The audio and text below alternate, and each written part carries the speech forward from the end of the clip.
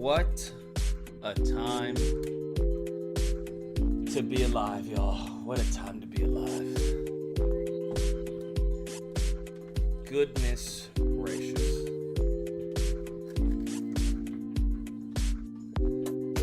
Hopefully people are doing amazing today.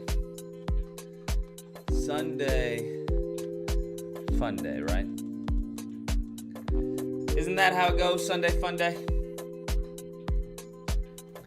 We are here. We are live. Twitter's still being a piece of shit as usual, so there's that. Hopefully y'all caught my Instagram. If you didn't, I don't know what you're doing. Do something, because I don't know what you're doing. We gotta talk about this. We gotta talk about this video, bro. Not gonna be a long stream, cause what, we have gaming, right? Cause we did the panel last night where we were talking about genetics, and Maria was sounding like a what do you call it? A black nationalist. What was it? Where is it?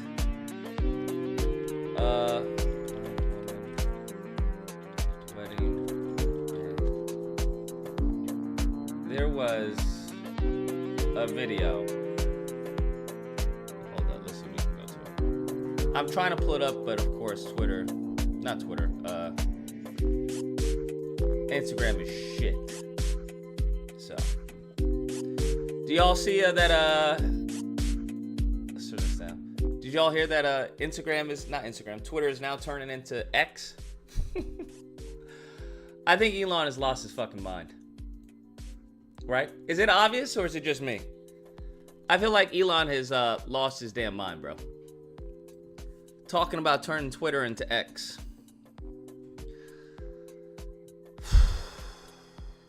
To X, y'all didn't hear that?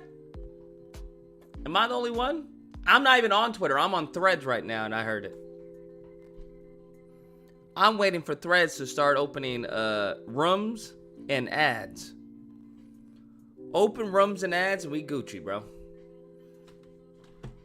Crazy. Never mind. There was I think this is it. Y'all gotta see this. This is it, bro. Y'all tell me. Now, these are the type of dudes. These are the type of dudes that call in and tell me that the Manosphere saved their lives. These are the exact type of dudes. How long you think until add-on ads? I don't know. Because that would be awesome. I would definitely like ads. But you know. They are they're tripping. I don't know what it is. I don't know why. How do we already have a call? 210, you're on the line. What's the disagreement?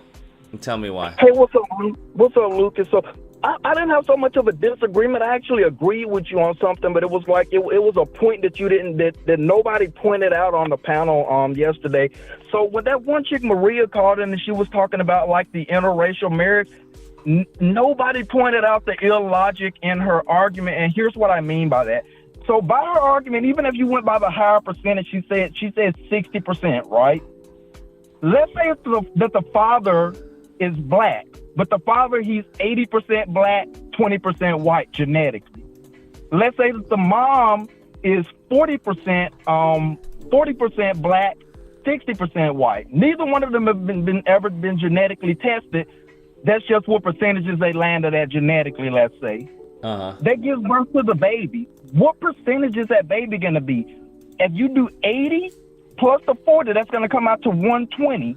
120 divided by the entire 200 is 60%.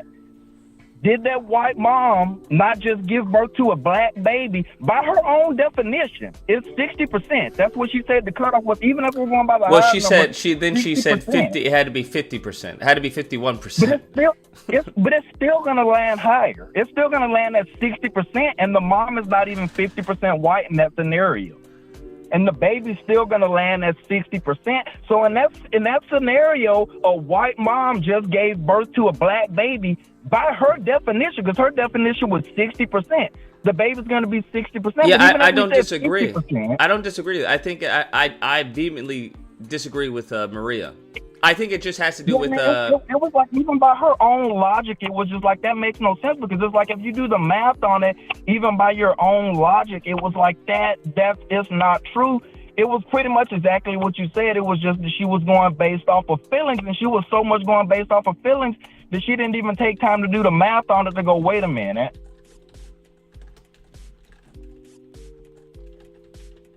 But I just wanted to put that out, man, because it's like, I mean, it's like sometimes, man, I feel like a lot of these people who come on and be like, oh, I'm against interracial marriage and stuff like that. Honestly, I feel like a lot of that ends up being just like racism. I mean, it's like, I just call it what it is. I feel like it's racism. I don't know about as far as racism. I just think it's a purity test. And it's a purity test that doesn't benefit us. That's literally one of the worst forms of racism, because, I mean, if you had to right now say, like, who was one of the biggest racists in history, I think most people are going to say Hitler, and that's where he was coming at it from. He was coming at it from, hey, it's purity. I want race purity. That's racism. I don't disagree with you on that end. When you start saying percentages of how much black you are and whatnot. What they are, but... That's never gonna win. Yeah, that's never gonna do anything. It's not gonna benefit anybody.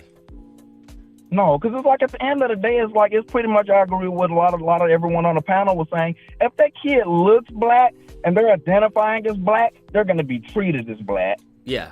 That's it. No police is pulling a kid over and looking at them and going, hey, this kid looks black. But you know, hey, what? Let me see your genetic paper. Let me check your genetics. Yeah, I agree. Yeah, nobody's doing that. It's foolishness. Yeah, I absolutely agree. All right. Well, fair enough, my guy. I appreciate the call. All right, cool. Yeah, I absolutely agree. Because Maria's argument was just about genetics. I don't know. No one on the face of the planet was worried about genetics. And the only time that they were was to discriminate against black people. So I find it funny that black people are trying to use the genetics to discriminate against their own, which is fucking wild to me. That's just cuckoo for Cocoa Puffs to me, because that doesn't benefit anyone except racists or anti-black racists, I would argue. Because what she was trying to say, if I remember, is that Drake's son would not be treated, he wouldn't be black. I don't know about you, but that looks like a nigga to me. Light-skinned nigga, but that's a nigga. Those lips, those nose, that hair texture, that's all black. I don't know what to tell you. Phenotypically, that's a black baby. 239, you're on the line. What's the disagreement? Tell me why. Hey, what's going on, Lucas? DeLacy from the chat. My disagreement is the 5 years. I think before anything is going to happen before 5 years. But I think it's a good thing. I think that the system was built to keep control. I think the system was built to keep us controlled. And us, if they lose that control of us, we get out the system. As black people, we've always been able to overcome. And with a free black people, that's when it's going to be real dangerous. You think it's less than 5 years? I do. I think it's less than 5 years. And the reason why is I think that there are groups. I know many groups of black people that are leaving the system, not waiting for the system. And to me, the system is the political. I think that's how they have always kept us in control, whether it be the Kings, even Malcolm X, and us out the system. That's when we're the most dangerous. Because think about this. What do you mean by leaving the system? Because the system was created to keep us at a certain point in America. I mean, just look at the history. Let's start 2004, right? The big housing boom. That's when black people started buying houses and started really getting wealth, right? What happened in 2008? They brought in Obama. Boom! All of a sudden, the economy went down, right? I knew black people. I had friends that I was young. I wasn't able to buy houses, but I knew people that bought houses that was paying $550 a month, and it was no fixed loans, and then it went up. But all I'm trying to say in this is, anytime black people do good, they use the system against us to bring us down. Whether you do the 70s with the free sex and the love, the 80s with the crack, the 90s with the prison, and then the 2000s with everything they had, they threw against us. It's been the system, this political system, that has kept us down, has kept us from getting so far. Now, black people without that system, that's dangerous. What do you mean, black people without that system? What does that mean? Black people out of the political system where they can't keep us down. They, like I said, they use the. So wouldn't that just make you a victim of the system then? Well, you can. I think two things can be true. You can be a victim of a system, but then also, thrive in the system. At times, we thrive in the system. Black people always thrive in the political system, whether it be through the fight for civil rights or the fight for voter rights and all these different things. There were times we thrived, but then just like we thrive, they can turn around and use the system against us. So I'm saying this: you take us out the system, who are they going to replace us with? Because this system is set up for them to be an replace us with other groups. But then the other groups are going to see black people thriving out of the system. How would black people thrive outside the system? But it's our nature. We've always thrived. I understand that, but how though, right? I mean, there's only one way to really thrive out the system is togetherness, and that's how they got us right now. Because we're not together. We divided. So in order to thrive, you have to be together. I believe so. So I mean, if you look at the history, I mean, I understand, the civil rights. But if we can come together, then why wouldn't we just come together and fight the system? Or the system is keeping us apart with different things like the social wars and the different things. The system is what's keeping us apart. So how do you leave the system while being governed by the system? That's what I'm saying. I think it's going to be a whole leaving of the system. I mean, we're not going to be even governed by it.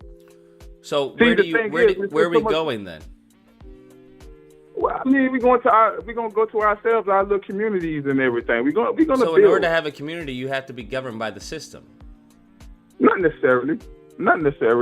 We see them in Black Wall Street. It was they built without the system. Black Wall Street didn't build it without the system. You know how Black Wall Street came to be? It was a black man, right, who bought up property. That's what he did. No, I understand that. What I'm saying is, though, it was black people coming together and building this thing. Yeah, that was within the system. I don't agree. What is this system you're referring to? Because maybe that's where the miscommunication is. Just the whole American system, where you got. Do you mean one half capitalism? One half is capitalism, the money part. The other half is the spiritual, the Catholic system, that the whole spiritual thing and all that. It all came. So Black Wall Street thrived due to capitalism. I don't disagree. Like I said, it can be double. It can be for and against. So why would we work outside the system of capitalism, which is what the country that we reside in utilizes? Now, let me ask you a question. You think the capitalism that built Black Wall Street is the same capitalism that we use today? Yes. I disagree. This is a different kind of capitalism. This is a crony, greedy capitalism.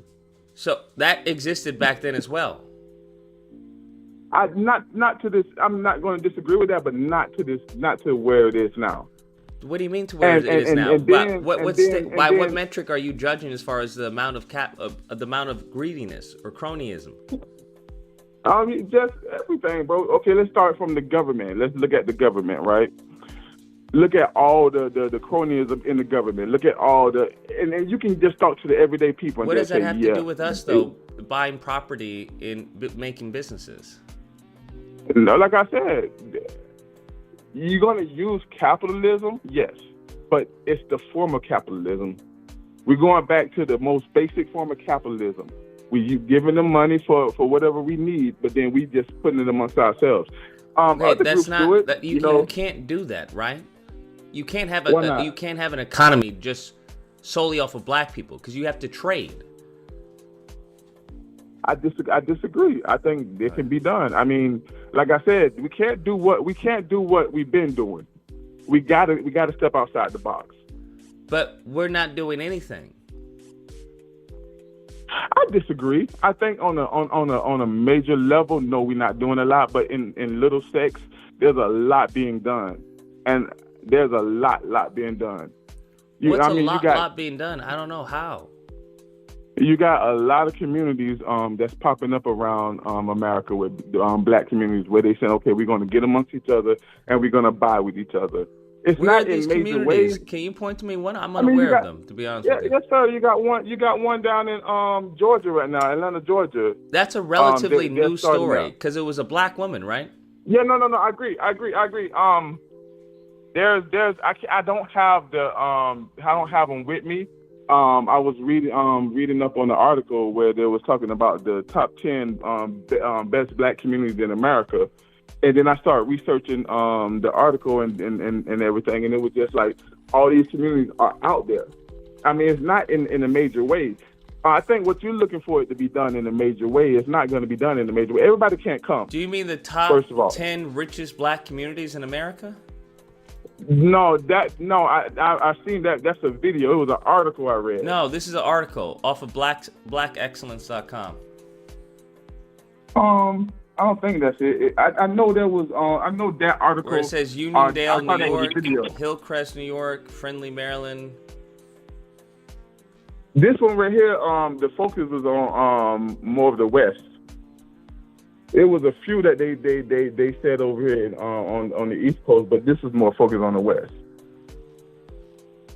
All right, so what are these small areas in the country, these enclaves? How did that benefit black people? No.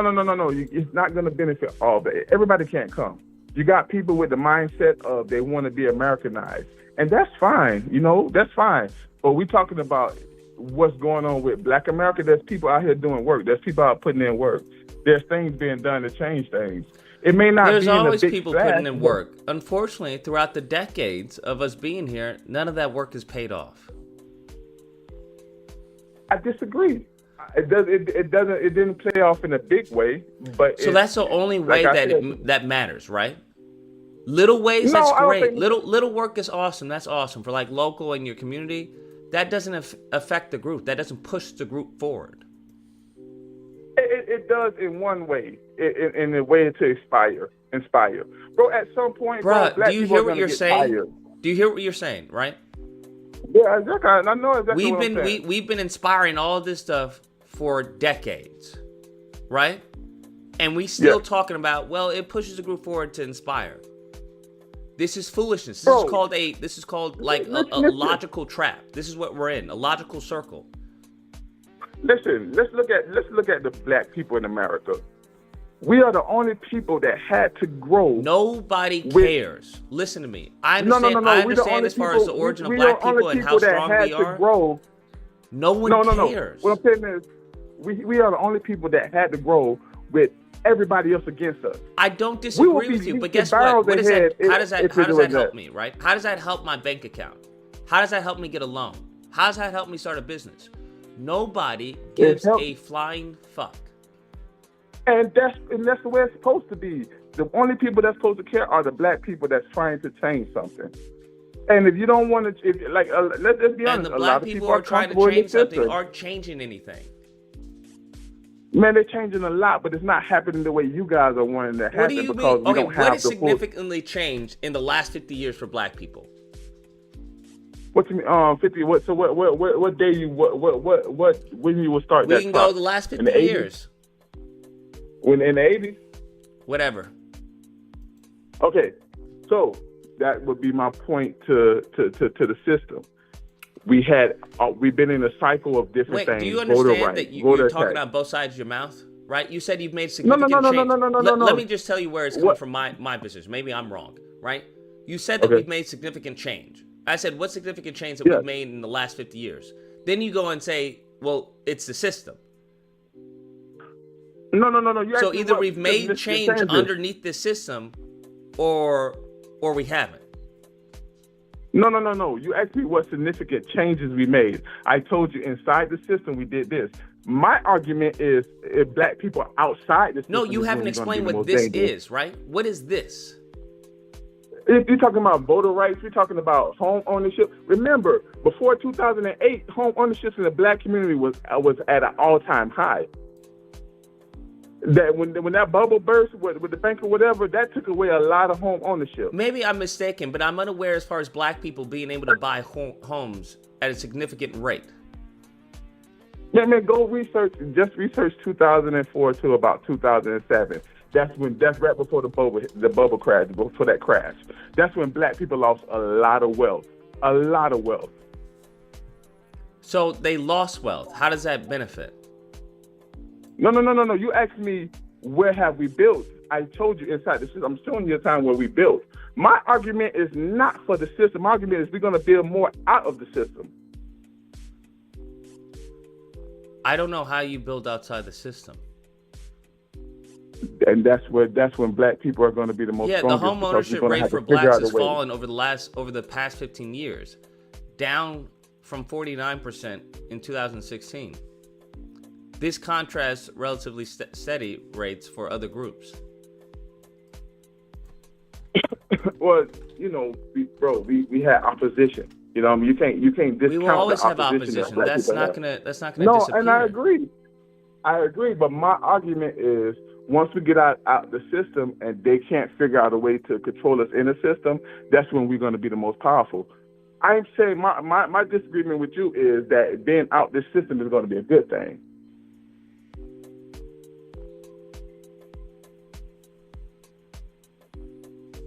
Yeah, it's fallen from 49% to 41%. What's that? As far as the home ownership rate. Of course, because the black home ownership rate is at its lowest point since passage of the Fair Housing Act in 1968.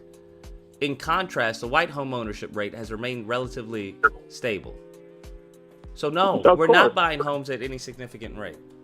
No, I said in 2004 to 2007, we bought a lot of homes was being bought, but then in that bubble we lost a lot of wealth through homes. I'm not saying. So how did we lose all this and white people stayed relatively the same?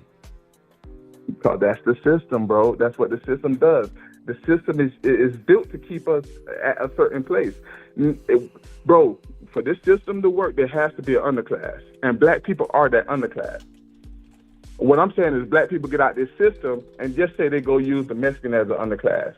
But we start building outside the system. How think do the you Mexicans build? gonna stay inside the system? That's what I'm failing to understand. I'm all about being out the system. How do you get out of the system while living underneath the system? Well, you weren't even saying that the system is going to get rid of us in 5 years. I'm saying it's going to happen. That's before correct. then. But my goal is that there has to be a catalyst for that change where we fight the system or change the system so it benefits us. Yeah, I don't want to fight the system no more. We've been doing that for years. We've never fought the system for a significant amount of time. We fought the system, bro, through civil rights. When was civil rights? That was in the 1960s, right? It's 2023. In the 60s. It's 2023. So when was the last time black people as a group fought the system? Listen to me. In the 70s, we had to fight against the breaking up our homes. In the 80s, we had to fight against the drugs. In the 90s, we had to fight against the policing and all that. Even now, there is no fighting against the system in the 90s. What are you talking about? The 90s was the highest rate of violence to date. In the 70s, what are you talking about? What happened in the 70s? Am I missing? In the 70s, no, we fought different things like housing and all that they were trying to But it's always been the same fight. It's always been the same fight. They just put it in circles.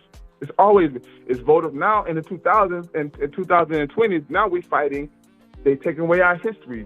They trying to take our vote. It's all the same fight, bro, over and over again. That's why I say we need to lead the system. All right. If you want to say that, sure. I'm gonna say this. The only reason why I can say we lead the system because I believe in black people. I believe in our history. I believe that we've always been able to overcome. So how do we lead the system? By not participating in it. So how do we not participate in the system? By not believing that the vote is going to do something. By getting together. I understand. So how do we leave and not participate in the system? What you mean? Just by not doing it. Listen, we're going to have to use our money, right? Use our money wisely. How do you get money if you're not in the system? I don't understand. Listen. Given that the majority of us are not in socioeconomic situations where we can just say, you know what, fuck this job. I don't know. How do you expect that to happen? Do you understand the majority of black men aren't even in that position? We're looking at medium to low income. So who? I don't disagree with that. You don't have to agree. Those are the facts. So how are we leaving the system, and what are we doing once we leave the system?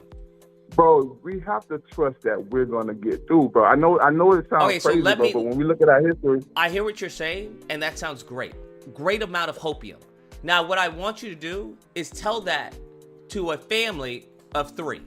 Of course. That's what I want you to do. No, and I want you to do is tell that to a family of even 1. Hey, listen, you just have to trust me. Quit your job. So it starts by stop voting. No, it starts by leaving the political system and then building our own system. I'm not being hyperbolic and saying that, okay, we're going to stop just taking that money, dealing with money. No, we got to build these things. We got to build these little enclaves in our communities. So then it's not leaving the system, right? It's then thriving within the system. I don't know. I disagree with that. I think it's leaving the system. That's what you're advocating for, right? Because you're advocating for, hey, not quitting your job, which would be capitalism, right? You're advocating for building within the system of capitalism, except just not voting. No. What I'm saying is we leaving the voting system first, right? The whole political system, we leave that first because it's not going to help us. It just won't. We have to take our money and then start building resources among ourselves. Start building things among ourselves. So how do you think Black Wall Street got ended? How do you think anything that we've tried to build got destroyed? What do you mean? How do you think that happened? It was the government, right? It was the system. It was people physically coming in, destroying it, right? People working within the system. So what you think? So what I'm hearing is, be completely politically ignorant. Allow every other group to make laws, regulations, policies that will govern how we create our businesses, where we can create our businesses, the districts where we can create our businesses, and somehow we're just going to thrive, while everyone else is making laws that benefit themselves. So one side is leaving the political system. The other side is taking our resources and building amongst ourselves. Oh, so half of the black people are leaving the political system, and you want the other half to stay in the political system? Well, I don't care what, bro. Everybody's not going to come. Everybody's not going to come. Everybody's not, and I'm not advocating for everybody to come. I'm just saying we got to find a different way, and this ain't it. The political system, it ain't it. We haven't done anything politically.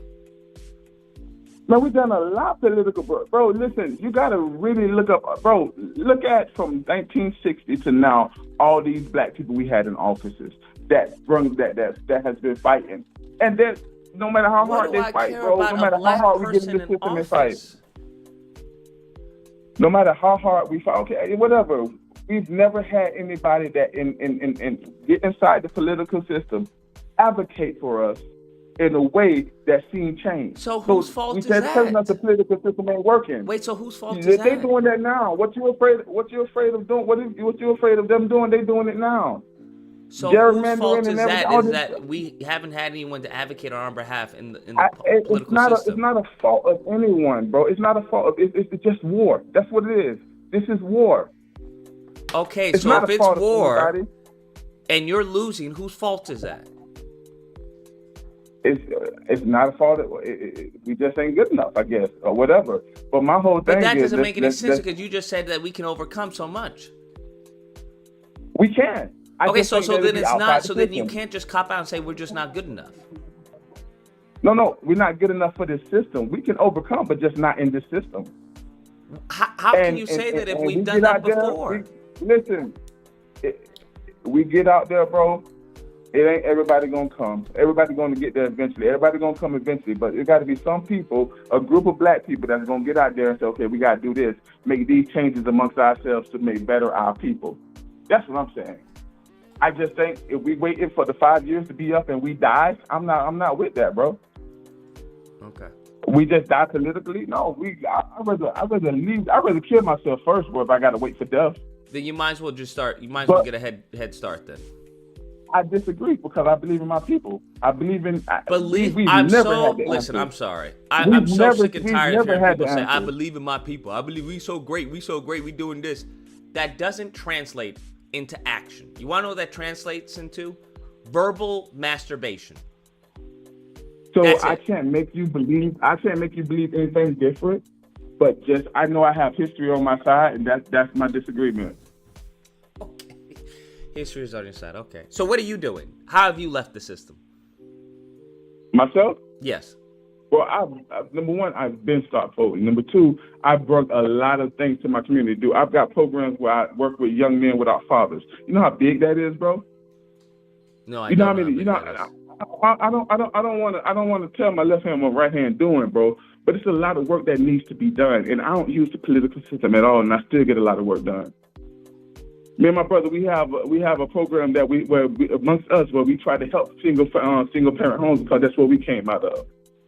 I ain't trying to let my right hand know what my left hand doing, but that's where you got to start, bro. And guess what, bro? It ain't gonna be glory all the time, bro. Trust me, it's not gonna be glory all the time. And how long you been doing that? I've been doing this since I moved from. I live in Naples. I used to live in Naples, Florida, and I moved back into a poverty-stricken area because of this right here. And I've been doing this since 2017. And a lot of kids. What change have you seen? A lot of kids that I get a chance to mentor and I understand, and I help them understand from a black man point of view about how to deform in this world. Bro, I came up, bro. I didn't have a father. I didn't have a man around. I had to learn everything that I learned. I had to learn on my own, bro. I understand. I'm just asking, right? Yeah. But me getting out there and talking to these young black kids and let them see something from a different point of view, have them figure things out on their own, bro. Have them understand like how absolutely amazing. I like these different things, bro. These are important. That is extremely important. Now, what are the fruits of your labor? The fruits of my labor is young men who are not getting in trouble, who are going to school, who are finishing school, who are getting jobs, who are going into college. All right, so you have black kids who have finished school and now have jobs? Yeah. Okay, so are they now? I'm doing that, bro. As I'm raising my family, I'm doing it as I'm working a job. I'm doing that for my community. That sounds amazing. Now, are those kids actually putting in work back into the community? Of course, I have them. I tell them to teach one. Are you documenting this? Are you making sure that they're doing? I'm not documenting nothing, bro. I'm just doing this from the heart, bro. I'm doing this from the strength of I'm a black man that has been through it, bro, and I can help another one up. Yeah, but we want to, as far as be able to measure as far as success, right? So then that way we can duplicate it maybe in another area. Well, maybe I need to start doing that, but I don't have time. Like I said, tomorrow I got a group of kids that I'm picking up. We're going to play basketball. I'm gonna tell them about different things. I'm gonna tell them about their history. I'm gonna tell them about different things. I talked to one kid who knew nothing about writing a resume. I just talked to a kid last night about business plans. He knew nothing about business plans. These things are important, bro. I believe they are. I don't disagree with you. I'm not trying. Trust me, bro. I'm not trying to get up here and try to look bad. I'm not that dude, bro. I'm a black man, was raised No, you should, around because black I would people. argue the majority of men aren't doing what you're doing. But it's not for everybody. It's not for everybody to do, because So how many do you think need to be doing what you're doing? Everybody with that heart that I have, bro. And how many Everybody people with do the you heart think that- have a heart like yours? It's a small number. It's a small number. Probably a number But you can maybe at the same count on your hand. At the same time, okay, so let me tell you a little bit about my community, and this is going to help you out. So I come from a community, bro, where there's about hundreds of kids. It was hundreds of males, right? No fathers, right? Probably 3 fathers Why? in the whole community. How are there 3 fathers in the whole community? Why? I can't What's answer happening? that. I can't answer that. That's the brokenness. It's brokenness. No, I it's can't not just answer that. brokenness. There has to be a reason. Is I'm it due sure to there's drug a reason. abuse? What's happening with these fathers? Are they getting killed? What's going on? Because that would seem to be, I mean, that's a problem that needs to be addressed, as opposed to just patching it up by teaching the children. No, I agree. And drugs hit my community hard. You know, a lot of fathers was in prison. My father was in prison. A lot of fathers, you know, end up getting locked up, and you know. So is that the majority of the boys that you teach, or the father is in prison?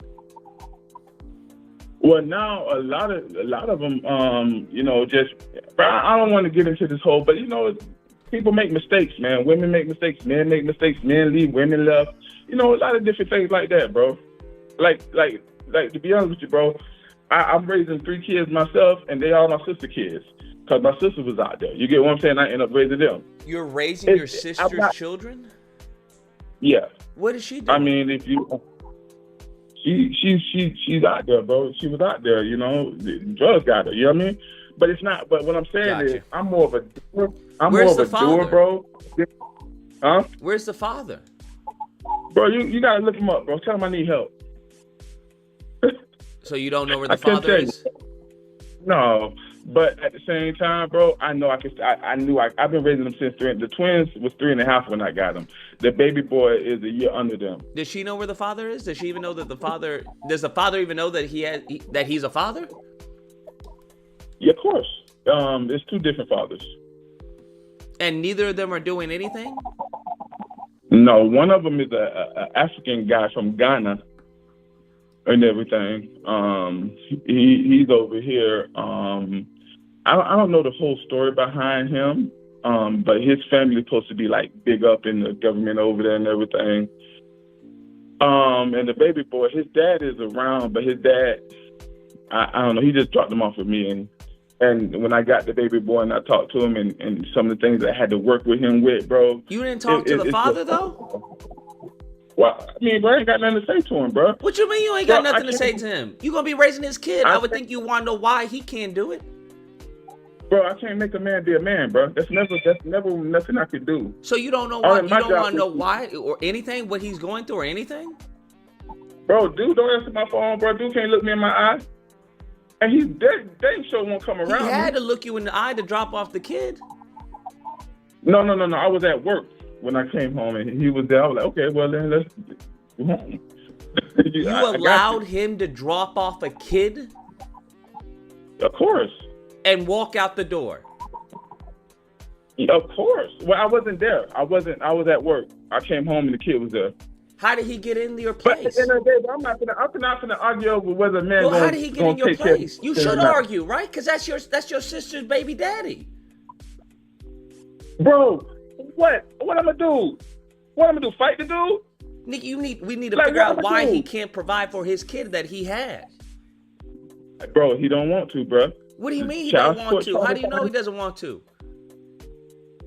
Bro, I've had conversation with him before. I was like, bro, you just dropped your on the Marin, your son off. He was like, yeah, man, him and my girlfriend, they got into a fight and all this and all. I'm like, man. So I was like, man, I ain't trying to hear that. You don't want to be a father. I'm not. Wait, hold up. So it seemed that it's a little more complicated than what you make it out. They apparently got into a fight. He dropped the kid over with you. Bro, both situations are very complicated. It's not. I'm not trying to make it not complicated. I just don't want to go into it. But it's not so much as he doesn't want to take care of his own kid. No, it is that he don't want to take care of the kid. Because if you let me tell it, bro, if I got a chick and she don't like my baby boy, then she got to go. And it's a lot of other stuff. He was being dropped off at different places. Like the dude barely had him. He was taking him from family to family. He didn't want him. He just didn't want to be on child support. He didn't want to be on. Does he have a job? He has a good job. Okay, let me get this straight. He has a good job, and you're footing the bill for his kid who has a good job? Bro, listen, at the end of the day, it's gonna work out, bro. I ain't even trying to hate on it, bro. I just keep moving, bro. Listen, trust me. Is she gonna put him on child support?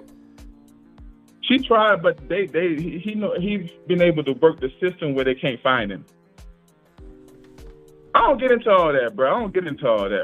I don't know how you have a good job, but nobody can find you. That same thing with the African dude. Like, they can't find him. Okay. Bro, I've been blessed, bro. Trust me, I don't want for nothing. Trust me, I'm in a situation where I can bless. So you're taking care of those kids and kids of your own? No, I don't have any kids. Okay. I'm a community father, bro. Me and my brother, we call ourselves community fathers. But, bro, listen, I'm not advocating for people. I'm not advocating for no one to do what I'm doing. I am not, bro. This is what I want to do to make my community better. This is the sword I lay on. You know what I mean? Mm-hmm. Understandable. But like I said, I ain't trying to make it like, bro, like I'm not trying to throw it out there in nobody's face. You know what I mean? I'm just saying this is what I believe, bro. That's good, man. You following your mission. There's nothing. But then going back to what I was saying, bro, like I come from a town where, bro, like every black kid in our school, in our high school, bro, didn't have fathers, right? I remember a football team. It was a white coach named Mr. Weber. He was the father. He was the best father figure. He gave us all the advice and everything. And when I moved back into my hometown, I was like, yo, I can't let that. You know what I mean? So I just got out there and like just started. And a lot of it is people that you grew up with. A lot of women that you grew up with. You just start mentoring their sons. You know what I mean? Little stuff like that. Fair enough. It's not even that hard, bro. I love playing basketball, just getting the kids together, go play basketball. I teach them while we playing basketball. They need shoes. I help them out with shoes. I teach them how to, fill out applications. I mean, it ain't that hard, bro. For you, so, I guess keep doing what you're doing. Yeah, but I ain't trying to put my story out there, bro, and I ain't trying to judge nobody. I don't advocate for nobody to do what I'm doing. All I'm saying, this is what, you asked me what I was doing, this is what I see fit. That's awesome, man. Hopefully you have more like you. It was a good chat with you, man. You have some really good takes and some takes I disagree, some I agree with, man. I appreciate you, bro. No problem, man. I appreciate you. You take care and stay safe. Yeah, bro. Yeah.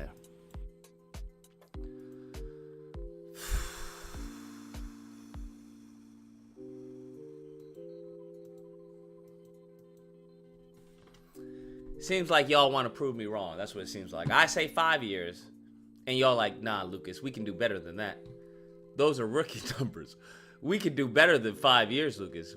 We can go extinct in 3. 813, you're on the line. What's the disagreement, and tell me why? Hey, Lucas, love your show, man. It's my first time, kind of calling in, but I gotta say I have a disagreement. Go for it. What's the disagreement? So, I would say that I think the red pill is much more beneficial than you're saying. The red pill? Is that synonymous with the Manosphere? I don't really know what the Manosphere is. I think it's just a couple guys talking about. Yeah, I'm not really sure what the Manosphere is. But I do know like red pill and pick up people. Like, I don't know if that's part of it. Pickup is not the same thing as red pill, but yeah. How is red pill beneficial? Yeah, I mean, it teaches guys to take their career seriously, stay in the gym, eat healthy, kind of be aware of laws. Because I gotta say are there men out there who need someone to tell them, hey, go to the gym and take your career seriously? I mean, look at like the average person in America, right? Like most of them are like, just take a look at guys, right? If you look up guys are Do they like, also what? need someone to tell them to Average shake their guys- dick when they go and pee? Hey, maybe, who knows? Well, I would argue that No, those but, people no, shouldn't no, exist. but- I would argue that if that's what's happening in the red pill, I would argue that it's doing a detriment to the community. Because if those people are so functionally behind, then I think it's best for them to just starve and die. No, but just think about it, right? I mean, look at the average average American person, right? Uh-huh. Average guy is what, almost 200 pounds. No, the average man isn't 200 pounds. What's the average? Let me look that up. Average man is we covered this not too long ago. 5 foot Average American man. what, 5'8", 194? Yeah, I mean, okay, so Or 5'9"? basically, I like can think 195. that was average Okay, black man. 194. So yeah, 194, right? What do they normally make? They make like mid 40s, you know, and that's like all guys. That's not just. I don't know as far as early as 20s. all guys. I've been looking up mainly black men. Okay, let's look at black men then. Black American man salary. It's I wanna usually say middle what? income, so anywhere from 40 to Yeah, 40 to 50. 40 right? to no, I think it's 75 or something like that. 40 is yeah, but that's like in your late. I'm seeing late 60s. All right, so if you're middle aged, right, you're probably Yeah, but- making like 50, and that's like probably in your 40s, something Average like that. is 45 for a man age 15 Right. and older. Yeah, but what the red pill tells you is, and okay, I guess you kind of have to go back to like, why is it guys are making that little amount of money? And that's mainly because I read this book from Dale Carnegie, and basically he was saying that we're basically like using a lot of our energy on attracting women, and we basically waste like 15 years of our life. And that's probably why, you know, guys aren't like, you know, focusing on the career, like, you know, trying to make as much money as they can. Why can't you do And both? I really think that the red pill is, you know, just helping guys, you know, really focus. It's You know helping what I mean? me. I agree. It's helping me because guys who focus on the career and have no social skills and can't deal with women, yeah, it's going to help me a lot. Because I'm going to tell my girl to get with one of you lames or simps and bleed you dry. Well, I mean, just because you focus on your career doesn't mean you have like bad social skills. Well, that's what he just said, right? You were focusing too much on women and not focusing on your career. Yeah. I mean, you can still have friends, you know, like have buddies. Friends Go and to being one good with date. women are two different things. Yeah, but I mean, you can still go on dates. So like, I watch like the red pill videos, but I still go on dates. I still like, you know, pretty cool with women. I've never really had the problems that, you know, you traditionally like see on I don't videos. know what that means, pretty cool with But- women. What are you looking for? Just, you know, just a girlfriend. Just like going on dates every now and then. And you haven't found a girlfriend yet? I did have a girlfriend, but it just didn't work out. Why? Yeah, that was a while ago. Why? Well, it was mainly like she wanted to move somewhere, and I just couldn't really see it. I really had like something good going on, so it just didn't really work out for me. I wasn't ready to move. She wanted you both to move? Yeah, to a different state. Why? Because she had a job in a different state. Oh, she had a job in a different state. Was Yeah, she making more than you? It was a whole thing. So like, I just didn't really see it at that point in my life. So like, and plus like, I just got out of college. I didn't have the money, and you know, it was a whole thing. So yeah, that's probably why it didn't work out. But yeah, I mean, I just say overall. I mean, no one Was she like wifey? the laws. Huh? Was she wifey? I would say so, like a little bit, but I don't think I was ready for it. Honestly, I'll be honest. Okay. Yeah. But yeah. So like, where was I? And you haven't found anything Yeah, since? I just say overall. No, I'm not. Right now, I'm just working, just dating around. So, just dating around. Yeah. What I don't know what that means. Dating around for Well, wifey or Yeah. No, or a not plaything? yet. I'm probably gonna wait until I'm like probably 30 or something. so you're just Well, sleeping right now, around I'm right just- now. Huh? So you're just sleeping with random women right now. Well, no. I mean, obviously they have to be a certain caliber. I'm not gonna just like sleep with anyone. What type of What So was- I go on a few dates, like maybe 2-3 dates, you know, and then if they're cool, then it kind of becomes like a more of a long-term thing. But I wouldn't go down the What do you mean a route. long-term thing if you're not looking for long-term right now? What do you mean? Do you mean it's just a long booty call? I guess it's a mix between. There is no mix, right? Because you're not ready to be married. That's what you said. Right, yeah. So I'm dating, but just not looking for marriage yet. Yeah. So but it's not going to be you're like having booty calls. one-night That's what you're stand or having. anything. Yeah, but it's not like, I'd say it's more of like long-term. So it's Not a one-night long-term stand booty or call, right? Because you're with a guess, girl I don't just know. to sleep with her. You have no other interest in her other than to sleep with her. No, I mean, I would sleep with cool people, like cool girls. Like they have to be, you know, pretty, you know, well-balanced, like no one that's like mentally messed Yeah, up or but anything. these aren't. You're not making a girlfriend out of them. You're just sleeping with them. Okay, maybe I didn't explain this correctly, right? I'm not looking for one-night stands. So it'd be I pretty know, much you're a looking for- long-term basis. you're looking for let's lengthy call it- booty let's call it calls. long-term basis girlfriend, but not leading to marriage. Bro, that makes no sense. You do understand that. So what you're doing is wasting your time and her time. Yeah, What's but I let her what's a know. long-term I say I'm not girlfriend, really bro? looking What for does that marriage. mean? Because I feel like as long as you're as long as you're honest about it and you're telling her like, hey, I'm not really looking for marriage.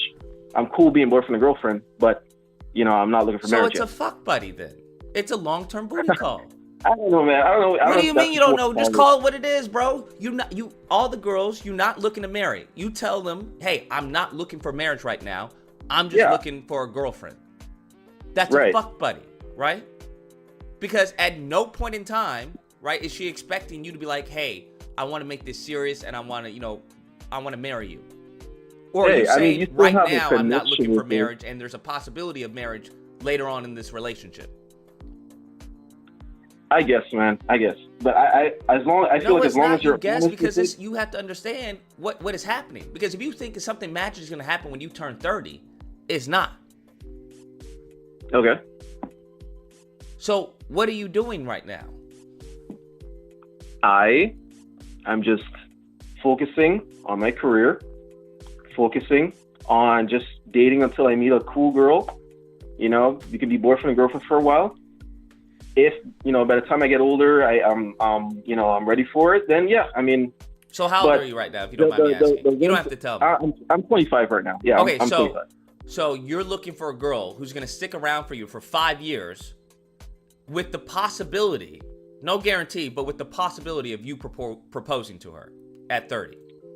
Well, I am not looking for that. That's what I'm saying. I'm saying as long as she's willing to be on board, then we'll be, you know. So we'll you want be to, want her to give you 5 years of her life for the potential of you possibly choosing her as wifey. Well, as long as I'm honest about it, then it should be fine. Oh, are you telling these women this? Yeah. I let them know. What exactly do you let them know? So I say, hey, you know, like say we go on 2 dates, just tell them, hey, you know, I'm not really looking to marry or anything, but I'm comfortable being a boyfriend and girlfriend. Are you cool with that? Do you tell them how long? Yeah, I say I'm like marriage just isn't. That's not something I'm really looking for. Wait, I didn't say But that. I said, do you tell them how long that you want this boyfriend and girlfriend to be a thing for her? You tell them I'm looking for a girlfriend to be to make you my girlfriend for at least 5 years. I don't tell them like 5 years, but I say that that's not something I. But see why myself though? even You at know the 30, time frame. 35. Why wouldn't you be transparent and let them know the time frame? I say ever, so I'm saying I'm not looking to be married like ever. Wait, so you don't want to be married? Because I thought you just said once you turn 30, you would be interested in getting married. So that's the point I was planning to get to. I was saying that red pill is good because it's letting guys know about the marriage laws. And if we know about the marriage laws, then we're going to take marriage a lot more seriously in America. I understand, and the but fact are you that looking to get married? Because you just said you didn't want to get married ever. I don't see myself getting married in America. No. But I would get married. Hold on. You can't. I'm not a girl, right? I'm a dude. Right. So I listen. I'm trained to listen, right? You just said, I don't see myself getting married in America. That's not the same thing as not getting married ever. Okay, well, I guess, okay, in my mind, I'm not looking for marriage right now. So I don't know the age that I'm looking for marriage, so I let them know that in the future, But you're like open I'm to not really looking marriage. for it. I think marriage is a good thing. I don't think it's a safe thing in America. So that's why So you're open to marriage, just not in the States. Yeah, that's right. Oh, wait, do you think that's maybe something that you should express to the girls? Now that I think about it, I probably should. I think that's right, probably because that'd be literally the same thing that girl did to you, right? Because she was like, hey, I want to, let's take this to the next level and go out of state. You're talking about going out of the country. Yeah. So you want to build a relationship with a woman for over 5 years. And then after that, be like, yo, let's go out of the country and get married. Well, for me, what I think is I'm going to probably wait until I'm 28, maybe 29, 30. And then I'll start really dating further for marriage. But right now, I don't think I'm in the space to really So this date is for just marriage. a plaything. You're just wasting her time right now. No, as long as I'm honest, I don't think I'm wasting anyone's time. Well, women go into relationships when a dude says that with the possibility that as the relationship matures, there's going to be a stronger commitment. Okay. Do you think everyone has their own agency, right? Yes. Do you think that? Okay. So if I'm being honest and I'm being upfront and saying that I'm not looking for marriage, but I'm okay being a boyfriend and girlfriend, do you think that's the wrong thing to do? Yes. I think you Why? should let them know fully what your plans are. Because you just said And that would be when you hit 28, 29, 30, that's when you're actually going to be seeking wifey material. right. Yeah. So why would you make something boyfriend and girlfriend if she's not even wifey material? What happens if you get her pregnant? Then what? Well, pretty much just have a conversation about that. What do you mean That's have a something that conversation about that? That's something I would have a conversation with before we even have sex. Say, hey, look, in the event that this happens, that's something that I'm not looking for right now. So what does that mean then? That means you got to definitely use condoms and you have to definitely use birth control. That's what that means. Okay, I'm assured that you express this with Yeah. every girl? I let them know everything. Yes, 100%. I think as long as you're honest, I don't think there's anything wrong with it. I'm very curious as far as what you say and what you think you say. Yeah. Because I feel like How do there's a you mean? miscommunication definitely going on.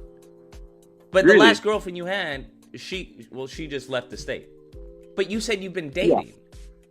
So Yeah. I don't know what that means. That means you're just taking girls out on dates? Yeah, pretty much. But you haven't made a girlfriend of any of them. No, not yet. Wait, what do you mean not yet? Not yet. I usually go on usually it would take me about, I want to say 3 months before I decide on one to be my girlfriend. You're joking, right? Yeah. So I'd probably go on a few dates, once every week or so, once a week. Wait, you go on a date, and then what, you stay in contact with them for 3 months? I go on a date, meet them about once a week. I'd say about the second week, I'd probably drop off the others and then just stick on one and see how she does. In about third month or so, then I'd make her my girlfriend. Yeah. What are we doing for the rest of the month and month 2? What do you mean? You're just going out on dates every week? Yeah, once a week, twice a week if there's 2 girls at a time. Yeah. Okay, and you're not sleeping with Wow, any of them? is that hard to believe or what? No, you're not sleeping with any of them. You're just going out on dates with them. So I sleep with some of them, yeah, but obviously I wouldn't make her my girlfriend if I'm not sleeping with her. But yeah, it probably, honestly, I don't sleep with them unless I'm looking for them to be my girlfriend. So I just I go out on dates, see how they do, see if they're mentally good. and then if we kind of jive, and then we become boyfriend and girlfriend, and then we kind of continue from there. Got you. Yeah, but overall, like what I was, my whole point and my disagreement was, I did see your last video, and you were talking about why do you do vetting? this though? For what purpose? Because I'm not looking for marriage, and I think this is the best alternative for so right now. So why not just cut everything off and just focus on your career then? Because that's not pretty fun, honestly. I mean, the career is one thing, but like it's gonna be there as long as you're doing the work. But you're not looking for marriage, and you're raising your risk of getting a baby. Well, as long as you have a conversation, that's what I'm saying. That's not how that works. If she gets pregnant, it's her decision. And then you either get on child support or you go to jail. Right. So you've already stated that the women you're with, right, these aren't wifey material women. Look, what I'm saying is, like, I know you call some of them, socks and like stuff like that. That's what they are. Yeah. But what I'm saying is, I'm not sleeping with anyone that I think is like subpar, like, obviously they have their own career. So you're sleeping with women who are wifey material? I would say I'm sleeping with, pretty decent girls that have good character, as long as I let them know that that's not something I'm looking for. And if that's something they're looking for, like right now, then, it's just not going to work. But they have to have like pretty decent characters, not just like, like randos that's just all over the place. How is character going to help you if she gets pregnant? Well, because then it'd be fine because she's a good person. She's already a good person. Oh, so you go as far as you talk over your political and all this and what you view as far as a household? Yeah. I don't let anything I don't let anything kind of go back. I just let them know everything up front.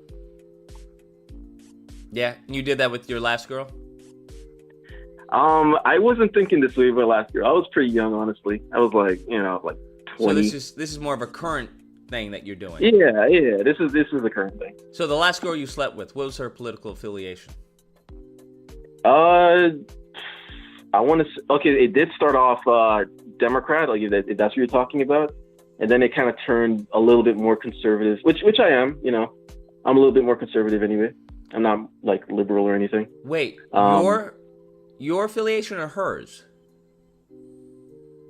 Hers was more liberal in college, and then as the years kind of went on, it became a little bit more like, I'd say libertarian. I wouldn't even say conservative. I'd say libertarian. So like you're kind of in a mix, like moderates, kind of in a mix. So she told you that she was a liberal in college, and then as the years went on, she became a libertarian? Yeah, pretty much. Okay. So what are her views on like raising a child? My last girlfriend? Is that what you're talking? Well, no, the last girl you slept with. Oh, I'd say more libertarian. Yeah. What does that mean? That means someone that is kind of in a mix between liberal and conservative. So like they're not really either or. They're not like, extreme on the either or side. No, what does that mean as far as raising a child? That means they're not going to be supportive of, like LGBT, all that stuff. Is that what she said? And yeah. I make sure, like, bring that inside a conversation to make sure it's, that's not something that in case I do get a kid, that's something that they would kind of push on the kid. I don't want that. So and you discuss this with her? Someone that's more like moderate. Would you come again? And you discussed as far as if she were to get pregnant, that's how the child would go? Yeah, before sex. Yeah, all that. I just kind of like, take it away. Like, it's not like anything like, leading up to it. It's nothing like that. It's just, we just have a conversation, just a regular day. Mm-hmm. And then in case that does happen, everyone knows. And I kind of remind them, before, anything happens. So okay. That's what I kind of, I think it's pretty good. I think it's a good, good system. Like, I feel like as long as you're not lying, it should be fine. Gotcha. All right. Yeah. But yeah, like my main disagreement was the whole vetting thing. Mm-hmm. I don't think that's a far enough tactic to use if you're going to look for someone to marry, especially in America, right? Because I saw a study that said that pretty much we change every 10 years.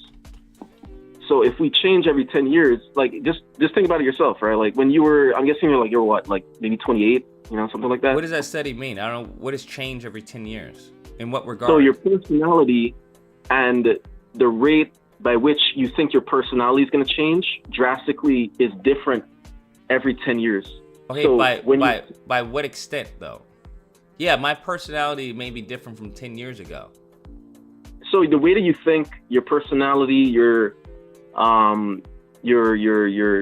way you kind of interact with the world, the way you think, that constantly changes. So it changes every 10 years.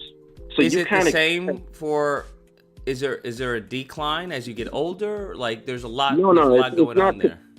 It's not mental capacity or anything like that. It's just the person you think you'll turn into, or how you think you're gonna pretty much stay the same over years. Like every 10 years, you think that you're the real person, right? You think, 10 years ago I was totally different, but right now this is the person I'm gonna be. But in 10 years, you're gonna be something completely different than how you are right now. So if you're 28 right now, by the time you're 38 or 40 years old, you're going to be completely different. You're going to be thinking completely different than how you're thinking right now. So I'm saying that if you're looking... To what extent, though, right? How drastic is that change? Does the study go over that? Because I don't see how a 40-year-old would think drastically different from a 50-year-old, or a 50-year-old drastically different from a 6-year-old, or to what extent? Well, yeah, that's what everyone thinks. But they did a study over 19,000 people. Let's see, young people, middle-aged, and older people. I don't know if you want to go over it. What's the study I don't know called? the metric. It's called, let me look it up. It's called The End of History Illusion. It's a Harvard study. The End of History Illusion. So they surveyed around 19,000 people from like 18 to 68.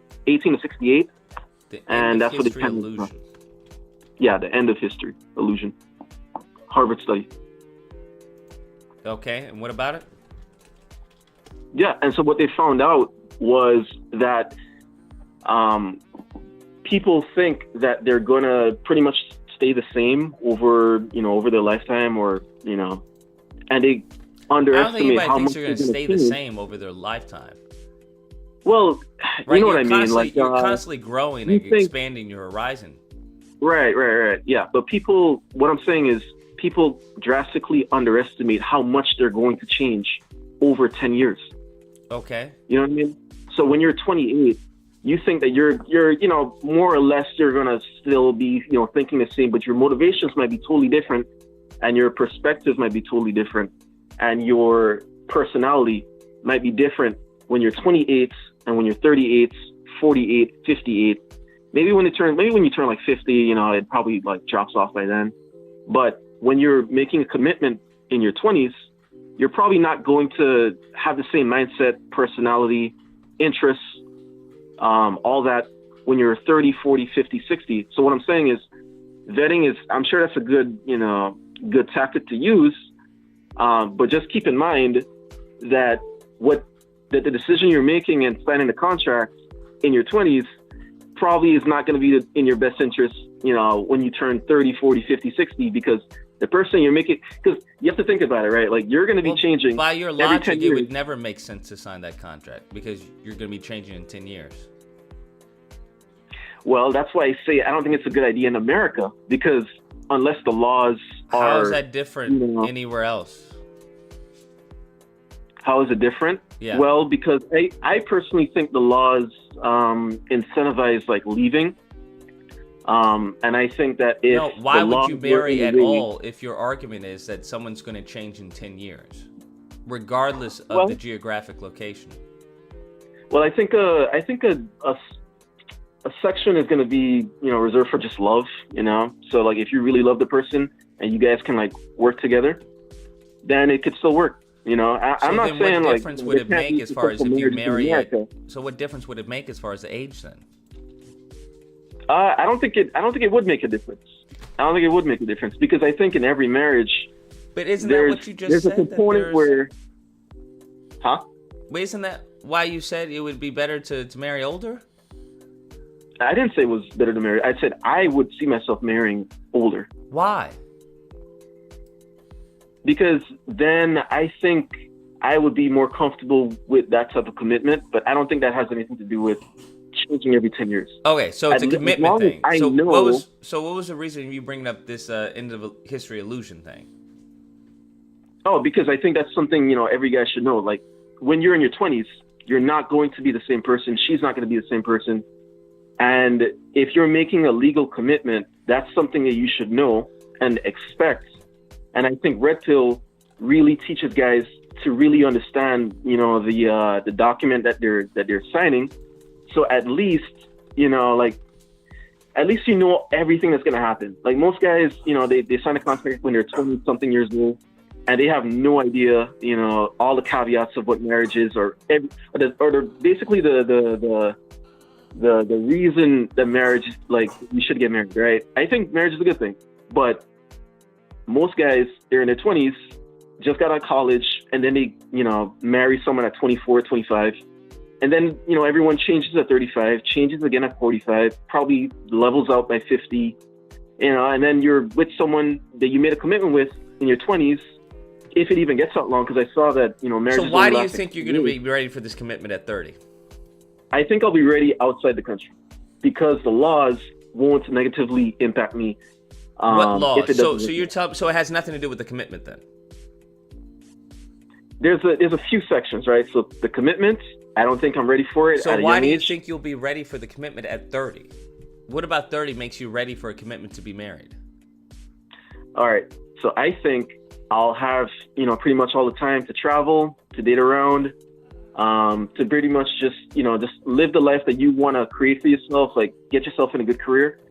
And then, you know, when you basically achieved all of that, then it's like, to me, right? Maybe some guys, you know, they want to, you know, turn it off until like, you know, 50, 60, whatever. But for me, I think, you know, by 32, I, you know, pretty much do everything I needed to do. I'm already like halfway, like doing everything I wanted to do. And then, you know, the next step is if I want to have a kid, you know, get a girl, be with a girl that obviously I like, you know, like she has a good background and everything. And, you know, then just, you know, go ahead and make that commitment. I'm okay with the commitment. It's just, I don't think I was okay with it, you know, at a young age. And I don't think I'm okay with it. Isn't that kind of similar to what women do then? What do you mean? That journey that you're talking about. They can do whatever they want to do. No, I understand that. So can you. But I'm saying your journey is very similar to what a woman's journey. So I'm assuming you don't care about body count, right? That's an interesting point. I don't think I would care during boyfriend and girlfriend. I think it would matter if we were to get married. Wait, why? Because there was a study that came out, and it said that a girl is much more likely to divorce a guy if she has more sex partners. So how are they getting those sex partners? How do they come with that study? Where's the study? I'm just curious. I'd like to see this. Yeah. Just look it up. Is this the same study? Do they find this out? No, is the same for men? This is a different study. Sex partner, divorce. Do they find that this like is similar for men, or is it different? I did not see a study for men. Why would you? Wait, so what happens if a woman doesn't want a man who's been sleeping around for 30 years? Yeah, that's her choice. So what would you? So what? I don't understand. How you plan on getting this woman then? What do you mean?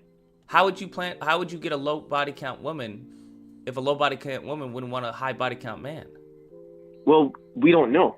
What I'm saying is, I think it's all right. You know, I think that's a pretty good, you know, metric if she wants to get married or not. Like if she wants a high body count person. Wait, what woman wants a high body count male? Some do. But what I'm saying is, like, if she there are women out there that want a high body count male as a husband? Yeah, there's some. Where is this from? You don't believe that there's some that would rather be with a guy that has slept with other women? No. You don't think so? That's not what I said. You believe that there's a woman out there who's looking for a husband who has a high body count. Come on, there must be some. There must be some. Okay. Okay, yeah, but I don't know. You know, I'm just making the assumption. But what I'm saying is, if she doesn't want someone that has a high body count, that's her. You know, that's her choice. So then you would be looking for a very small percentage, I would assume, right? Yeah, that's all right. Is it all right? Yeah, that's good. That's fine. I'm okay with it. Okay, and what age range are we looking for? For the woman or for when I'm looking for it? When you're looking to marry. I'd say like 30, 32. So you're looking for a woman who's 30 or 32 with what body count? No, I'd say I'd start looking when I'm 30 or 32. I understand. Okay, so what age range are you looking for a woman to marry, right? What's the age range they have to be? I'd say like 24, 26, 24 to 26, around there. 24, 26. Yeah, like 2 years out of college, still not too young, you know, around that age. You do know you're delusional, right? How so? Because when you look at as far as marriage rates, most people get with someone who's about 2 years above or below their age. Yeah, I know that. Okay, so then you're going to be looking for a 26-year-old who has what body count? Let's see. 26. I mean, at the end of the day, you can't really know. But as long as her character is good. Okay, so then you don't care about body count. Yeah, I mean, look, I care about it to an extent. I mean, I think when you turn like to 20, what extent? I don't understand, because now you're saying, well, you can't really know. You can't really know, but I'm sure you can pick up on some clues. Like if it's extreme and you're seeing a lot of like, you know, guy friends that's making, you know, cracking some jokes, or you hear stories of this and that and that. Obviously, you kind of like vet that out, or you see that during the dating phase. But as long as it's not past like 8 or something, or 5 to 8, I'd say. I think that should be fine. So, if you don't mind me asking, how many women do you expect to be have slept with by the time you're 32? I want to say under 5 or 8. No, probably like 8 or 9, 10 maybe. So by the age you're 32, you're going to limit your body count to 9.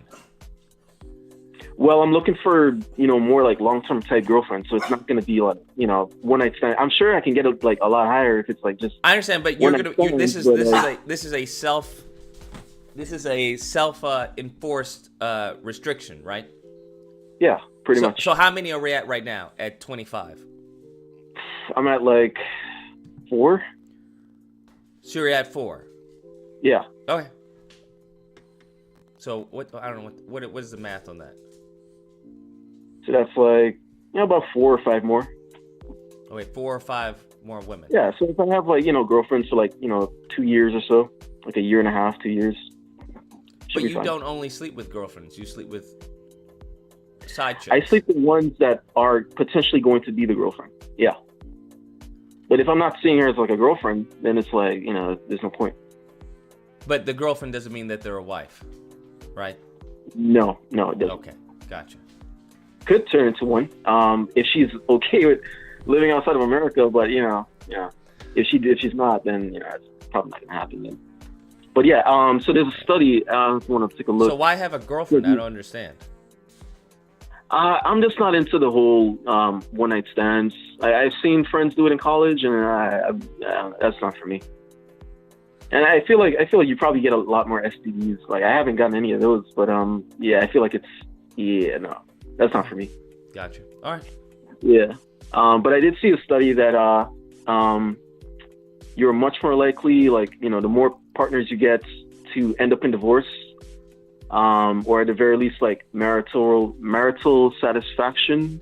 So the more you get less marital satisfaction. In what regards? Where's the study? Yeah, it's, you know, if you want to go up on the Atlantic, they posted it. The Atlantic, yeah. Just type in fewer sex partners mean a happier marriage. All right. But you got to remember, right? Gotcha. If women are initiating like 70% of divorces, you know, so even if the guy is less happy in the marriage, you know, most guys, we don't initiate divorce. So it kind of means a little less for us, you know. So that's the way I see it. Okay. Yeah, any thoughts? As far as the illusion, the what was the illusion thing? I don't know how that, as far as null and voids, as far as the vetting. So it disqualifies it because I don't think it goes far enough, because the person you're vetting for is going to change in 10, 20, 30 years. So I'm sure it helps a little bit, but I don't think it's helping as much as you're like putting weight behind it. I think components of probably shame from like society, I think that's probably what's going to hold it a lot more, because, you know, that kind of cuts to the core of everyone, even guys. But shame if that's from not society? Yeah, for breaking up your family. Yeah. What do you mean breaking up your family? What happened if they're not happy in the marriage? If they're not happy in a marriage. Well, so I have a different idea, right? So if you're going based on you know, traditionally what marriage isn't really about your happiness, it's about building a family. So even if a guy isn't that happy, so if a man is miserable and the woman is miserable, they should be forced to stay in a marriage. They can leave if they want to. I'm saying that and that's the thing, right? Like, you shouldn't even get married if you don't know what marriage is. You know, like, marriage isn't about I think maybe they should divorce. Maybe they should. But you need to understand, like, the whole point of marriage isn't for you to just, you know, be happy all the time. And that's why I think, well, I don't think anyone expects to be happy all the time, right? Yeah, but you're saying if they're miserable, right? Yeah. So if they're miserable, then there's a chance that they can both, you know, kind of get out of that misery. Like, if they both work at it together, they can eventually, like, get out of it. But what I'm saying is, most people, they don't do it, you know, and obviously they divorced at like 7 years. So they, you know, most people don't do it. And yeah, I think that people just need to know, like, exactly what marriage is. And I think these divorce laws need to, you know, get out of there, especially no fault divorce. And if that can kind of, I don't know. I mean, I guess, like, I don't know if, like, are you religious? Yeah. You are? Okay. Yeah, I mean, I don't know. I think a lot of people are getting married and it's not under religion. So I think that's, like, contributing to a big part of it. Yeah, I think everyone just needs to know exactly what marriage is. Don't get into it if you don't fully understand what it is. Okay. All right, cool. Yeah, that's pretty much what I was. That's my thoughts on it. Cool. Well, I appreciate it, my guy. You take care. Stay safe. Yep. You too. All right. So this is from what I'm seeing, an unrepresentative sample respondents to a survey in the early 1990s.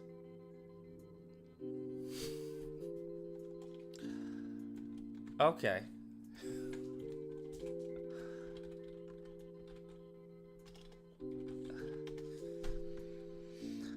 Wolfinger 2016, Counterintuitive Trends in the Link Between Premarital Sex and Marital Stability, Institute for Family Studies Research. In this brief, Wolfinger reports the results of his analysis of a national survey of family growth data from women first married in 1980s and 1990s.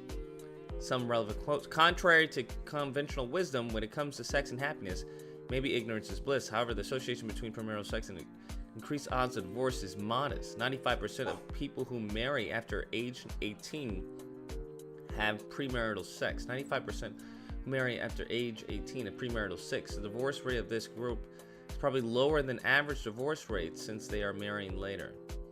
Those who marry as non-virgins are also more likely to marry with less education and lower incomes.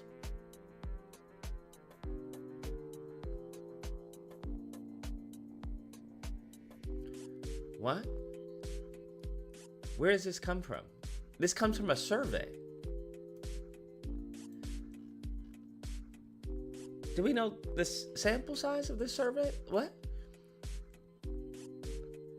Wolfinger's data derives from the National Survey of Family Growth, which yields a nationally representative sample.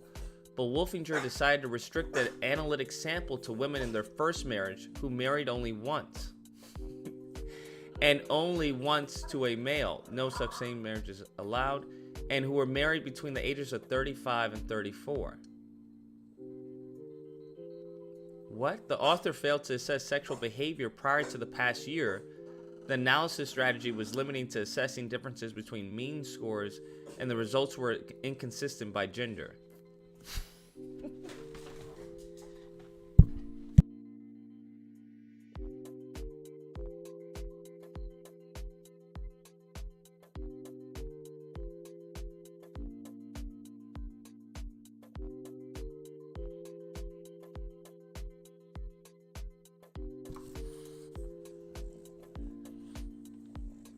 Women in their first marriage who only married once and were married between the ages of 35 and 44.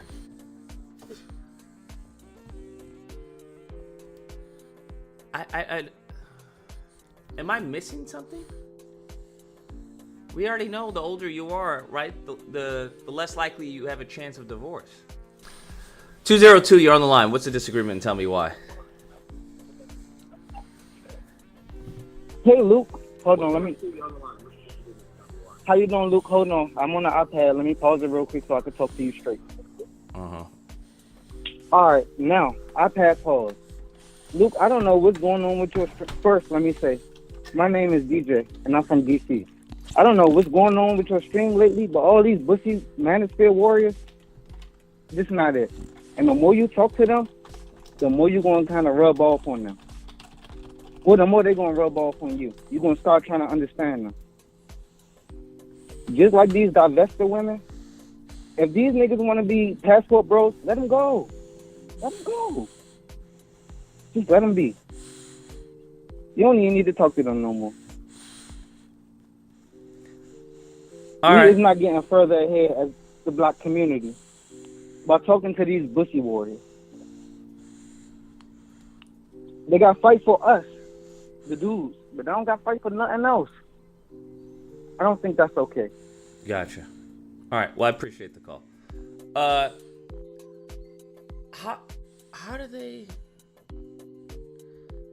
Only looking at a snapshot at time. Analysis is not control for potential confounding factors like religion, education.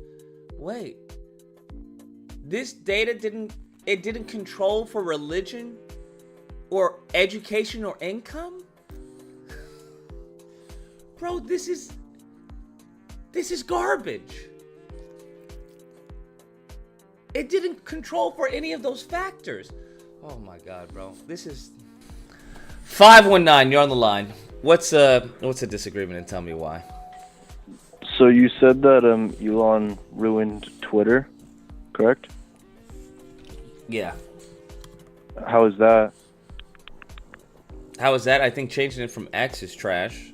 I think as far as the verification is trash. I mean, the list can go on. I do kind of somewhat agree with you on the verification X, but then other than that. Other than that, what? Like how did he? I think I just. Other than that, how did he? I just told you. How did he ruin that app though? Because back then you could literally, if you just called a man that looks like a woman a he, you would literally get banned like Jordan Peterson. Yeah, I think censorship is a good thing. I don't think it's a bad thing. You're saying that calling someone by the right gender, getting banned for it, you think that's okay? I don't think anyone was getting banned for that, right? Unless it was intentional and it was meant in hate. I know Jordan Peterson. He wasn't allowed to tweet for like months until Elon took over because he. That's because he purposely. I think he purposely called. I forgot what the person's name was. A dude. What's yeah, the girl No, from Inception. called her. No, he called him a her, even though that they actually changed like their legal name and everything. Well, I mean. Yeah, I mean, yeah. Does that make sense? That doesn't make sense to me. Like if somebody changes their. I mean, biologically, they're a she.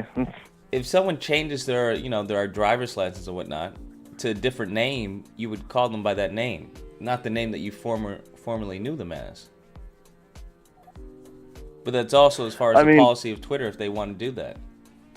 But he knew that was the policy of Twitter, so he purposely chose to violate that policy of Twitter. So that's. Well, no, he just. It's not any fault. Just allowed. Yeah, but he just allowed more speech, though. Do you not agree? I don't think allowing more speech is a good thing. It depends on what speech there is. I disagree though, because it's allowed. Well, I don't believe all speech is equal. No. Yeah, but it's allowing though, like both parties, like the left and the right, to both have like. Yeah, I don't think. To allow what they I can understand say. what you're saying. I don't view that right. I don't think all speech is good speech or should be permitted. Why is that? Because once again, we don't even have that in the Constitution, right? There are limitations on speech and what you can say. I don't have a problem with that. I mean, I literally saw on Threads like some like girl like got like got her comment taken down because it said non-binary isn't real. Like you're gonna say that. Like, I don't know if that's like, the case. I don't know about Threads. I'm on Threads, absolutely. I like Threads. Hopefully it blows up and defeats Twitter. But I mean, I don't know as far as the veracity of that story. Yeah, but would you not really agree that TikTok is like far left, Threads is far left, Instagram is far left, Threads like Twitter is just like finally a few weeks ago. I don't know how you can call it far left. I mean, someone literally got their comment removed because they said non-binary isn't real. I know that's what they say, but I don't know what the actual details of the story is. Well, I saw an image of the comment like being like. Where did you see it? Saying like, "Oh, you violate." Where did you hear the story? From Libs of TikTok. So let me get this straight. You heard this story from Libs of TikTok. Now, is Libs of TikTok a lefty or a hardcore righty? I mean, I would assume right wing. Okay, so did you do any verification to make sure that Libs of TikTok was actually giving you an actual fair take on the story? Well, I mean, no, it was just a screenshot. It wasn't like. So the answer is no. So you just looked at Libs of TikTok and was like, "Oh fuck, I can't believe this is happening." You're what's wrong with the country because you're stupid. Wait, it was you a don't screenshot. do any. I understand it's a screenshot. I get that. A screenshot. There'd be a lot of screenshots. That doesn't give me as far as any context of why that came to be. You're what's wrong with the country because you look at Libs of TikTok just like someone else looks at, I don't know, the Lincoln Project and be like, "Oh my God, I can't believe Republicans are fucking doing this." You're an idiot. You're a fucking moron. And if it was up to me... How am I a moron? If it was up to me, I would probably put you guys all in a little spaceship and send you off to Pluto. Because anyone who looks at a tweet, regardless if it's a screenshot or not, and does no further due diligence into the story, and then just comes up with a conclusion, is a fucking moron to me.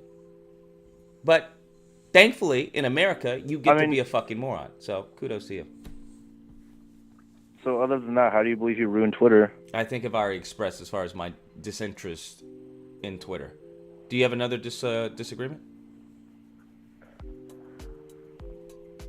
So you replied to like some tweet of like Ilhan Omar saying like I refuse for like the Israeli like president or leader or whatever, like listening to them or whatever, and like you said like based, and like why is that?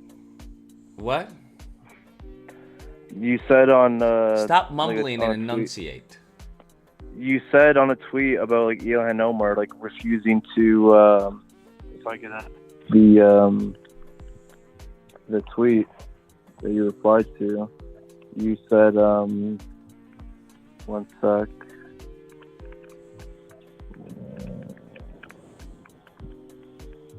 Yeah, right here. It's like Ilhan Omar says no way in hell she's attending Israeli president's address to Congress next week, and then you replied to a tweet saying based. Why is that?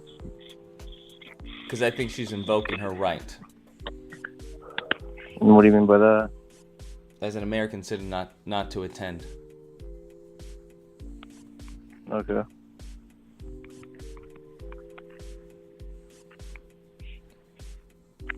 Are you on Twitter's drugs, still or based, are you just depressed?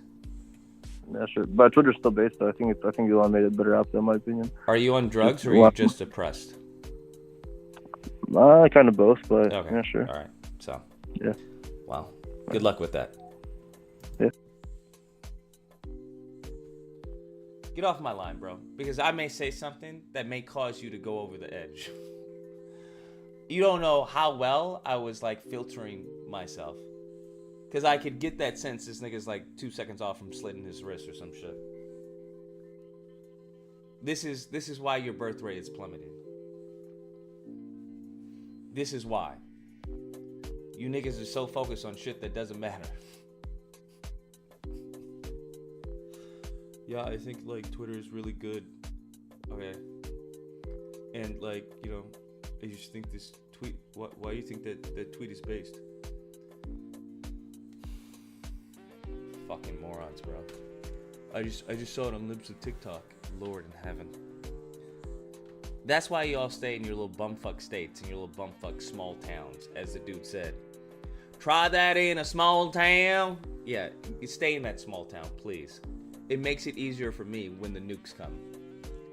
Goodness fucking gracious, bro. If they're gonna do a terrorist attack, why do they do it in like New York or Cali? Why would they do that? Why don't you go to one of these bumfuck states where mofos like that exist, who contribute nothing to the country? Well, I guess that would be a benefit to the country, right? By you attacking New York or Cali, that would be a detriment to the country, because that's where the majority of Americans are. They're not in these bumfuck states. So, makes more sense. But damn, bro. Goodness fucking gracious, bro. Don't call me if you have any fucking mental issues, bro. Because I don't want to get a call from your parents. You're the last person he spoke to, and now he jumped off the bridge. Goodness fucking gracious. So it seems that this one study, is bullshit, which is wild. It's expected, but it's wild. I don't know how you can't factor in religion, education, and income. Right? That's just crazy. It seems like it's propaganda. That's what it seems like. Move, buddy. That's what it seems like. Data was collected in the 1990s. Okay. Only 1 point rule. There's not interesting. And then 1.5, 1.9 range. And this is self-reported sexual history. Wait, and this is a survey. Oh, shit. Okay, 786, you're on the line. Hey, Lucas, how's it going? It's going amazing. Yeah, just want to start off by saying whatever disagreements we may or may not have, I don't really think that I'm a fan, essentially. But there are some things that I kind of disagree with. In regards to like the Manosphere stuff, I kind of get the sense that it's a reaction to the wild and crazy foolishness that a lot of people on the left have been doing for a long time now. So, what crazy foolishness have people on the left been doing? Embracing a lot of going with how you feel instead of what's actually physically and objectively real. The only thing I can imagine that you're referring to is trans. For the most part, yeah, I was not. So how does that relate to anything dealing with the Manosphere? I'm not saying that it's directly related, but it's a opposite reaction to what those people are saying. How's the Manosphere an opposite reaction to trans with the left? Both of those ideologies are talking about an identity. The Manosphere is an identity of like, oh, you should be top G, drive the Bugatti and do all this stupid foolishness, versus Well, what does that on the have to left do would with be like trans? however you feel. I'm not saying that it's directly correlated. I'm not saying that. I'm saying it's what could come about as a reaction to that kind of ideology. There's good things about the Manosphere that I think that are good in the same way I think embracing people and how they're dealing with whatever dysmorphia they have going on, I think that's a good thing too. But I think both ends are taking it to places where they don't need to go. Yeah, I think they're both irrelevant and useless. There's no meaning to the Manosphere. Well, let's take the example of the first caller. You got one guy trying to raise 3 different kids from 3, and imagine if all those kids are all boys. There's not much of a male figure that they could look up to. He even mentioned that on several occasions, like, oh, I'm trying to like help the community and trying to make things work and be an example. But if they're looking at their uncle and they're looking at someone like Andrew Tate, for example, they're going to look at their uncle and call him a bum, and they're going to look at Andrew Tate and want to be like, I want to be like him. Yeah, that's not a good thing. They're both bad. Okay, so if they're both bad, then it's not a good thing. I don't see anything else getting promoted on either social So you media don't have or an argument, right? You're not saying one is better than the other. You're admitting that they're both bad. I admit that there are aspects of the red pill that are bad, but I don't think it's bad. There is no in and aspect itself. of the red pill that is good. So trying to create some sort of teamwork or understanding or community amongst men is not good. Because I see that a lot in the red pill. Like a bunch of guys are like, is meaningless if the purpose involved is retarded, which I would argue is the Manosphere in and of itself. Where I need a community of other beta men. How's that help me? It doesn't. It just makes betas feel more comfortable in being betas. There are no alphas in the Manosphere. not one. Give me one. I'm thinking of men like Mike Sartain. Who? Mike Sartain, one of the authors that also helps with Rollo Tomasi. I know everybody's heard about him. Rollo Tomasi is not an alpha. But who is Mike Sartain? He was the gentleman sitting next to Rollo Tomasi on the Fresh and Fit podcast when they were talking with Destiny. Then any person who's sitting next to Rollo Tomasi, I would argue, is not an alpha.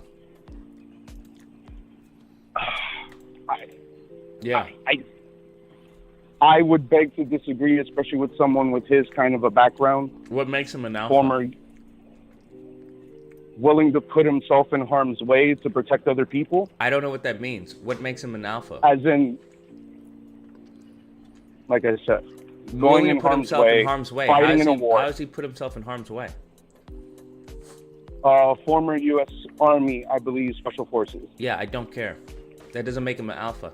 There are a lot of betas in the military. That's why they're in the military. I agree. There are a lot of betas in law enforcement. That's why they're in law enforcement.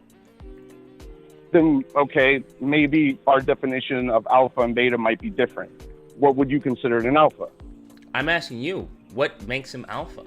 I consider someone who is willing to put their lives on the line to protect other people an alpha. So then everyone in the military is alpha? Not everybody in the military is doing the same job. So I don't put special forces in a dishwasher as the same equivalent. Those who are, I guess, on the front lines are all alpha. So every law enforcement ones who are direct action. So every law enforcement officer is alpha. I never said anything about police officers. Well, you're saying he would put himself on the front officers. line for someone else. That's ostensibly the purpose of law enforcement, right? It's protect others, right, over yourself. that's their goal, and whoever's doing that job, that's what they should be aspiring to. But I don't think everybody gets into it for those reasons. So I'm they not might saying be put why in they that get position. into it. I don't know why he got into the military. I'm not saying I don't know his reasons either, but I know what he did or what he's claiming to have done. That doesn't impress me. I don't care if you're in the military. That's meaningless to me. In fact, I would argue that you're stupid because the average IQ of those in the military and law enforcement is not very high. So that lets me know is that, hey, you had no other options available to you, so you went I would route. Before you continue going down that road, if you want to talk about the average IQ of someone in the military, there are IQ requirements for certain things to do in the military. Sure. And your point being that just saying that someone who joins the military has no other options in like a civilian field or anything else like that. They might have not been smart enough to be an engineer for Google, so they decided to join the army and go play Rambo out in the desert for 20 years. Yeah, I don't think it takes a lot to squeeze the trigger. Maybe those who are leaders in that field, but yeah. But regardless, I don't know. You believe he's an alpha because he was special forces in the military. That doesn't special mean forces and is a leader outside of, after doing that, got out and still continues on to be a leader in his own businesses and his own things. I believe the group is called, I forget the exact business that he runs. I haven't dug very deep into his particular thing. So usually when I hear special forces military, I give them an alpha pass. I don't. I think that's a very low standard. Okay, that's my standard. What would be yours? I'm trying to understand where we might be not seeing it the same way. Well, I just think your standard is low. What's his take on as far as women? Definitely not the sleeping around and acting a fool. I believe he's married. As in, I believe he's married. I believe he has a family. Okay. This whole idea of sleeping around and wasting girls' time, like the one caller right after the gentleman with his 3 nephews, that I think that side, and when I see the Manosphere generating men like that, I just go, okay, guys, that's stupid. It's a bad PR look for you just saying, oh, I'm just going to waste a girl's time for 5 years. The same way they would be mad if a girl wasted their time. So that part of the Manosphere, I think, should get weeded out as much as possible. I think one of the better parts of the Manosphere is trying to give men some form of direction that they might not have gotten. So it seems you don't know very much about this guy, right? That's what it seems like. It seems like you just heard that he was special forces and it's like, okay, that's an alpha dude. Got you. Just say that and stop wasting my time. I'll do my due diligence. I'm not disagreeing with that. I'm not disagreeing with that. I'll look into him and see if he's an alpha. I just think that your standard of an alpha is borderline butt fucking retarded. Is there anyone else besides him? I really got into the space and even thinking about it was because of Kevin Samuels. Yeah, I don't think Kevin Samuels concluded himself in the Manosphere. I think other people have put him in there, and a lot of watching his content. Mean that you're a part of it. Who from the Manosphere has benefited you the most? Is it Michael Sartain? Did he benefit you? I would say the one, Myron. Myron, you mean from Fresh and Fit? Not from the stupid shit that he posts from all this other stuff. No. One of the biggest takeaways that I've gotten from the podcast that he's done was when he would bring on divorce attorneys from the state of Florida, which is a state I used to live in, and getting a 2-hour essentially consultation with 2 divorce attorneys was something that I would have never been able to do, and I wish I had, because I got out of my divorce pretty clean, and knock on wood, my next marriage doesn't go that way. So you're a divorced man who's bitter about being divorced? No, I'm not bitter. Yes, you are. I don't hold any ill will towards women in any regard because of my divorce, because my divorce was between me and my wife. It has nothing to do with women as a whole. Why'd you get divorced? Because we went through a very hard financial time, and things pretty much spiraled out of control. And there was a death in the family. And this might tie into what I might have said when the first caller was calling. So you it might became tie around broke. back to that. We both got let go from our jobs at the exact same time. So you because became we were working broke. together. Became broke, got out of it, and between that and a murder in the family, things went I understand. upside I down. don't know how a murder in the family would force you to get a divorce. Because we ended up separating afterwards. Why? For a long period of time. Why? Because the victim of that said crime was not in the same location. What does that have to do with your marriage? Because wife went to be with her family. Her family was not from the United States. So why didn't you go with her? In the territory. Because I was not invited to come. What do you mean you're not invited to come? I was not invited to come. Did you ask to go? Yes. So it has nothing to do about invited to come. Did she say no? I'm not going to go to a funeral that I'm not invited to. It's a time of mourning. I'm not going to make it worse by causing a She's scene. your wife, though. You're telling me your wife didn't want you to go to a funeral of her family? Did. But it's her versus the rest of the family. Wait, hold up. Wait, let me get this straight. So she wanted you to come. Mm-hmm. But the family didn't. Mm-hmm. So what? So was she okay with you coming? Yes. So you decided not to come. So you're saying in that situation I should have gone on the plane and went with her. So you're yes, absolutely. You go and accompany your fucking wife who wants you to come. Fuck them. What are you talking about? And then start a fight with their family. It won't be a problem if no problem arises. What are you talking about? This is your wife. What do you mean? I understand that, but I think you also know that there are some situations where there a is family, no situations. I don't care. Your wife wanted you to come to console her during a fucking funeral of a family member. Mm-hmm. You don't deserve to be married because you're not a man. I never said. I'm not trying to make a thing. I'm just explaining the current. There's no need to make a thing. I know. I understand. You're not a man. You were in a wrong position. Go be a bachelor. I was at that time. I will agree with that. Got you. So at that time, yes, but at this you're not time, giving a different answer. I felt like I've grown. You're not giving a different answer. Because to you still think that you made the right decision. I think I made the right decision for who I was at the time. Okay. Do I agree with him? So now you can't even admit that you're wrong. You're not a man. Just admit it. It's okay. I don't have a problem, bro. I'm not saying that I wasn't wrong. That's literally what you're saying. You're saying that you made the right decision at the time for the man you were. That is literal mental gymnastics that I've heard women use for why they slept with a guy on their honeymoon or something. Or their bachelorette party. It's cool, bro. I don't think the Manosphere has helped you at all. I think it's made you a worse of a man. But best of luck to you, bro. I ain't got time for that. Get the fuck off my line.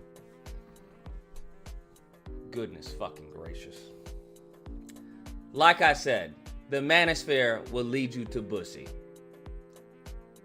Lord. Ladies, listen, ladies. Leave these men alone. Leave these men alone. Ladies, honestly, go to a sperm bank. You'll have a better chance. Go to a sperm bank. You'll have a better chance. Leave these dudes alone. Don't leave them alone. Leave them alone. Unless you're going to get with them and take them for everything. His wife was so disgusted that she apparently didn't even take him for everything. If that was my daughter, I would tell her to take that nigga for everything. Take everything. His house, his car, his clothes, his dental implants if he's got them. I don't give a fuck. Take his veneers. Okay? Take his rings, his shoes, his socks, his underwear. Take everything. Take the sidewalk if you can. I don't know what to tell you, bro. I just don't know what to tell you. This is the problem. A lot of these dudes, they think they're improving because it's not an improvement. It's just a reinforcement of their beta mindset. That's what it is. It's a reinforcement of their beta mindset. That's why I'm like, being around a bunch of guys who are fucking betas like yourself isn't an improvement. It's actually a detriment to you. Because now, your ways, your bad habits, your bad mentality and mindset is going to be reinforced. That's the craziest mental gymnastics I've heard. I think that may have beaten anything I've heard from a woman. At the time, that actually sounds something like a woman would say. Like hoe logic. That's what I call it. Hoe logic. Sock logic, we'll call it. That sounds like something Keke Palmer would say. I think I made the right decision for the person I was at the time. God damn, you can't admit that you were wrong? You don't ever deal with people like that. Men or women, don't ever deal with a woman who can't admit she's wrong. If she can't admit she's wrong, leave her on the spot. I don't give a fuck. I don't care who it is. Okay? If she can't admit she's wrong, that's a red flag beyond a red flag. There's 3 red flags. That's 3 red flags in one. Leave her on the spot. Any man who can't admit that he was wrong or was falling short to the job that he was supposed to be doing, leave him on the spot. Leave him on the spot. Right there. Don't try and build him. Don't try and talk to her. Leave them. Bye. Take care. And don't look back. Because some of you goofies look back and see if they've matured. No. Don't look back. Don't ever look back. It's like what is it? Was it Sodom and Gomorrah? Don't ever look back. You'll turn to salt. Don't ever look back. You'll turn into salt. Leave them on the spot. Speaking of leaving someone, Lucas, more red pill than these Manosphere dudes.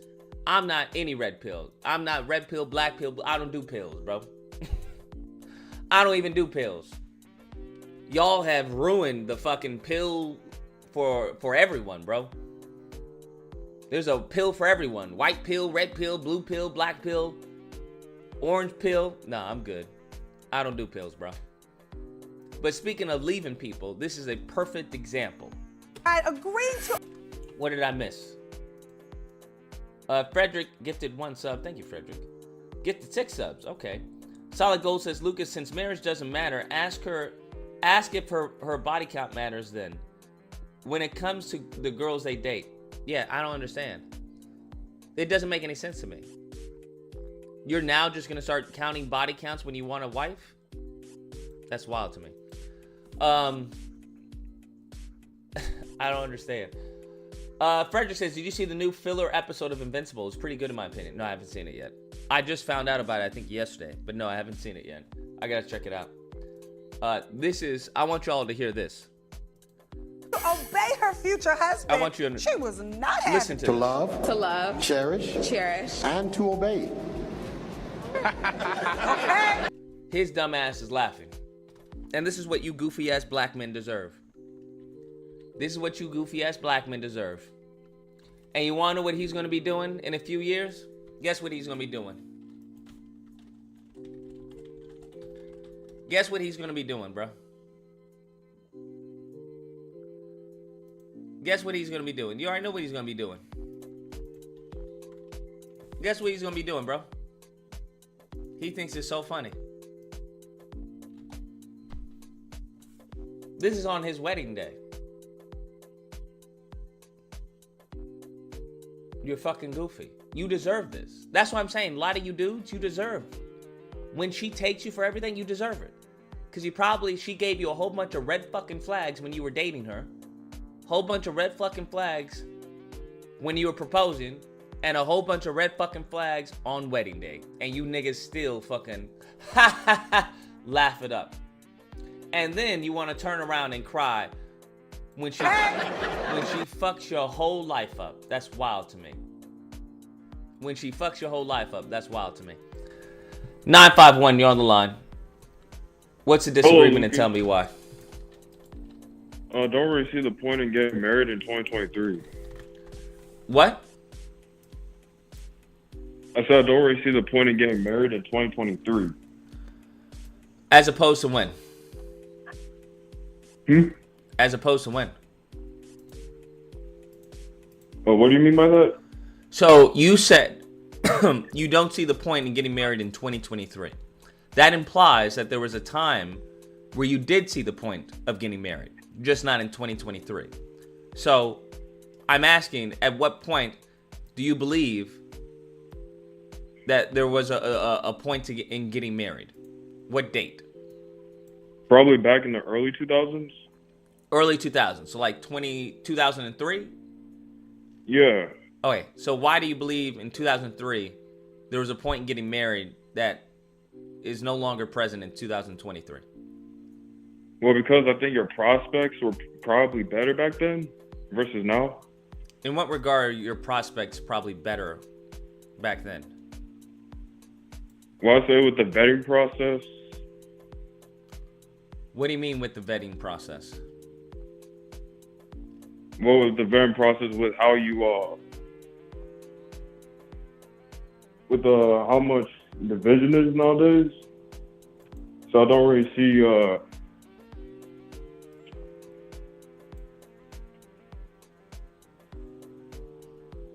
yeah, I need to regroup my thoughts. Okay, you do that and give me a call back.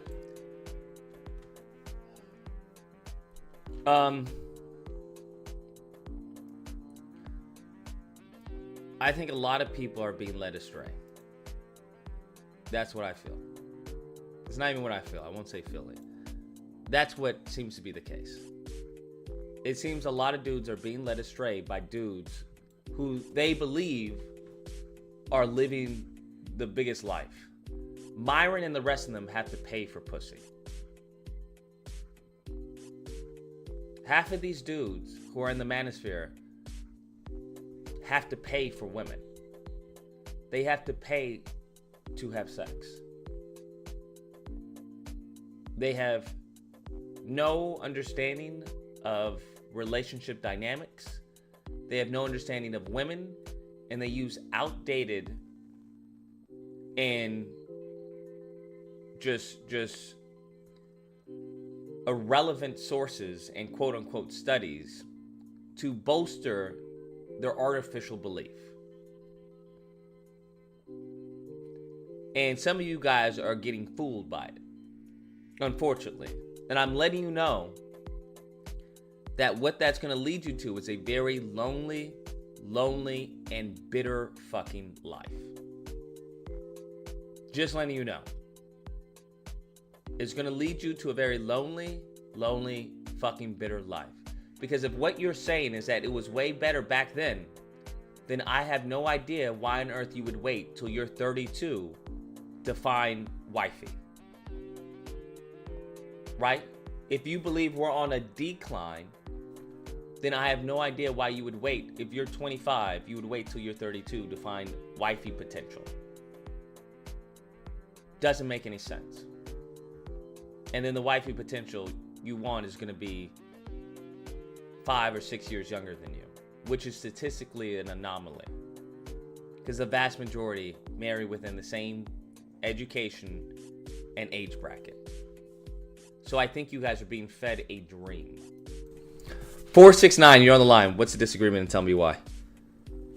The other day, did you say that a woman who has sex with a dude is more toxic than the dude?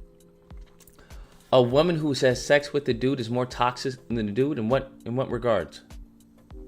I think you was talking about like both of them are ignorant. Like if a female gets pregnant by a nigga, then you would say that the female is worse than the nigga, like in that situation. Oh, you mean as far as they're equally stupid? Yes, I would say they're equally stupid.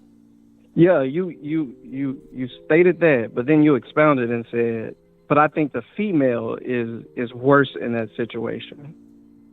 Yes, I would say the female is worse in that situation. Really? The reason why is because she can't avoid the 9 months. And then if they're already in a certain lower income, I'm not sure as far as if they can even afford the abortion. And that's depending on if they have no as far as religious ties. Wait, what do you mean she can avoid the 9 months? If she can avoid the 9 months due to an abortion, termination of the pregnancy. Oh, that's the contingency. Like, if she can avoid if she's okay with abortion, then she's more toxic than the guy. No, not as far as more toxic. I believe as far as I don't think I'd use toxic. That doesn't sound like a word choice I'd use. But as far as is being ignorant, being foolish with her behavior. Huh. Because okay, I kind of, right, she's stuck with a child for 18 years. Now, of course, you possibly risk incarceration or garnished wages, but at the end of the day, she's stuck with a child for 18 years. Yeah, in the grand scheme, if that's, I thought you were wording it like there's more onus on a woman having a child than there is a guy. Yes, absolutely. You think that? Yes, because she's getting pregnant. But she can't get pregnant without the guy. You're right, but despite her getting pregnant or not, she still has a choice whether or not to become a mother and to force you to become a father. But if both parties go in, like I've heard you say before, like nobody, especially nowadays, nobody engages in sex for the most part with the expectation of having a baby. Usually if that's the case, I mean, that's going to be discussed before, like we want to have a kid, but most people just out here, messing around. Okay. So with that being said, wouldn't the onus be more on the guy? It's not. The onus would be on the woman because she's the one that can get pregnant. And depending on what her religious, is a bad analogy.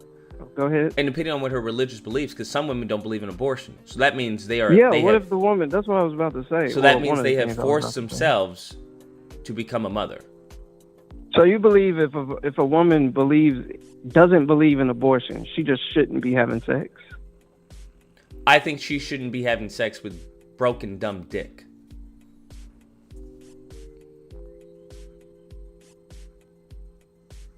Do you believe the same about a dude? Yes.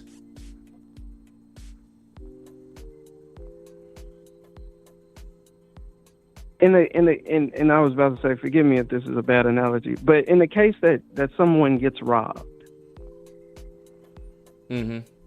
would society look at the person that got robbed as more of a detriment to society, or the people who robbed? Depends on the context, right? Because as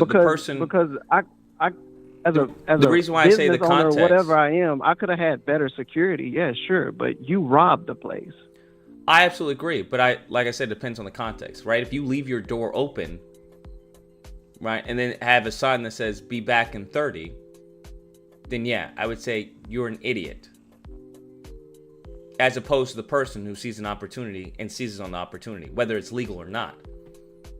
It's like the person who purposely drops her wallet with a whole bunch of cash and then blames the person who picks it up.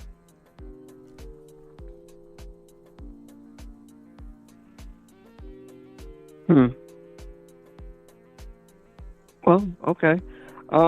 If you choose to lay down with broken dumb, then that's what you're choosing.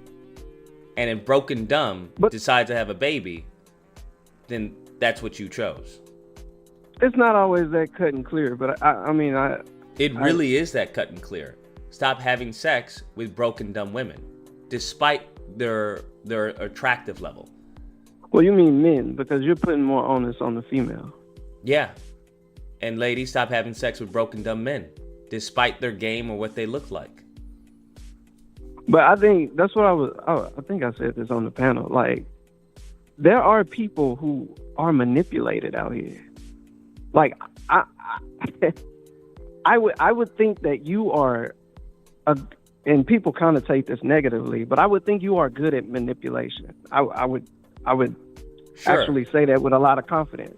I know people who are good at manipulation. I tend to think I'm good at manipulation. I don't have a problem. So manipulate. There are women or men out here who have been manipulated into thinking they were getting a good deal, and things happen. So in that case, if we just set Wait, the hold field on. But 50-50. so the person who's manipulating, right? Mm-hmm. They should manipulate a higher quality of women. But that's what you not how want to do. manipulation works. Manipulate. Well, that's what you should do. If you're manipulating someone, then why would you manipulate? If you're gonna rob a bank, why rob a bank that only has 100K in there when there's a bank that has $1 million or $5 million? No, that's not the same thing, Lucas. That's not the same thing. If you're gonna manipulate what would have someone- been better if you was, because what you're saying right now is, why would you manipulate somebody who can be easily manipulated? Which is like you saying, if you're a robber. Why would you why would you manipulate someone who's broke and dumb? But I would correlate that with someone who's easily manipulated. Not entirely. Not. I mean, well, obviously, if they're broke and dumb, sure, yeah. Okay, yeah, that's what I'm saying. But why would you? It's people out here. But why would you manipulate as a manipulator? Why would you manipulate someone who's broke and dumb? Because you're look, like the dude that just called like not too long ago, and he just like, because yo, you're a I'm just manipulator doesn't mean that your goal should be manipulating people who are broke and dumb. That doesn't make any sense.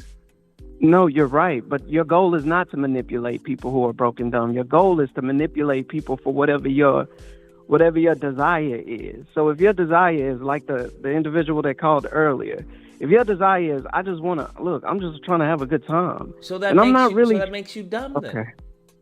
Right?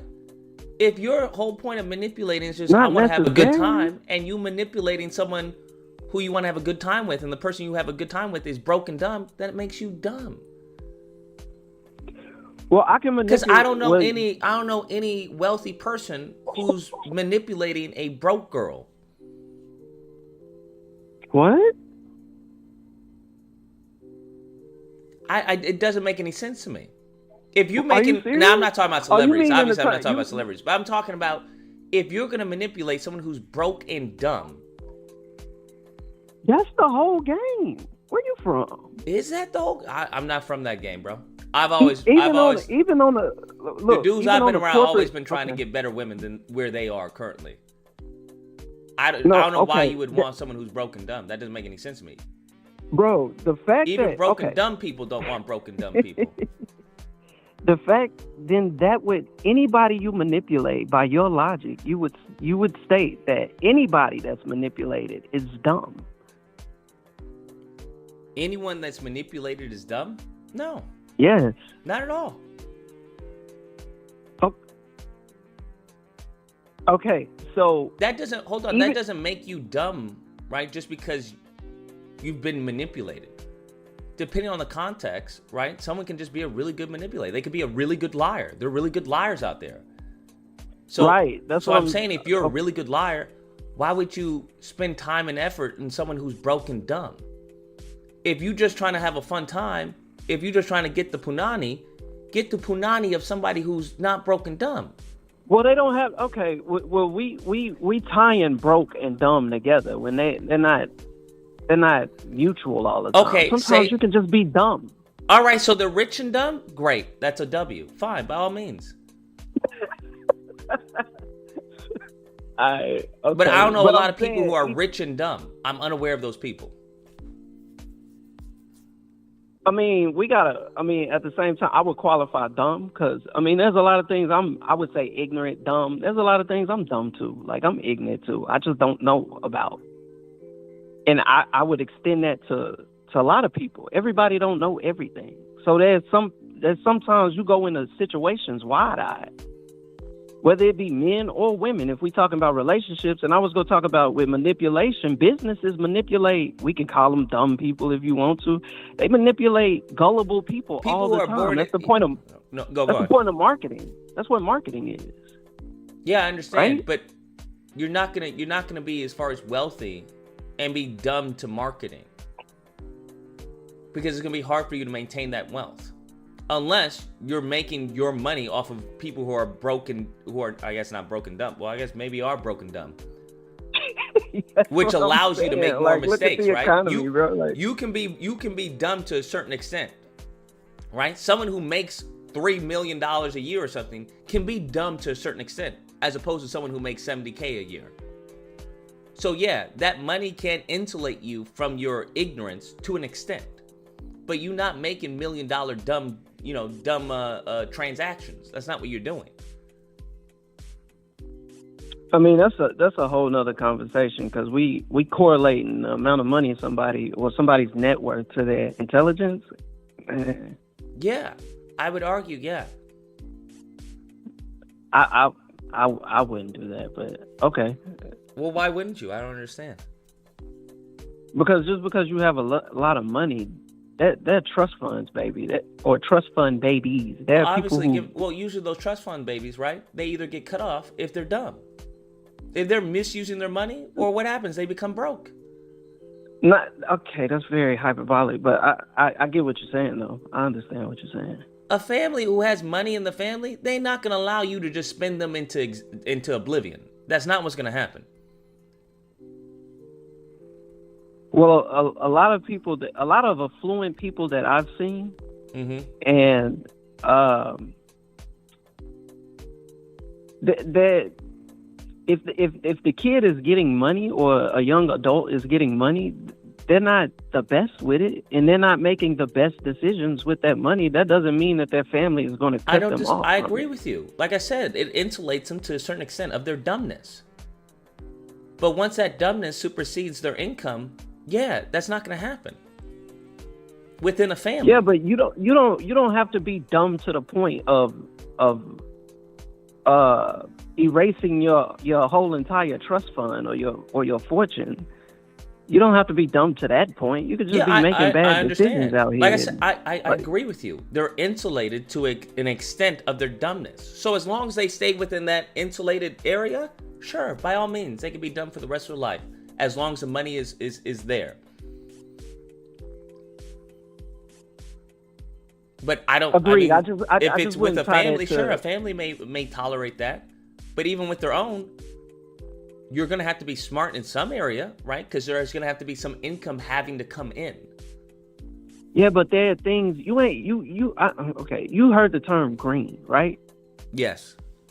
Like, okay, there's a lot of niggas that got money that's green to a lot of stuff from that niggas maybe from around the way that grew up in a certain area. Like, we know, but you don't know because, hey, bro, you silver spoon. Like, you don't know no better. So that's what I'm saying. There's a lot of different ways to manipulate somebody.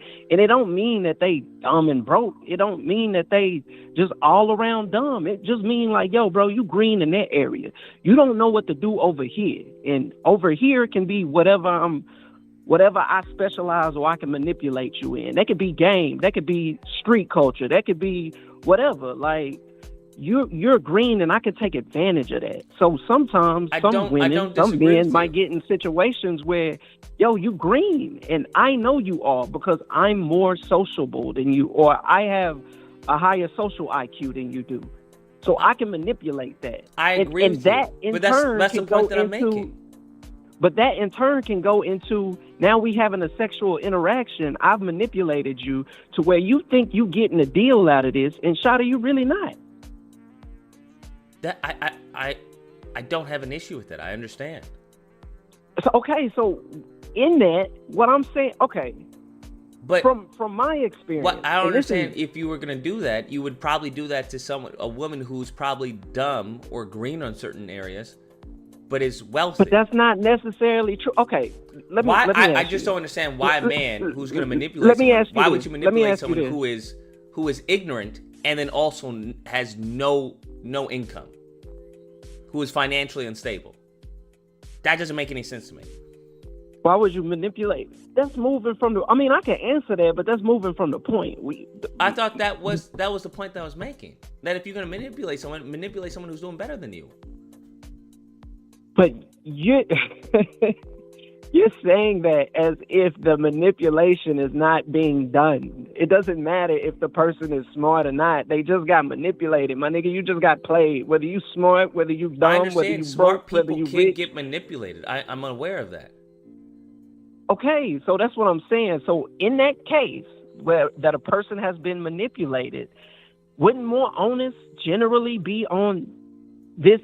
Because if a female does it where she's having sex with somebody and she gets pregnant, she knew good and well what she was signing up for.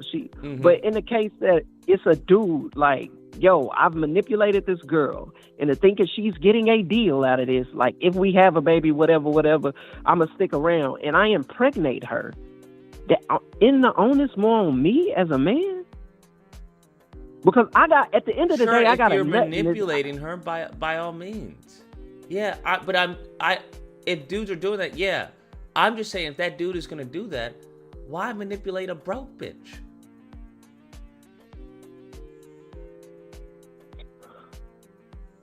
Well, I agree. I get it. I'm gonna manipulate her to get in her pants. That if she gets pregnant, she thinks that I'm gonna be here. But psych, nigga, why? In the grand scheme of things, then? I don't understand. I just don't see niggas just worrying about a female pockets like that. So when you say broke, like, I get it. Well, then that makes him dumb then. That's why he's manipulating broke bitches, because he's broke and dumb. Because real niggas aren't manipulating broke bitches. They're manipulating women with deep pockets. Or pockets are at least bigger than theirs, or deeper than theirs. So, I don't know what to tell you. I guess I agree with you. Broke and dumb niggas are with broke and dumb women. I agree. That's what the data represents as well. I feel like you're misrepresenting, like, the majority of the niggas in society. Like, I feel like you're misrepresenting it. In what because regard? we can sit up here and say, okay, only broke people get with broke people, and we can act like a rich nigga ain't out here manipulating females that make less than him, which in that sense, they're broke to him. That's fine, but he has the money. All if relative, he wants right? But he understands that she's broke, right? If usually dudes like that, they already have enough money that if she were to get a child, he got the money to give her money for the child. That's night and day from a dude who doesn't have the money to give to the woman he knocked up. So we're talking about two different brackets. That's removing my whole point is, and we can get into that, but my whole point is the onus is more on a man if a woman gets pregnant. No, the onus is on the woman. That's incredible. Because she can get pregnant, right? Now I guess in some regard, right? What do you mean she can get pregnant? Listen, check this out. If a female, because I've been with females that have whispered sweet nothings in my ear when we having clap parties. Oh, nothing me. I want your baby. Who's it up to at that point? Even if she want a baby, let's say she want a baby. Who's it up to at that point to have a baby? Right then and there. It's you. It's me. Right? Yeah. So at the end of the day, I got a nut and shotty for her to have a baby. At the end of the day, not so entirely ain't the onus because more you on do me? understand the majority of unplanned pregnancies, contraception was involved. What? The majority of unplanned pregnancies, contraception was involved. So it's not just dudes just going raw dog and nutting in women. Yeah, but that's still on the dude because you miscalculated your probability. Wait, let me get this straight. So I use a condom, the condom breaks or something goes south. It's my fault? What is sex for? Sex is for it depends on who you're having sex with. It depends on who you're dealing with. Because sex can be used to procreate or it can be used for pleasure. Base level. What is sex for? It depends on the consent. It depends on the consent of two adults. Lucas, come on, bro. A synonym for sex is procreation. The main function of sex is not pleasure. That's a byproduct of sex. The main function of sex is procreation. No, that's not. Because sex. No, let me explain to you why. Do you know what sex is? What sex is, sexual intercourse, is the male vagina entering the female vagina. Quick note, I see how you be manipulating. Right? Wait, hold up. Like, But listen to me. Follow me here. Right? Sexual intercourse is the male vagina entering the female vagina. You show me any definition of sex where that includes ejaculation within the female vagina. Bro, that is the function of sex. No, that's not what I said. Show me any definition where sexual intercourse involves ejaculating within the female. When is sex over? It depends on the man. When he wants it over. When he's tired, when he's had enough, or when she's tired and had enough. It doesn't always lead to ejaculation. Since when? What do you out mean? Here sitting on females' back, I think bro? you're conflating sex with reproduction. How do you reproduce? You ejaculate inside a female. And what is that called? What do you mean, what is that called? Man, you turning me into question, man, over here. They gonna start a counter in the chat. Like, yo, that's sex. No, it can be a part of sex, yes. Okay. The you funny, bro. Where's the line though? I don't understand. I don't know. I don't have enough to. I'm not agreeing with you, but I don't want to. That's not the hill I want to. What do you you disagree with? I don't understand. Because the reason for contraception. So hold up. So let me give you two scenarios. One, I put my dick in her, right, and I take it out. That's it. Would you consider that sex?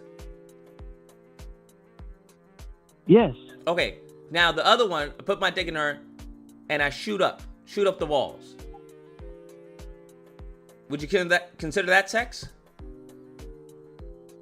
Well, you just said the same thing. What was the first one? What? One, I shoot up the walls, and one, I don't shoot up the walls. If you think those are the same thing, now I see why we may have a problem. Isn't that what you said the first time? No, I didn't. I said I stick it out and then I take it out. Okay, so you don't bust. I don't bust. And the second time you do. I shoot up the walls, yes. The first time is penetration. Which is what? What you mean? It's penetration. You penetrated her. Which can you have sex without penetrating someone? Well, you just said you can have sex without ejaculation, right? Yes. So can you have sex without penetration? Yes. Okay. Can you explain to me how you have sex without penetration? Because this is new. I'm learning penetration something new into stuff. What? Like vaginal sex? What? Yes, that's how somebody could get pregnant, right? Because if I shoot in her ass, she's not gonna get pregnant. There's oral sex. Okay, so were we talking about sex or were we talking about oral sex? Well, you said sex. Oh wait. So if someone said I had sex with her, what would you consider that? You think that they got head? It can be. Bro, now who's being dishonest? You're being intellectually dishonest. I'm just playing the same game you playing. No, because you can't play that game because they're literally two different things, right? Oral sex, right? Hence why oral comes before sex.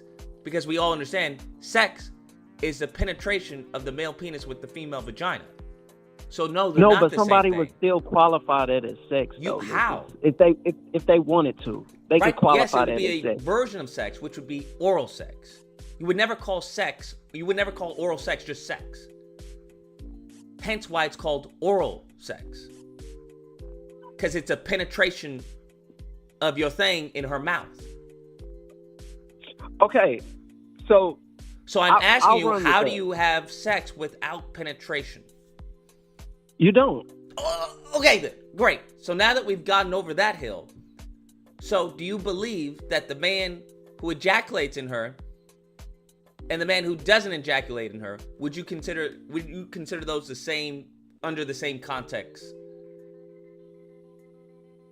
Yes, I would. Let me stop playing with you. Yes, I would. But nobody's out here not ejaculating, Sir, bro. do you really hear what you're saying?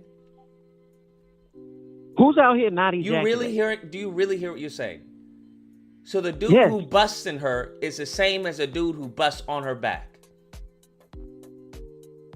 Or busts in That's her correct, mouth. but yes, they both have sex. We agree on that. Sir, would you believe that there's a different context between those two? What do you mean? That there's a different context in regards to that sex. They both had. It sounded like I all of them understand had they sex. both had sex, right? But there was a different ending, would we say? There's a different context to how that sex came to be and ended. Yes, which I advocate for, but I'll let it. Okay still then. on Okay the, then. So then But wait, sex, wait, as we wait, understand, all that- does 'cause not you- always. I feel Hold like- on. So I if feel you like agree, you're making a point, hold on. So you're you not. agree, if you agree that both of them are under the umbrella of sex, and we also understand that sex in and of itself does not include ejaculating within the female. Right. I agree with that. That's my point. Okay then. Great. I agree with that. So the whole point of sex is not necessarily to ejaculate in her. You can do that. So the No, whole point Lucas, of sex is okay. not necessarily to reproduce it. If you I don't even have a good analogy. So I'm finna go on with my I'm going point. off of what you The agreed point to. of- You agreed that the man who ejaculates and the man who doesn't ejaculate both have sex. No, we already off that. Oh, wait, so we have agreed to just that. Like You're- 3-4 minutes ago. I'm So gonna the stop reason playing why I with you. brought I'm gonna stop that playing up was to semantics. refute. That's sex. So the reason why I brought that up was to refute your definition as far as why we have sex, which is to reproduce, which clearly isn't I the said case.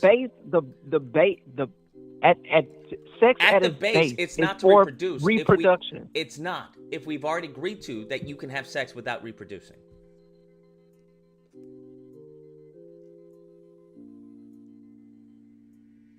Okay, sure. Let's run with that. I don't agree with that, but for the sake of the I conversation, don't know how you don't let's agree run with that, but that. okay. Let's run with that because for more of history than modern history, sex was for not for pleasure. Sex was for Sir, we're having a baby. no, that's not. I'm trying to procreate. So there's a difference. So that would be ejaculating in the female. Correct. Yes. Do but, you but understand you do understand that? you don't have to Okay. ejaculate in the female. Yes, you- but that is a very Okay, then. Lucas, So you're making that choice. You're proving my point, bro. How am I proving don't your even almost point? have to go down the road I was about to go down. You proving my point. How am As I a proving man, your it is- point? Because as a man, the onus is always on you, whether you have a baby or not, regardless of the fact that she has a full I autonomy. agree with you. to I abort agree. it or not. No, I never disagree with you on that point. I'm saying that if the condom breaks, right? If there's a contraception involved, which is for the majority of unplanned pregnancies, it is involved. You're then saying it's still on you. Well, you've done Yes, because just like if you get married Uh-huh. and a female divorces you. Oh, you thought she was a good female. You thought what. You vetted. You put your condom on. You vetted. You did all this stuff to make sure she's a great female. And whatever happens, happens. Whoopsie, mistake. Like, okay, you gotta take your lick. It is what it is because you married her, bro. You married her. That's what come with the territory. No, hold on. There No, is- no, no. Hold on. Wait. There is no definite. That's why condoms were made, because the definite is more times than not, if you stick your dick in a female and you like it, you go bust, she can get pregnant. That's the definite. So we gonna make contraceptions to keep that from happening, or to mitigate that from happening, to increase the probability, not for sure, to increase the probability that this won't happen. So the probability is not 100%. You, as a man using a condom, should know this. I used to tell my homeboys when I was in hold on. university. I understand what you're saying. Everyone knows it's not 100%. You using a seatbelt, it's not 100% that your life is going to be spared in a car accident, right? Correct. But we all take responsible decisions to mitigate such risks. So for you to say the onus is on the person who stopped at the red light and still got T-boned is wild. They did everything they were supposed to do, and yet someone T-boned them. They still got in a car accident. No, that's not what I'm saying. That's what you're saying, because the reason why I compare that, the comparison would be the man. That's not a good comparison. The comparison would be, That's hold not a on, good because comparison. we take a risk in driving. So under your rules, nobody would drive because we have a chance in getting into a car accident. Now, if we get into a car accident, even though we're following the rules of the road, right? We have our seatbelt on and we get paralyzed, the onus is on me. That same comparison into sex. Hold on, the same comparison when it comes to sex. If I put on a condom, she has contraception, and something goes faulty, the onus is still on me. How, Sway? It depends. There's a lot of context. That's why I said that was a bad analogy. There's a lot of context into a car crash. Were you paying attention to your surroundings? There is a lot of context. I'm already saying that they were. They were paying attention to their surroundings, right? They were doing everything they were supposed to do. Yet, someone hit them. Hence why it's a car accident. It wasn't meant to happen. It wasn't done on purpose. Okay, but a better analogy would have been like a race car driver. You get into something that you know, like, yo, you're going around this track at a certain amount of speed. You know the likelihood of getting into a wreck. You sign up for that. The point still stands, right? Every time you get into that vehicle, you understand there's a chance that you can get in a car accident and die. So by your logic, the man should not have sex and the people should not drive cars if they don't want to possibly die. If you don't want to possibly die, don't drive a car. Yes, that's what you're arguing. No, I'm not, because that's not the same thing. Sir, it literally is the same thing, right? We understand that upon having sex, there is a possibility that a child can come from it, right? If we ejaculate in the female. However, we take certain precautions, such as contraceptives. Now, those contraceptives that is 100% chance. Now, those contraceptives aren't always, right? Aren't always, they're not always accurate, right? Some of them fall. They're 99.9%. But that 1% sometimes gets us. In that regard, in that aspect, when that 1% happens, it's not my fault. That's why I said the car wreck. The car is a bad. It's a perfect analogy because it lines up one to one. Okay. So tell me this. As I don't want to guess, but I'm gonna say as much sexual activity as I've had in my life. If I talk to any of my peers, as much sexual activity as they had in their life, as a man, you know good and well when a condom breaks. Do you not? That depends. To say that every man knows when a condom breaks? What? Now, if you know that the condom broke and you still went to go on, then sure, that's on you. But to that's just exactly assume what that happens. What are you talking about? The condom broke at the point of you. At the point of you busted, the condom broke. Pimpin', come on.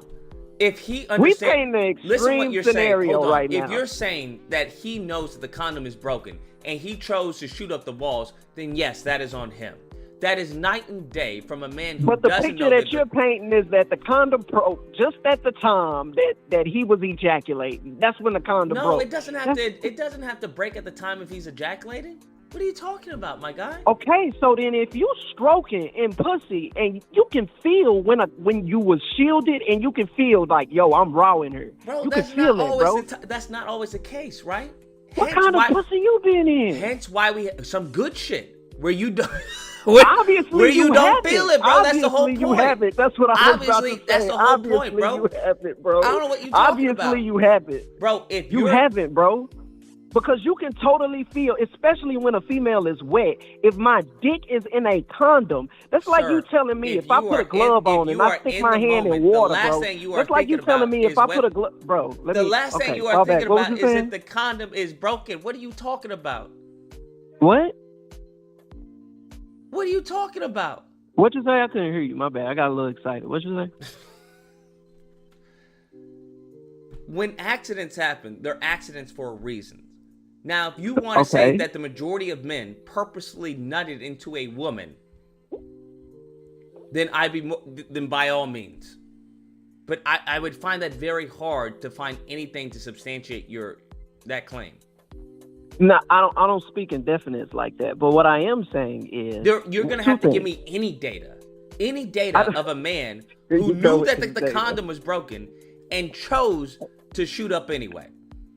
I'm a man, bro, and I know that's not data. I know that's not data because I don't have no data. Let me give you the All right. point. I don't have no data. All right, bro. But I'm a man, so you sitting up here, or any nigga trying to sit up here and tell me, hey, bro, I just didn't. The likelihood of you not knowing, Sir, that in the that condom case, broke, if you knew that, then yes, it's the possible, onus is on but you. it's not probable, bro. Bruh, it's then not the probable. onus is on you 100%. We're not talking about those dudes, right? Obviously, the onus would be on them.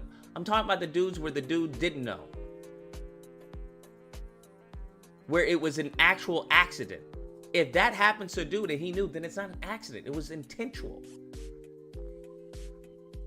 That's And the whole more than purpose not, of an I would accident, argue that it was an accident. It wasn't meant to happen. Okay, let me paint my analogy, and then that's like a nigga telling me that he had a glove on, hand in water, glove broke, hand still in water. He didn't know that the rubber glove on his hand broke. My nigga, you can feel the difference, bro. Okay. Like, you can feel the difference, bro. You feel that water on your hand, my nigga. Let's stop playing. Okay. And if you don't, she probably do. Okay. And that's the majority. That's the majority of unplanned pregnancies. That even though they knew, right? Because let's take it a step further. They know that the condom broke. She know that the condom broke. He know that he came in her. She knew that he came in her, and she just decided not to take Plan B. That's what you believe makes up the majority of unplanned pregnancies. Yeah. Okay. Yeah, I really do. Because you know what niggas do? You know what niggas do? Niggas rationalize. Absolutely, niggas rationalize and be like, you know what?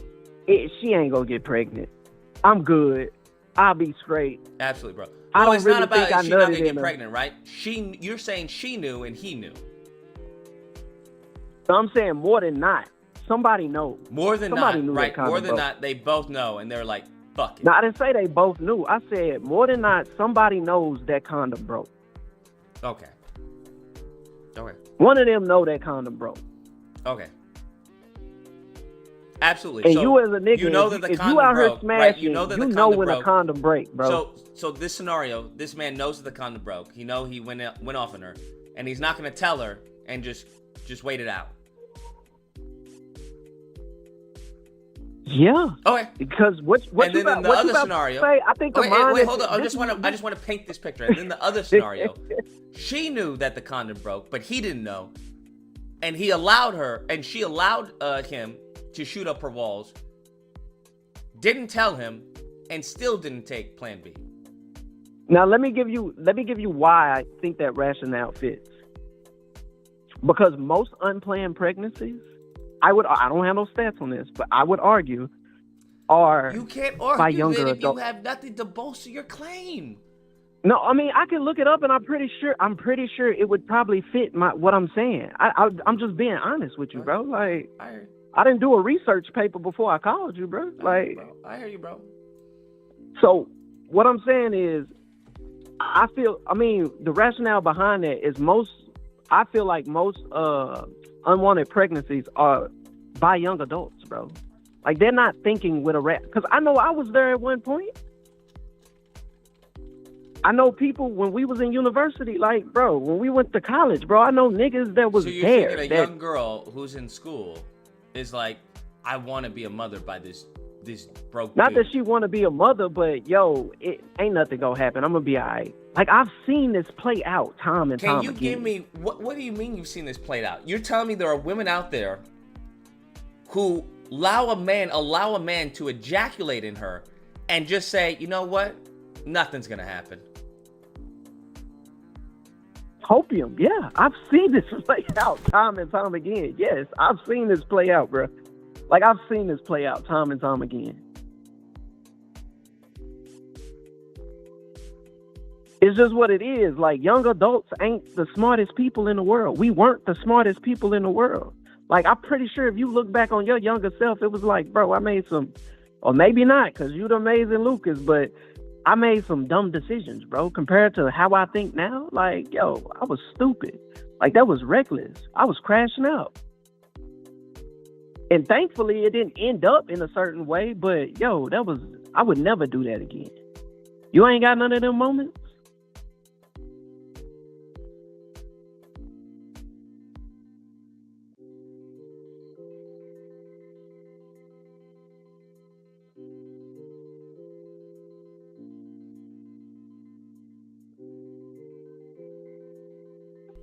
Hello? Yeah. That was a question. I guess not. What was the question again? I said, you don't have none of the moments where you was younger and you was like, yo, I crashed out right there. Like, that was dumb. I would never do that again. Never.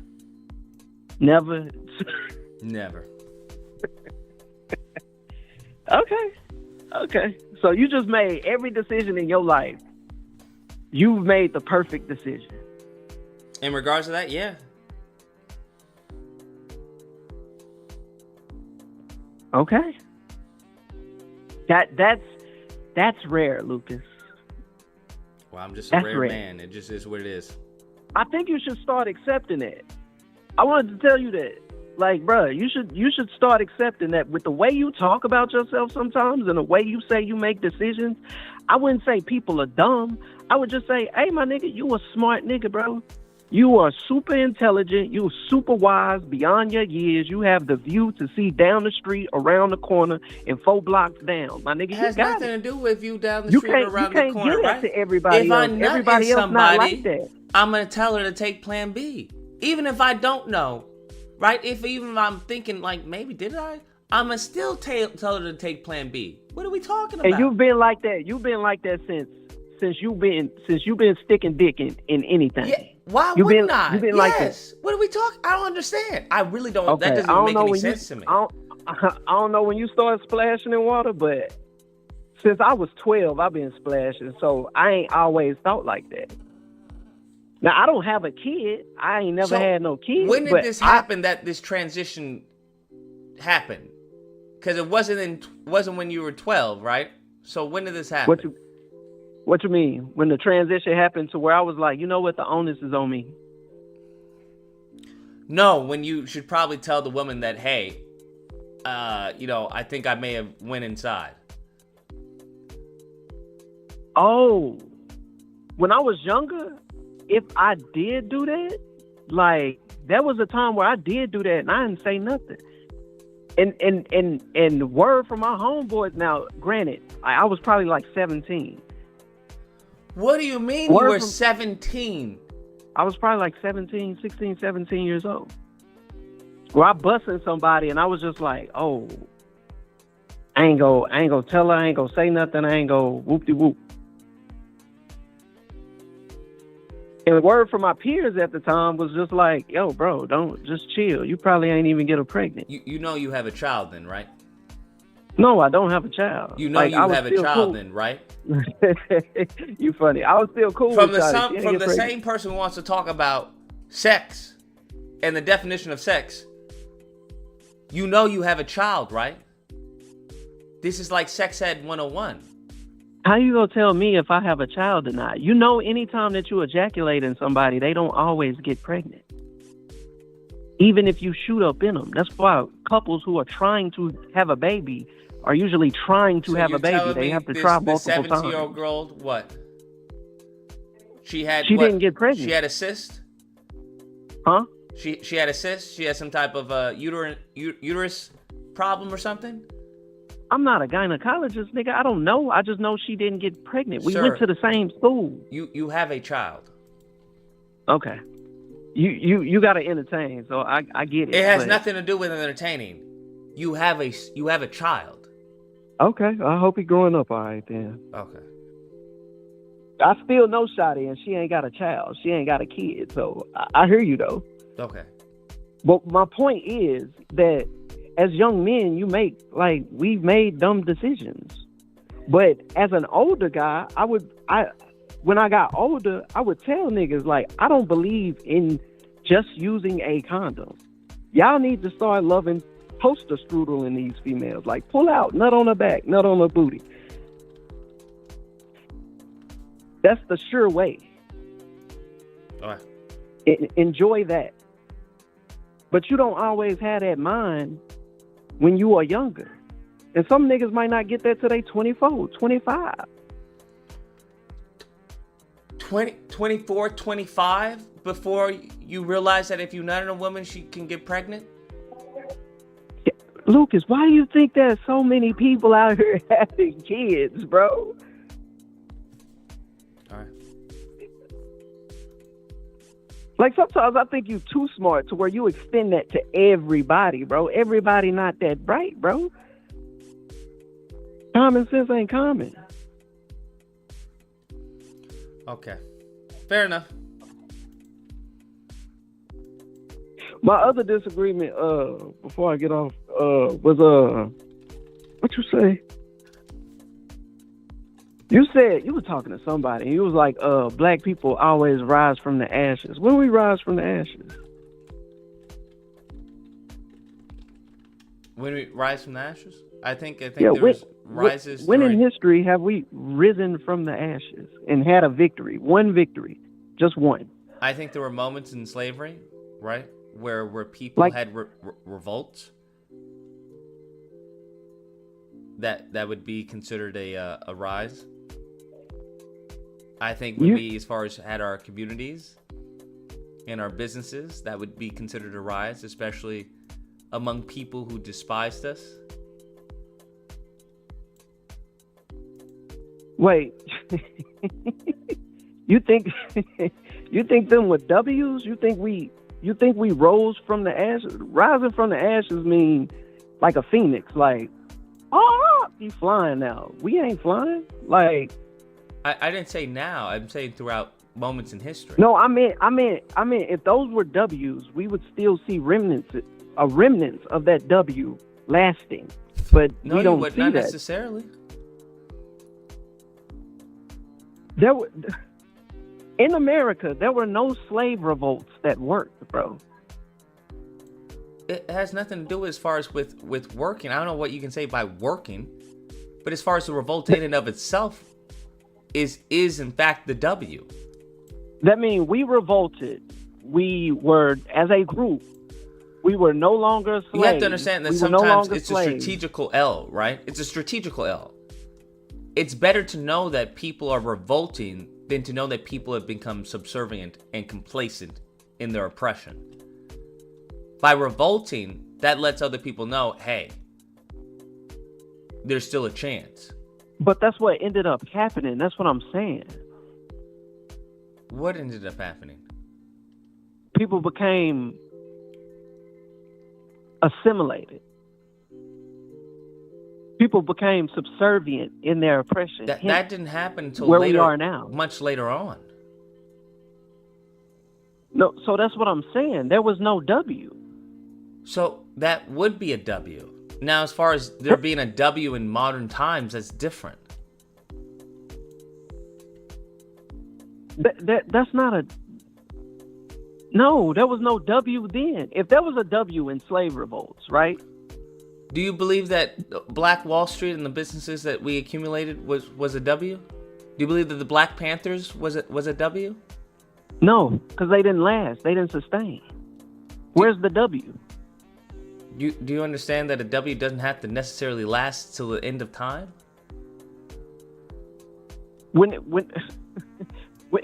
okay, so the revolts didn't do anything. They were more than not. They were stamped out before they even started. It's not necessarily true. That is true. Most of the revolts were stamped out before they started. That's why they had manumission laws, bro. I understand they had manumission laws. But the point is that the revolt still took place. Much of them still took place. 95% of the revolts never happened, bro. There's nothing behind what you're saying. Nothing. Matter of fact, they actually had silence. They had to silence the news on the revolts, so that other plantations wouldn't revolt themselves. Hold on, you said what? I missed what you said, bro. They had to, as far as censor the news on the revolts, so that other plantations didn't get a hold of the news that there was a revolt taking place. That was very seldomly, and that's what I'm saying. That's a W. where you have to That's not- censor and not tell other people because in fear that there may be a revolt at your plantation? That's the whole point of the revolt. Is Bro, to spread. in war. But have you been? I don't think you was, but maybe I heard you some at one point talking. Was you ever in the military? No. No. Okay. So in war, bro, there's no small W's. You either win the war or you're getting beat. Yes, I understand, but there are such a things that make up a war called battles. So battles you win and some battles you lose, which can change the tide. Correct. Which can change the tide of the war. Okay, that's correct. So if we had these battles that we won so much that were revolts, then why didn't that amount to anything of us getting our own freedom? It didn't. Okay. So that's not a rise from the ashes moment. All right.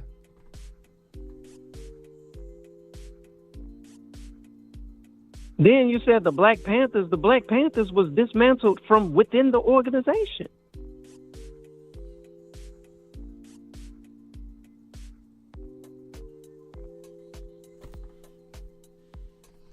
All right. So I don't see any time that through history where we've had a W that wasn't given to us, and then we took it as a W. Gotcha. Would you consider Haiti a W, or was that an L?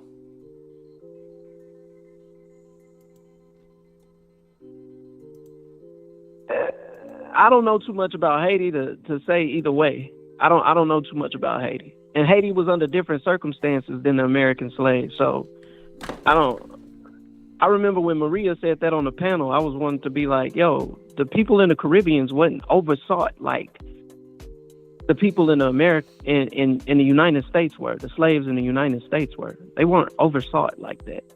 Whereas we had people in the fields like watching over us. Hey, you singing too much. Hey, pick some more cotton. Hey, shut up. They didn't necessarily have that in the Caribbean. So it was easier for them to revolt. But I don't know too much about their slavery to say whether that, or that country to say whether it was a win or not. Gotcha. All right, that's fair. Yeah, but I think that's a disservice to us as a people to think we've had these wins and we're in the state that we are now. That's why we keep trying the same things over and over and over again, because we think, yo, that was a win. And the whole time, you're going to watch a movie pretty soon, probably, hopefully, where they say assimilation is better than annihilation.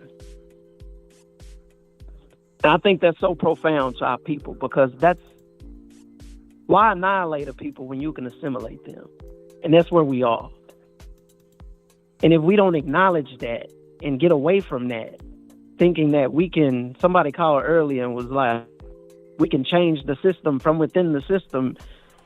Or maybe you said that, and that's just like the dumbest thing ever. Because if people, I don't know, a drug cartel or something, pulled a kick though and kidnapped everybody in your family and made y'all work, and then gave y'all, I don't know, an option after 20 years of doing atrocities to y'all, making y'all mules, raping your women, your sisters, your mama, whatever, and they asked y'all, hey, yo, what you want from us? I really wonder what you would ask for at that point. Would you ask to work your way up through the drug cartel? Would you ask them, hey, y'all owe us some money now? Because y'all wouldn't be a successful drug cartel if it wasn't for the work that we done for y'all. Or would you ask to go home? Why would you go home if you have nothing to go home to? Why would you stay is the real question.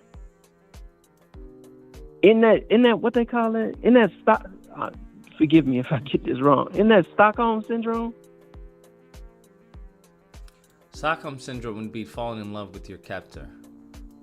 Oh, okay. So you would stay with the people that pulled the kick though on your house, rape your mama, rape your sister. I don't know if you have a sister, but Major if I kids, build, kids. if my labor was used to build the place that I'm living in, why would I abandon it? This is what makes me sometimes be like, yo, people smart, but it be like, I wish a lot of us just grew up in certain neighborhoods, because that ain't never went, bro. If niggas was bold enough to pull a kick though on your house, my nigga, come in and rob you and do whatever, my nigga, you got the gall to come and ask us for some money. You think you finna get a piece of this pie? You think we finna play fair? Nigga, the only way you finna come get this is you gotta get this back in blood, and I don't think you gonna do that. So you gonna have to prove me wrong. But if you think I'm finna give you something, bro,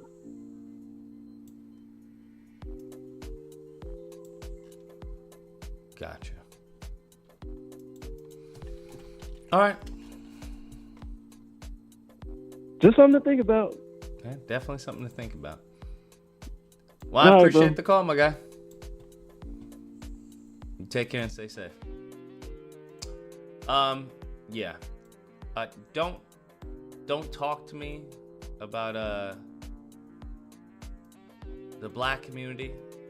Don't talk to me about what black people need to do. I don't want to hear it.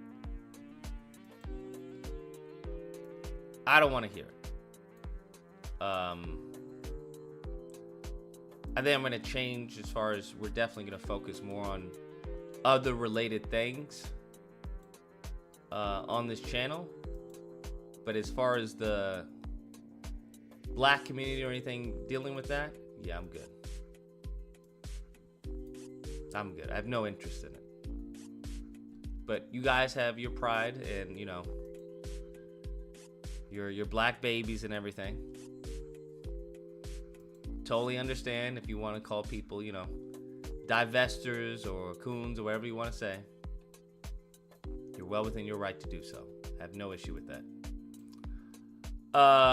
407, you're on the line. What's the disagreement and tell me why?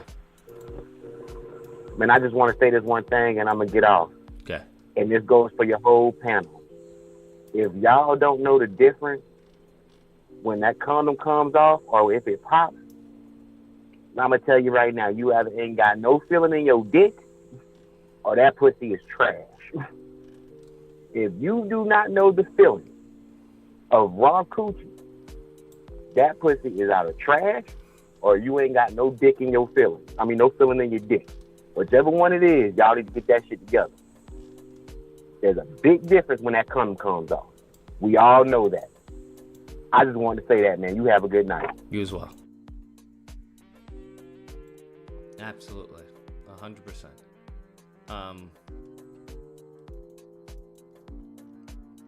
Absolutely.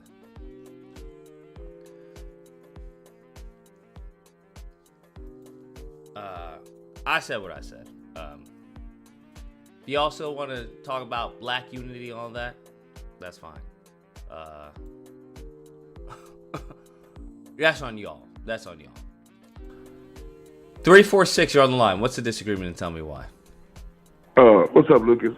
I want to talk to you about, I guess I would say, not the condom issue or the breaking nothing like that, but I do want to say that, man, I think you kind of give too much stock into people making good decisions at a very young age, if that makes sense. Because I was listening to you talking about, like, man, like, and I understand, and you may not get it, but people, when I was younger at 16, 17 years old, and I'm going to say this, I ain't never nutted in a female and not expected her to not get pregnant, but I have heard that conversation before. You know what I'm saying? Like, oh, like she may not get pregnant or anything like that. I know that might be dumb as hell, but at 16, 17 years old, when we're not mature enough to understand how sex works and we having sex, that type of conversation does come out. That's all I want to say. Gotcha. All right. Appreciate the call.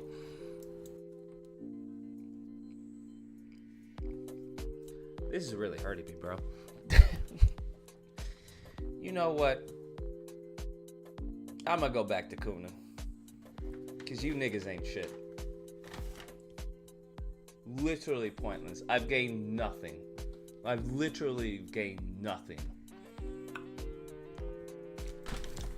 313, you're on the line. What's the disagreement? Tell me why. Yes, my disagreement is just that one guy was what they call that word, cardinal of Jerusalem. I guess that's me and somebody who think they got a figure out, but they don't have a figure out. My cousin was the same way. My cousin, he let this girl give him oral sex, and I told him, this girl called me back and tell me you get her pregnant. He was like, nah, she gave me oral sex, and then I come, and then I had sex with her. I'm like, man, you get her pregnant. Do you know that? No, I couldn't get her pregnant. I'm like, because even though you came in her mouth, you still had cum in you, was still naked. So when you put your penis back in her, you get her pregnant. What you think? Yeah, I would agree with you. Agree with him or me? You. Oh, okay. I was about to say. That one guy was saying, you know, when the condom breaks or it comes off, you can feel the difference. And I had felt, this was back in my evening day. I haven't had sex with a woman in 8 years. I'm saved by God. But back in my evening days, when the condom came off, I knew, oh shoot, the condom came off. And I don't want to tell that story because I was wrong about that. All right, goodbye. All right, take care.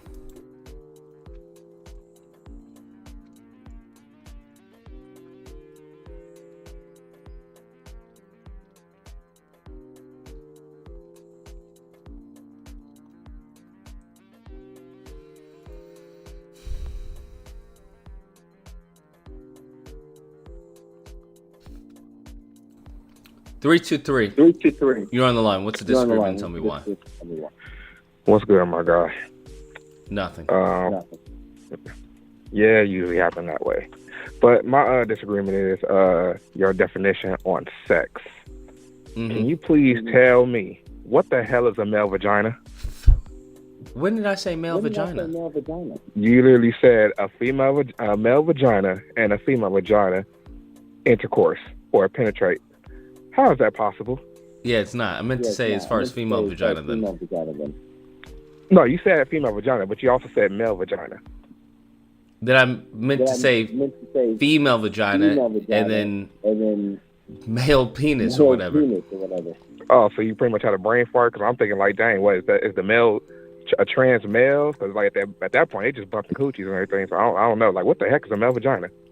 Yeah, there's no male vagina. Oh, okay. All right. Got that clear. All right. See you later, bro. All right. Nigga, you knew what the fuck I was talking about. What's wrong with y'all? Why y'all do this to me? Y'all knew what the fuck I was talking about, bro. You knew damn well that I either misspoke. Clearly. Where are my white people, bro? Black people, y'all are banned from the chat. What did she say? The mixed people, because mixed people, regardless of what you're mixed with, you're not black, according to Maria. So I need my white and mixed people, bro. We'll say my non-black people. There we go. It doesn't matter if you identify. 718, you're on the line. What's the disagreement and tell me why? I'm starting to realize, just like you, that we have way too many dumb black men on this planet and dumb black women. It's too late. I've been saying this over 20 years. When I heard this one black brother say, dating a white girl, like, I don't like white girls. I'm tired of this black woman having attitude shit. I'm like, what? Oh, the fuck are you talking about? And I realized then, I watched all these basketball players, all of these athletes make all that money and decide to give it to a Becky and not stick up and say, you know what, maybe I'm just going to deal with my own race and keep my money to my family, because maybe that black woman might understand what I'm going through. All these men complaining and all this shit, they sound like fucking punk ass bitches, and I'm looking at my kids and I'm like, yo, y'all gonna be fucking alphas in a lake full of fucking ponds, tadpoles. I don't get it. I just really don't get it. I knew at fucking 15 that me not wearing a condom, I still had free cum. I learned that shit in junior high school. Before that, so probably like around 12, 13. So I'm like, you niggas telling me y'all didn't hear about this shit. So this is what happens when the father's taking out the freaking household and they don't have these conversations with their kids. We seeing the side effects of that shit. Where men don't even have common fucking sense. They complain about fucking every fucking thing. That makes no goddamn sense to me. You have all these complaints about the black woman, and you run to the white woman not knowing that this white woman will fucking tear your ass up just as bad, if not worse than the white man. And she has the resources to do it. Exactly. Exactly. I'm like, y'all that's fucking dumb. And then as soon as I hear that phrase, get it back in blood from any of these Midwest niggas, I hate that phrase. Because every time I hear that get it back in blood shit, oh, you definitely get against the black community. Because every time I hear that shit, so far I know some ignorant shit's gonna come out of the motherfucking mouth right after.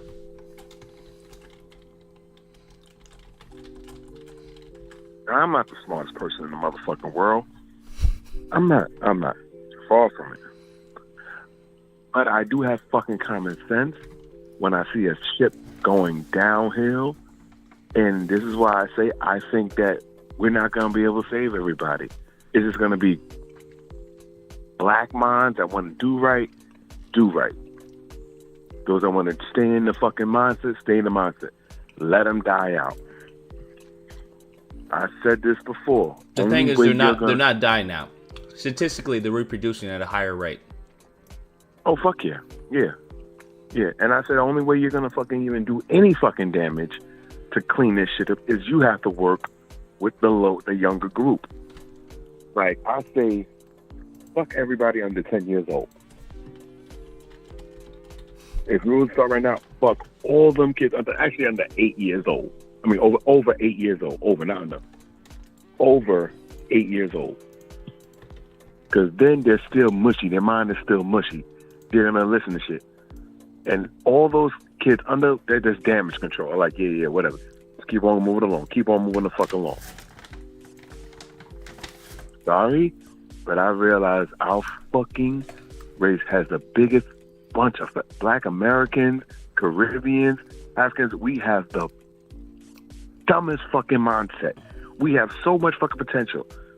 Genetically, so much more fucking potential. And there's so many adventures we had. Just so many different things that we've done in our life. And we're like stagnant. Because we don't realize, we arguing with a woman about the dumbest shit. And I tell men every fucking time, move the fuck on. If you ain't matching with this bitch, move on to the next bitch.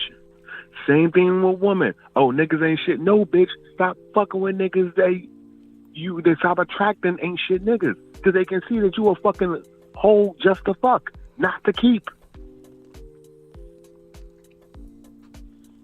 I'm just so fucking tired. I heard them shits and I just like seen you put game over. I'm like, nigga, I already knew we had a fucking problem. It's not game over.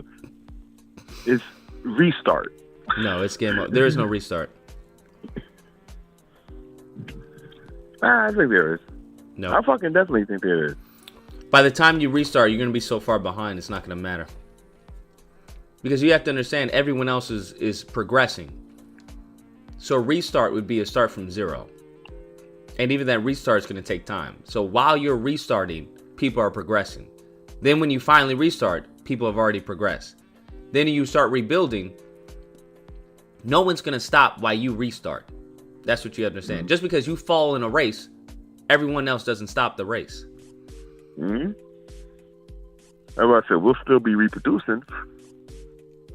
But when I say restart, I mean literally restart the black fucking mind, how everything needs to be about. I think like us as a black community, we haven't had that real, like you would think from the fucking after the 80s and 90s. The 70s too, but after the 80s alone, we would look and see, yo, we got fucked over. But that was a plan to make sure that they put us back 50 years. And they said it. We won't be able to recover from that shit that happened for like another 20 to 30 years because it fucked up our brains. We're so impressed with the dumbest shit. They're fucking doing these Build-A-Bear rappers and the kids keep on listening to this dumb shit. And I'm like, what the fuck are you listening to? They don't have no fucking mindset to move forward with their lives and find a craft, find something to do. And man, oh my fucking God, Lucas. I understand. I don't think it's game over. I just think that we at a point that we need to get our fucking shit together. And I don't think it's going to be a whole group. I think maybe 20 or 30% of the black community is going to be able to fucking keep their head up. And I think that's the group that we need to focus on. The rest, I just think a lot of them are fucking low ass shit. Some of them are good entrepreneurs. Some of them know how to make money. But I feel like they're still missing the fucking point. So it's like 70% just don't fucking get it.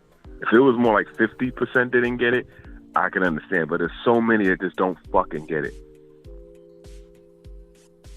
And I don't know. I don't fucking know. There is time still. I don't want to believe it's totally over. I'm trying to be in denial for a little bit, living my what they say, ignorance is bliss sometimes. But Lord fucking Jesus, these guys make me fucking, my brain hurt. And then it's like they deep throat these motherfuckers all the fucking time. Like they deep throat these other niggas that are saying some dumb shit. Yeah, nah, he was saying right shit. I'm like, no, the fuck he wasn't. That was a dumbass statement. And you have all these guys trying to suckle this one man coming at you because you tell him like, yo, that's some dumb shit he's saying.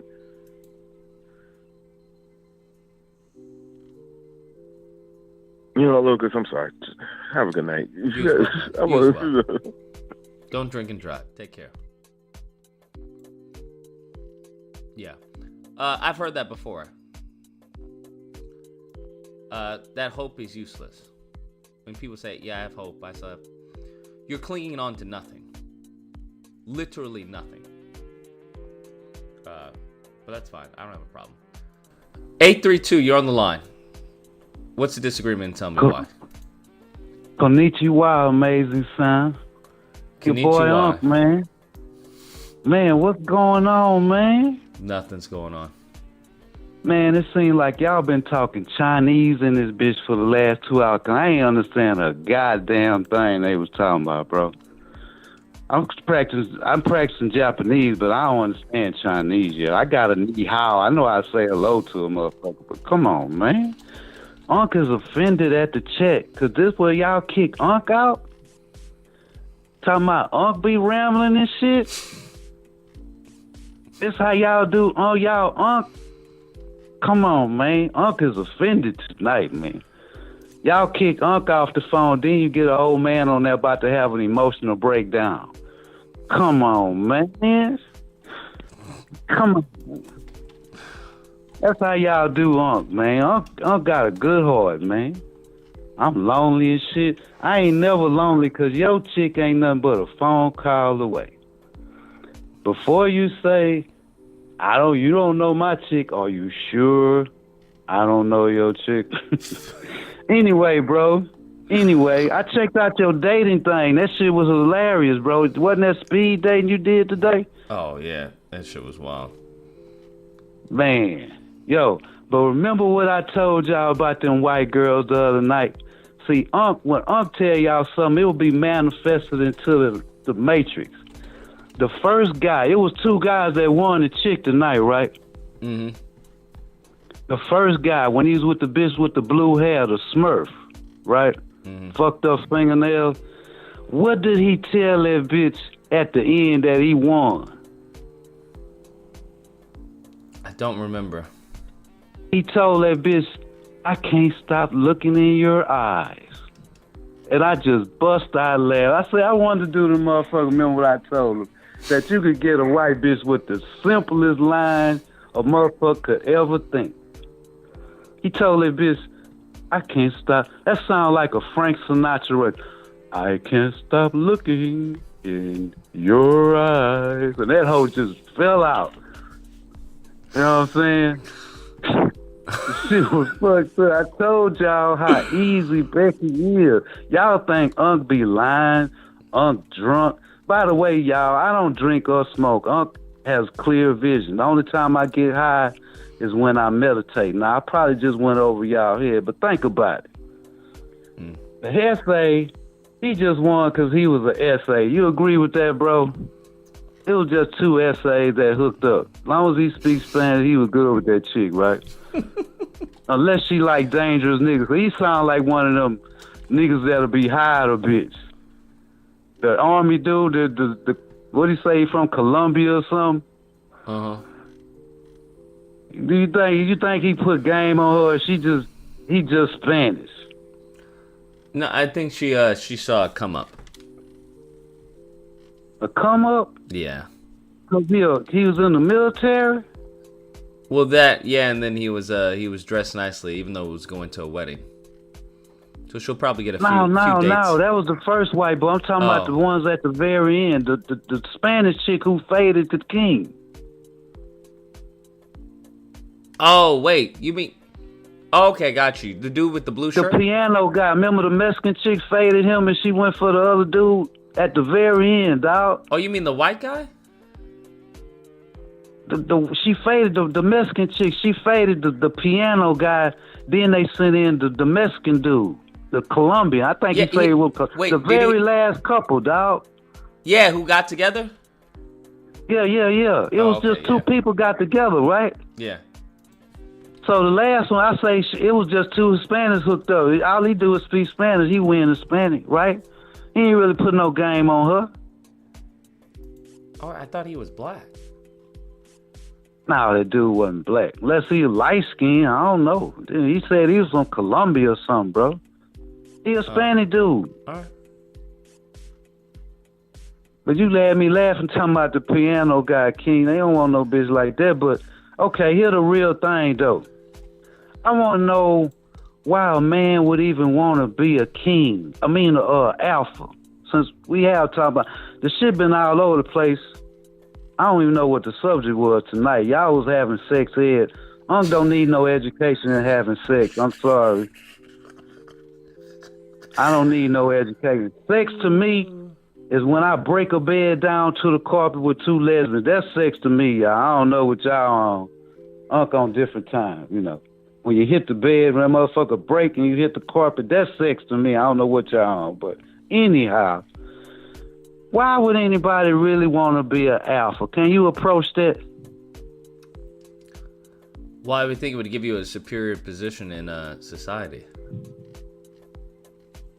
You think? Yeah. My position is an alpha is like a heavyweight boxing champion, right? You gonna forever be trying to defend what? Your title. Cause everybody gonna hate your ass. I told y'all the other night, alpha ain't loyal to nobody for us. Everybody start laughing. But you know why I said that? Niggas gonna hate you, man. Just like them bussy niggas hate you now. Right? They see a young gun coming up, scooping up, 400,000 fucking subscribers. They YouTube struggling with 50 motherfuckers, right? Lucas and took the crown. Now everybody want to take you down. That's the life of an alpha. An alpha life is not all gravy. You constantly having to defend yourself with other men that want to take your spot. They jealous. Why would anybody want that? And if you got a bad bitch, everybody gonna be trying to take the bad bitch. That is true. Right? Yep. It's not that glamorous what motherfuckers be talking about. That's why I know niggas don't know what they be talking about when they talk this alpha shit, bro. It's not a glamorous life. Yeah, it's like Muhammad Ali. A lot of getting responsibility. his ass knocked out. You know what I'm saying?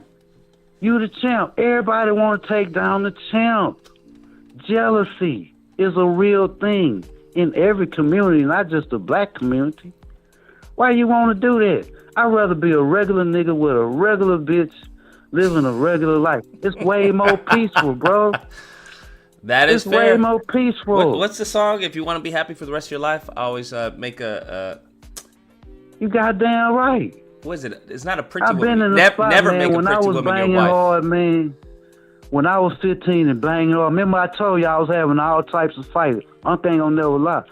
I looked up in my life one day, man, I don't want to be looking behind my shoulder all the time. Every day I was having a fight with niggas I ain't even know. Like, dude, what is your problem, man? What? Nigga, I don't even know you. I ain't got no beef with you, man. But if you want these things, come on, get them, nigga. Because now I'm mad because you charging me up for no reason. People, dudes, I'm talking to the men in the chat. Alpha ain't what you think it is, bro. Most of y'all ain't built for that shit. You gotta constantly defend. You got to be like Muhammad Ali. That man fought till he just couldn't. He fought till he, rest in peace, King. Rest in peace to him. That was my hero as a kid. You know?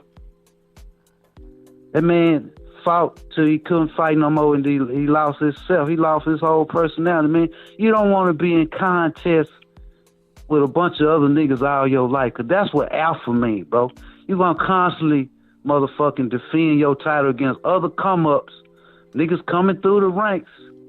Niggas trying to tell you got the baddest bitch. I don't never want, you know what, man?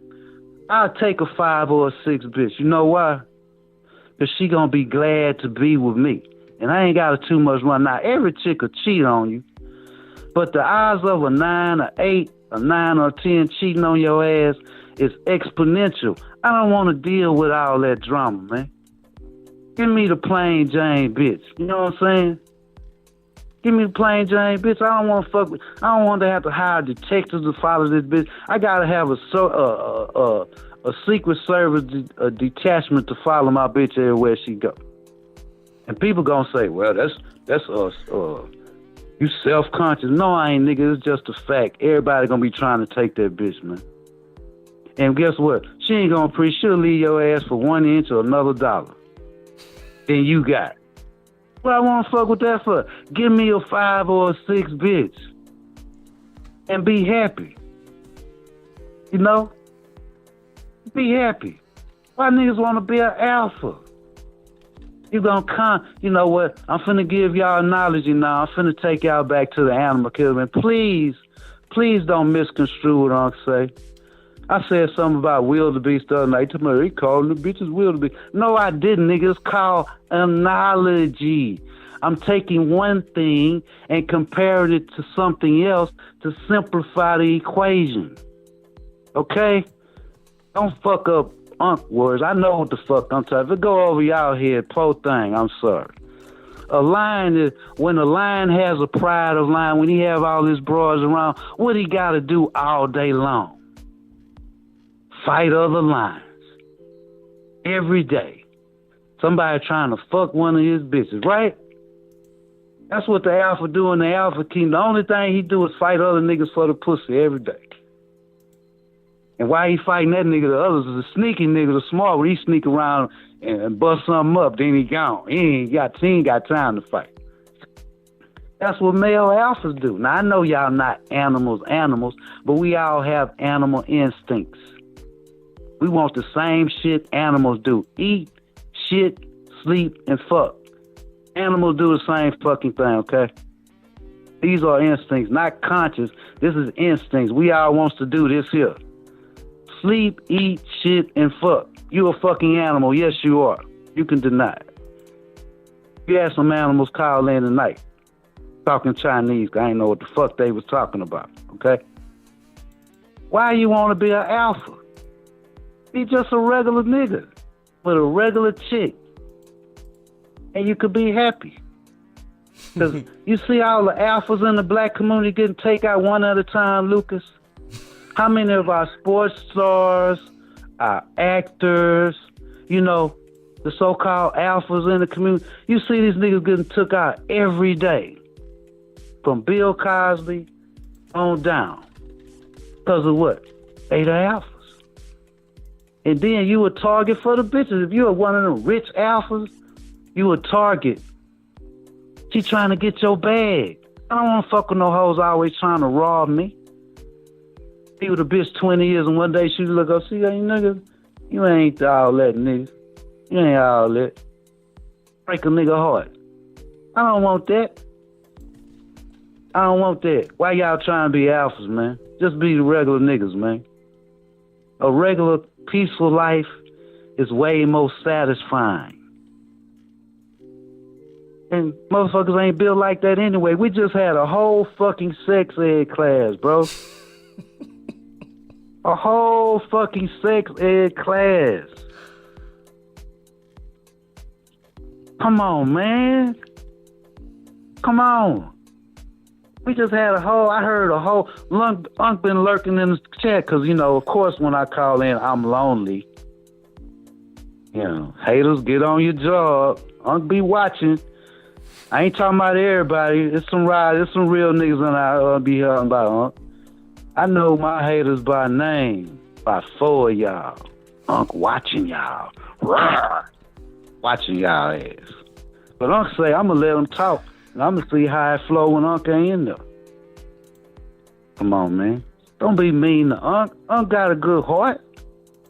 At least I'm entertaining. Let y'all tell it. I don't try to be funny, but I guess the shit sound funny to y'all. But you get the point across. Richard Pryor was funny too.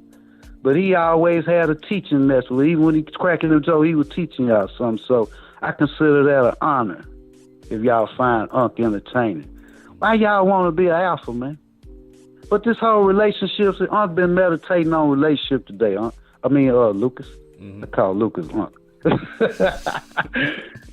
Say, what the problem is that people today are living in Disneyland, bro. Disneyland.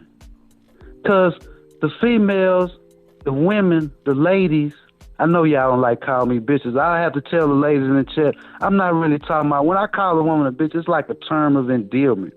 It's like a pet name. I don't really mean y'all a bitch. I mean it when y'all call each other bitches, okay?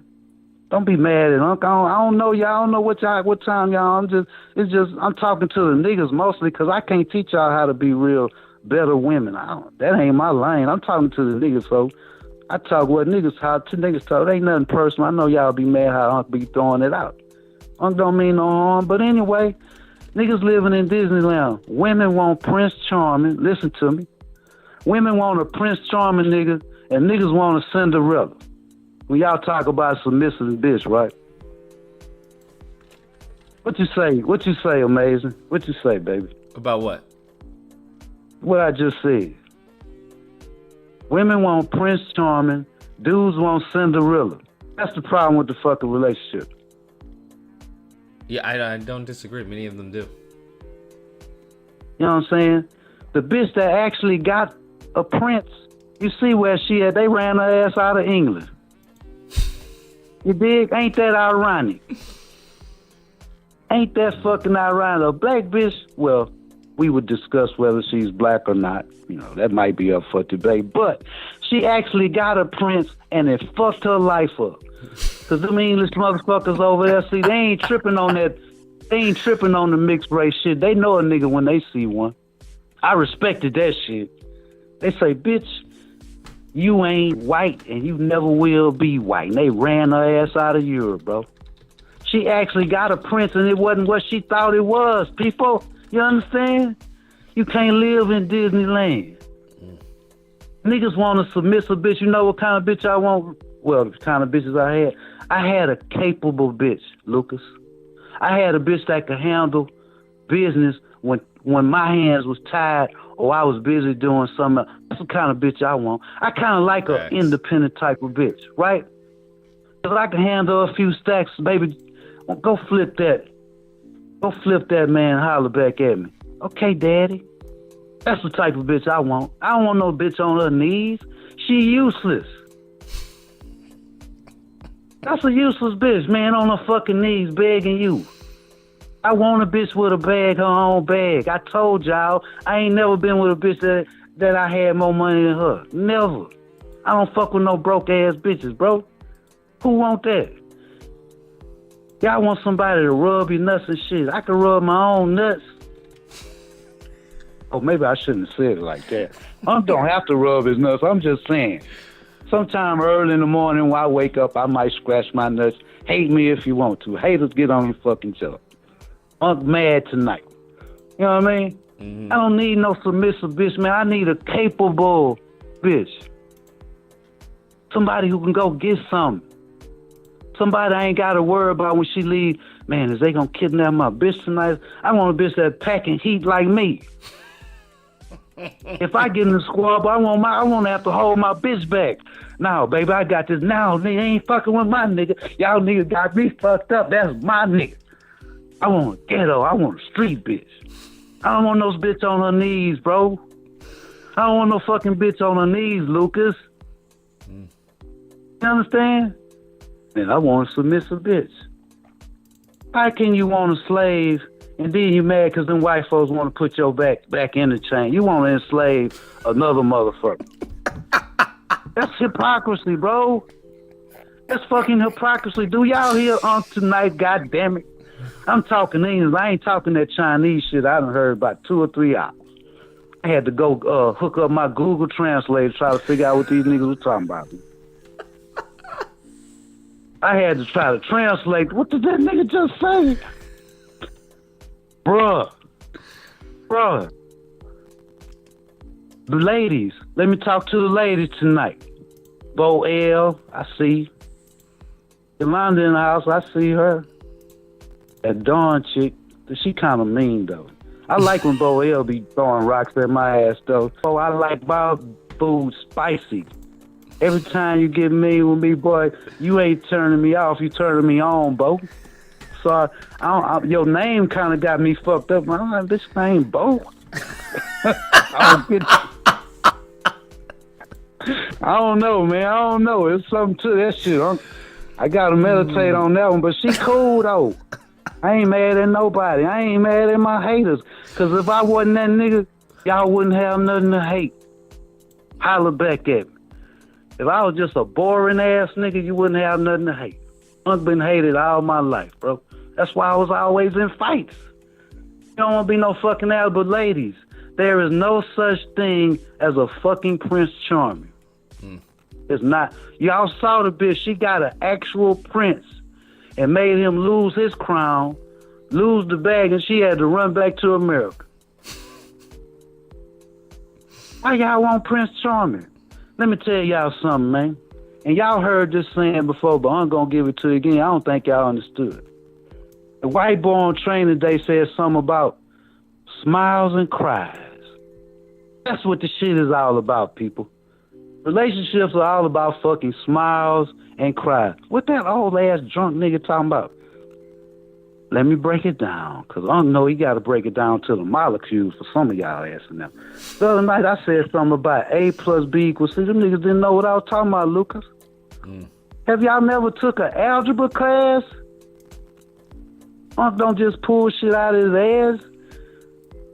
Anyway, smiles and cries. This is how you know if you with the right person. Right now, whoever y'all with tonight, what you do is buy one of those little calendars that you can write on, and every day you put on that day how that person made you feel. All you gotta do is, for all y'all technical people, you put a smiley face on that day, or you put a sad face on that day, depending on how the nigga or the bitch make you feel. At the end of 30 days, you look up how many smiles and cries you got, and then you know if you're supposed to be with that motherfucker or not. Simple. Smiles and cries, people. Smiles and cries. Your relationship is determined by how a motherfucker how he make you feel most of the time. Not all of the time, most of the time. Do you feel all right with that person, or do they make your ass sick every day? Smiles and cries. What you think, Lucas? I think that's a good solution. Damn, save the world. Maybe I can get a fucking Nobel Peace Prize tonight. Smiles and cries, people. That's how you know if you with a motherfucker or not, because a motherfucker don't lie to you. You know? Told y'all. That nigga Tyrese been a bitch twin. She been telling some good lies for 20 fucking years. Cause when she actually told that nigga that she didn't give a fuck about them, that nigga started crying. He didn't know. He didn't know. I'm gonna know when the bitch pulling the wool over my eyes. Bitch, you say what? Say what? It ain't taking me 20 years. When I divorced my wife, it took me 3 years. And that's only because we had a child, and I ain't want to leave my child without no father. She wouldn't have got that far with just me and her, because I already knew this was a dirty bitch. One day, we going to have, one show you got to do, we got to have a confession show. We got to have Surviving My Ex show, bro. And let niggas call in and complain about the motherfuckers they was with. You dig? Yeah. Because got a whole Netflix show about bitches I done fuck with. I'm going to make y'all ass do some smile and crying around this motherfucker. When I tell you what did, y'all don't know. Talk hard, but I got a heart. Ain't Hitler. You know what I mean? All ever wanted was a family. And bitches took advantage of that. But she thought I wasn't never going to dump her. One day I dropped that her on the side of the road. Like I was an Amazon driver. You did? Bitch, get out of my motherfucking car. Get out of my fucking car now, bitch. Like I dropped that hoe off like she was an Amazon Prime package, baby. And drove the fuck off, and I ain't seen that bitch no more, and no, that hoe didn't get $1 from me. They had one bitch in there talking about she know me the other night. Man, who was that bitch? Mia. Bitch, you don't know me. Hoe talking about our old child support and shit. Bitch, who the fuck is you? If you in there tonight, reveal yourself. Bitch, you don't know. You ain't old enough to know me, bitch. You ain't old enough to know me. You don't know shit about me. The fuck is you? One of them ops. Had to deal with cop ops. Had the white folks supremacist ops. And y'all fell for the white boy. Because you know what? You know why I blew up on that white boy where y'all talking about shake my head and shit? I done heard that white boy call in the other Twitter space, and he always used that same bullshit. I was telling on their ass, and they was trying to make shut up because was giving y'all too much game. Because he ain't have nothing to say. And y'all fell for that shit. Yeah, get that nigga out of here. That's a op, bro. He be on Tariq Twitter spaces. Be all over the place. Y'all just don't know. Is ghost in the machine in this motherfucker. And y'all fell for that shit. I say they working for the white folks. Y'all niggas talking that pro-black shit, y'all working with the white supremacy, bro. Deep game. He just wanted me to shut up. Ain't that right, Lucas? That nigga ain't never said nothing but, you're being racist to white. And I remember that punk ass, I remember his voice. I said, I done heard this shit before. That's why blew up. That's why I blew up. He just wanted me to shut up because I was telling too much of their business. Y'all think I'm lying? He be on Tariq Twitter space. He just anywhere it was a bunch of where some real niggas chopping it up. He always call in, you're being racist to white people. And what, nigga? Duh, Captain Obvious. What you got to say? He say the same shit. Because the reason why it was a bunch of echoes, because the motherfucker had his partners out. They had this shit on speakerphone, see? And y'all fell for that shit, man. Y'all can't go off to hear the old man crying about what Unc said. That's what y'all like? Y'all kick Unc out the chat to hear that bullshit that bitch crying about, well, it's just the Democrats and Republicans. I couldn't understand a goddamn thing, but it was funny as hell. Yeah, people, if you want to know who your partner with, where your partner rank as far as relationship, remember what Unc said. Smiles and fucking cries. Whatever they make you feel today, you put a mark, record that shit, and you'll know where you at. It ain't real, it ain't hard. But nobody is perfect, people. Y'all looking for perfection, and niggas ain't perfect. Females ain't perfect. Quit crying about each other, bro. Ain't nobody perfect in this fucking world. Niggas gonna have their ups and downs. The chicks gonna have their up and down. We all are victims of shit that got us fucked up for 400 years. Ain't damn sure ain't nothing gonna be about us perfect. Quit looking for that shit. Quit living in Disneyland, bro. That's why they call that shit fairy tales. Ain't no prince been to swoop up in the pumpkin chariot and pick you up and put a glass slipper on your fucking corny ass feet, bro. You got corns on your feet. The slipper don't even fit. This bitch feet too goddamn big, bro. We gotta get these hoes some motherfucking Skechers. She can't wear the glass slipper. Her fucking feet too big. Now some of y'all ain't fucking with no real bitches. If us be really big, you might want to check your eyesight, bro. Might want to ask for a birth certificate. That's what I got tonight, man. What you think, Lucas? I think it's pretty solid. Is Unc drunk tonight? Unc don't drink. Unc only drink on one day, the birthday. That's it. I don't celebrate pagan holidays. No, I think Unc is not lonely. Unc is not lonely. Boo. Unc ain't lonely. You lonely. And they get me with that gay shit. Lucas, didn't I have a concern about calling everything? If I say the sky is blue, Lucas, somebody gonna say that's gay as hell. If I say the fucking sky is blue, bro, what's gay about what I say? What's gay about it? Quit trying to deflect your motherfucking homosexual fantasies my way, bro. Any grown man don't walk around thinking about gay shit all the time, cuz. I don't. Maybe y'all do. Unc don't walk around thinking about homosexual shit out. Hey, man, the sky blue. Man, that's gay as fuck.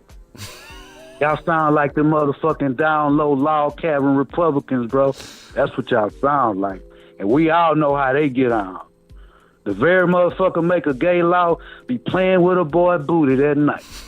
Man, don't be no hypocrites fuck with me, because I'm going to call your bitch ass out. And I know you operating from a position of jealousy anyway. Something about Unc, you feel like you don't add up, nigga. I know who you is, nigga. And if you think I'm talking to you, I am, bro. I am. Because another thing about an alpha, Lucas, do you know how much jealousy you got to put up with when you on the top, nigga? When you the top dog? Tell me if I'm lying, Lucas. No, you're correct. Tell me if I'm lying. You know how many jealous motherfuckers you're going to have to get in the square with? That you're going to have to fade every day? I've been through it, bro. I was an alpha when I was 15, nigga. I ran my whole fucking high school, bro. And I was in a fight every day. They was kicking my ass out of school. I was in alternative fucking school. The principal say, man, I just can't fuck with you no more, nigga. You are crazy. Man, they fucking with me. They fucking with me, dog. Bam. Y'all don't want that, man. Y'all don't want to get in the square, man, with a nigga every day. Because they hating you. I don't even know you, dog. Who is you? Who you with? Whose man is this, bro? Man, somebody said you said, nigga, if I got something to say to you, I say it to your fucking face, nigga. The fuck you, nigga, you letting another nigga put your king back, but come on, get this ass whooping in. Why y'all want to be an alpha? That's what I want the chat to say. All you niggas in there, why would y'all even want that fade every day, bro? Every day. That's how fake this bussy fear, manosphere, homosexual fear. You know what I mean?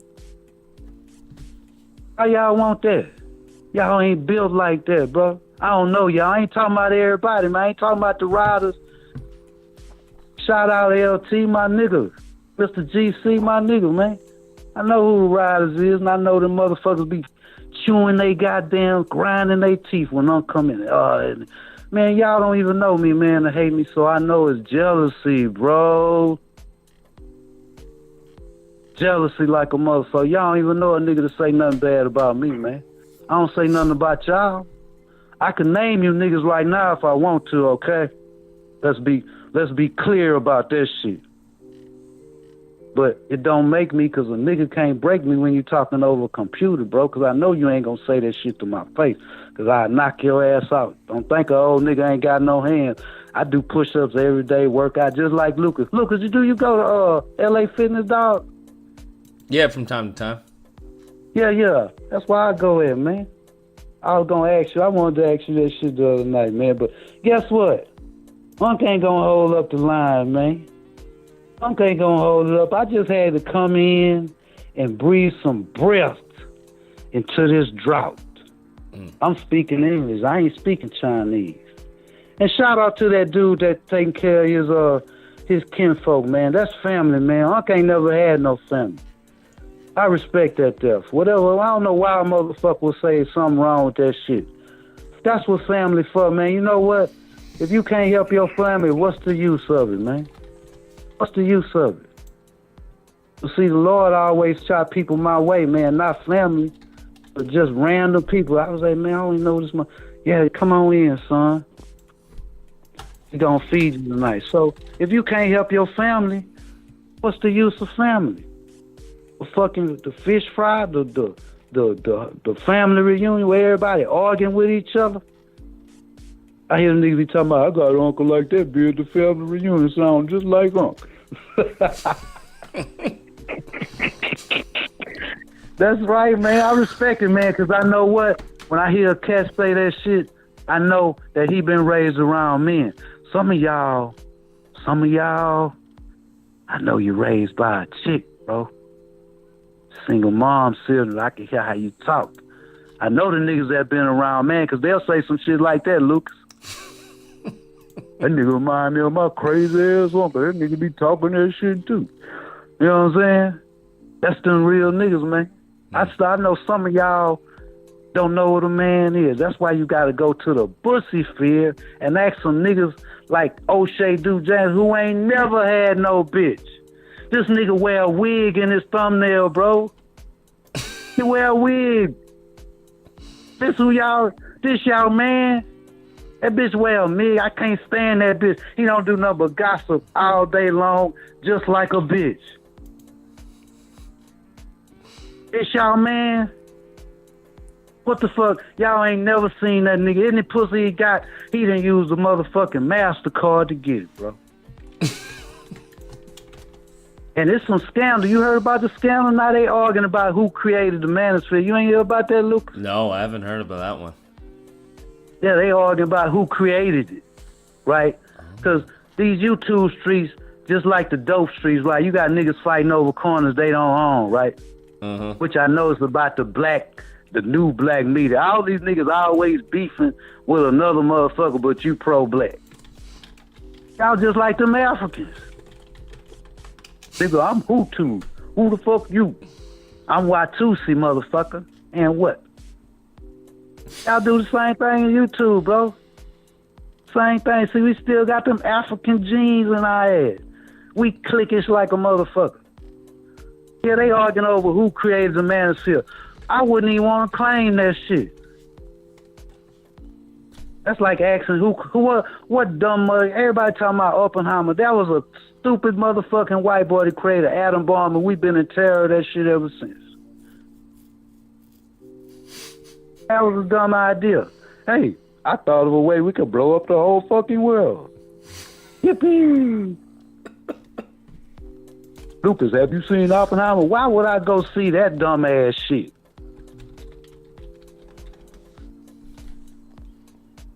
I just thought of a way to, this AI shit, right?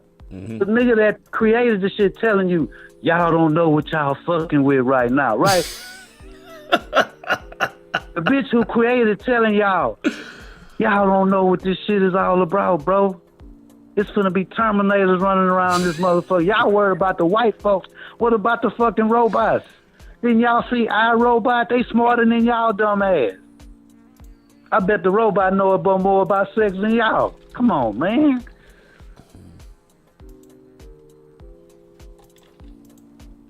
The nigga that created this shit say, man, I don't know what this shit finna be, bro. I bet that nigga swimming to an island right now. Gotta get the fuck out of here. Them motherfuckers don't know what's up. I done unleashed the beast around this motherfucker. Right? Come on, man. The world is so fucked up. That's why, man, I try not to go outside my house, bro. If it ain't for food or go get some racks, I ain't leaving this motherfucker. That's why I need me a capable bitch. Baby, can you go? Okay, baby, I ain't worried about it. Okay. I don't need no bitch on her knees, need me for every fucking thing, bro. That's like having a child. Y'all want some children for bitches? Let's be honest, man. Y'all really want a child, right? I don't want no bitch I gotta raise. I don't want no virgin, Lucas. I don't want no virgin. When I hand her the dick, I want her to know what she doing. And what I'm supposed to do with it? Bitch, put it in your mouth. Put it in your mouth. Okay? I didn't know what you mad at me for. I didn't know what to do with it. When I hand it to you, put it in your fucking mouth, okay? I don't fuck with no virgin bitch. I know what a bitch that know how to do what she do. You know what I mean? Come on, man. I don't want to have to teach a bitch. That's like fucking with a child. I want a woman. You know? I want a woman. I want a slave, childlike bitch that you gotta do everything. She can't survive if you don't tell her what the fuck to do. That's a dumb bitch. Okay? I want a smart, intelligent bitch that, baby, don't worry about it. I got this. I want a bitch that get out the car and change the tire before I even unlock the door.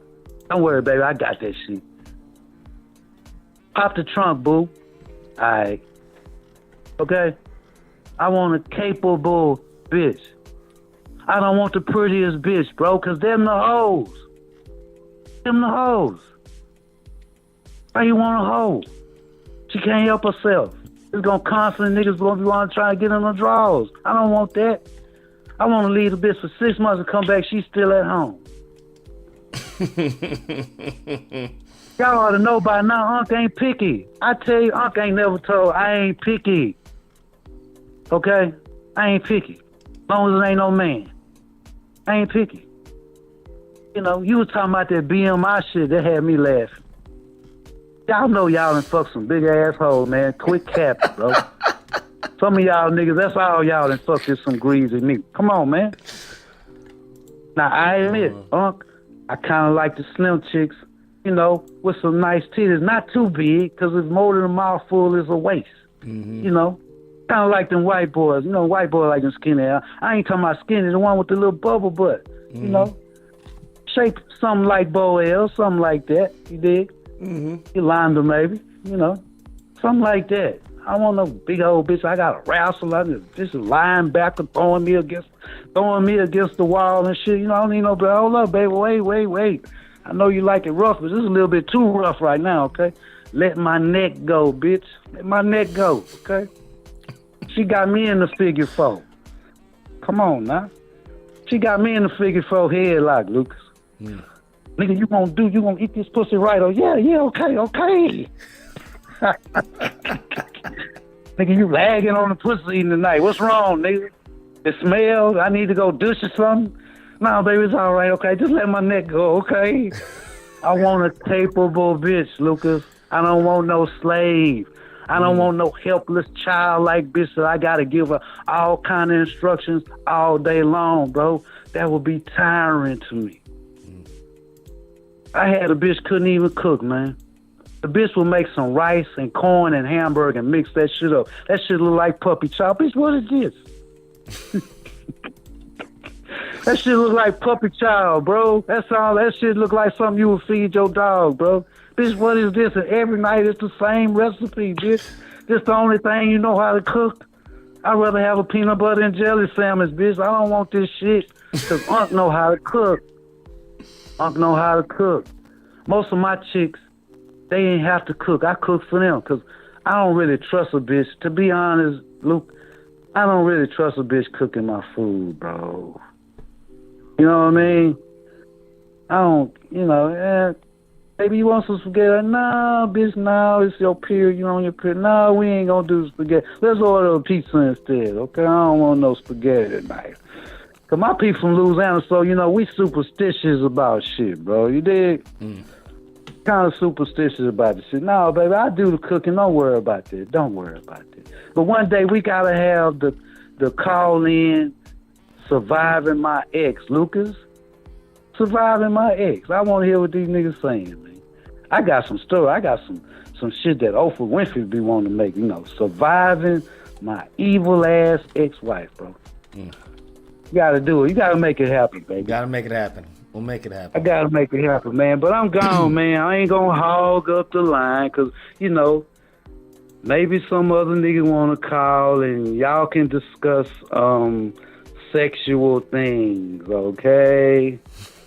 So Unc is out. Unc, salute the riders in the chat. Salute everybody, man. Y'all be cool. Remember, smiles and cries, baby. Unc, remember Unc? Unc gave it to you for free. Holla. All right. Take care and stay safe, huh?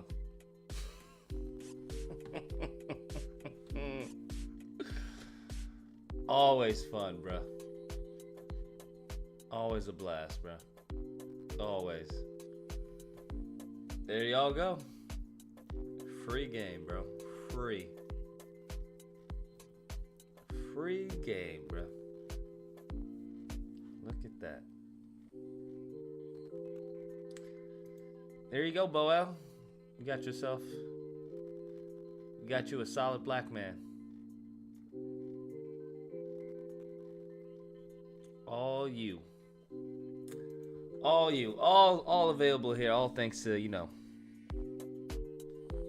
all thanks to y'all, bro. We're gonna have a little dating show. Have a little dating show for Boel. Isn't it? Don't they do that for like charity and stuff? Here we have Boel. You have to donate if you like a date. 209. You're on the line. What's the disagreement? Tell me why. I don't have no disagreement. I was listening to the old dog on there talking this shit, but it was some good stuff. So I really don't have a disagreement with you, Lucas, because what you're doing is some good stuff. I enjoy it, and homeboy is he was on point with the shit he was talking about. So, but I just want to give you your props. All right, man. I appreciate that. You take care and stay safe then. All right. Peace out. Later. There we go. Ooh-wee, bruh. Ooh-wee. Good stuff, man. Good stuff. I'm trying to find out what food. We were supposed to be gaming, bro. Y'all know I have this freaking code for what do you call it? What's it called? For blanking. For Tekken 8, that's what it is. Tekken 8. I still haven't gotten a chance to play it. Is that crazy? I feel like that's crazy. I feel like that's cuckoo for Cocoa Puffs, bro.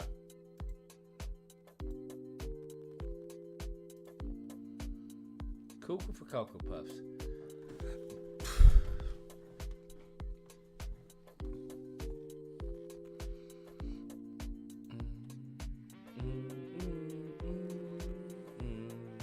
Because what would we even be playing unless we play Call of Duty? My COD has been pretty trash. So, there's that. Castle go to win the end panel. What do you mean Castle's gonna win? Castle's gonna win what? Castle about to get that work. Castle don't play Tekken 8. Tekken? Does Castle play Tekken? Castle get that work, bruh. What are we talking about? Where's Castle? Did he have the code? Or Among Us? Would you ever collab with Venom 2 Million? I'd love to see it. Yeah, I'd collab with Venom 2 Million. Venom 2 Million, excuse me, Venom 2 Million's never reached out, bro. I don't know why I wouldn't collab with Venom 2 Million.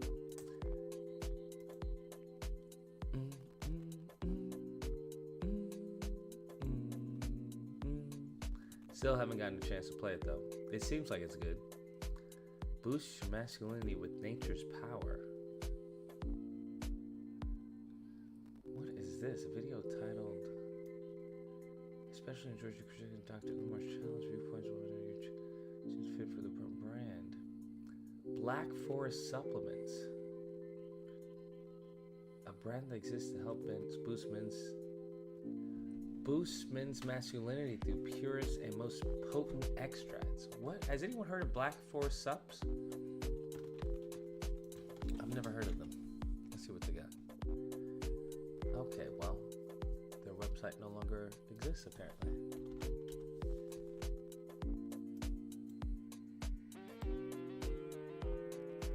Black Forest Turkerstone.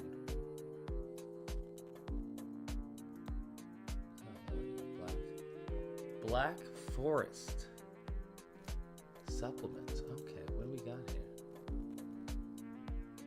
95 Turkestone? Does anyone know what Turkestone is? I have no idea what Turkestone is. Access to unlimited masculinity. Good support. I don't know what this is. Anyways, I have no idea what this is. Interesting nonetheless. Maybe I'll reach out to them. I need to have like a what do you call it? Like a something. What is it called?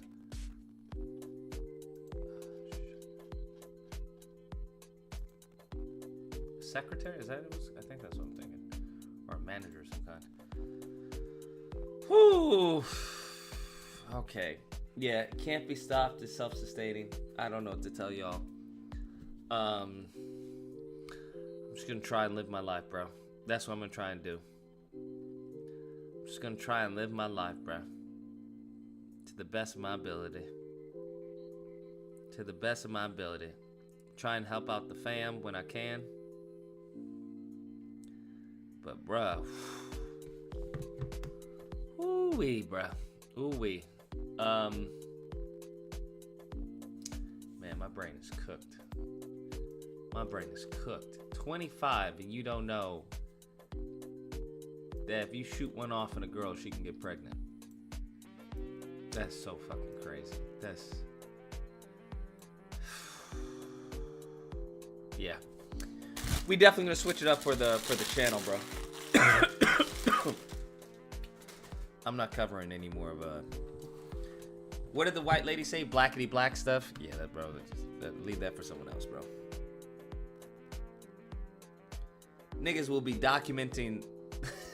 You wanna know what be crazy? You wanna know what people will do?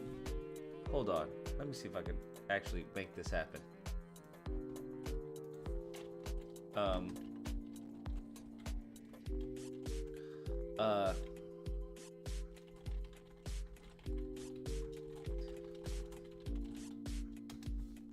Let's see if I can see that.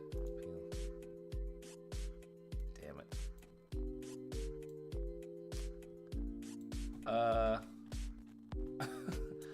I wanted to get...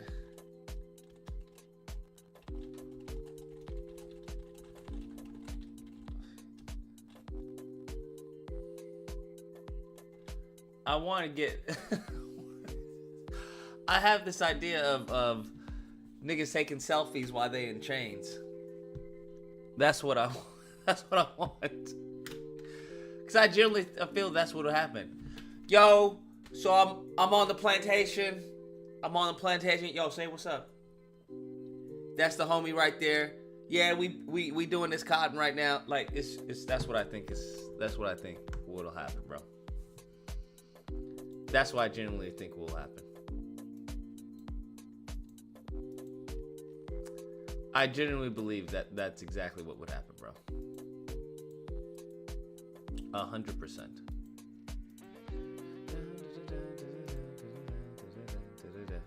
That's exactly what I believe will happen. 100%.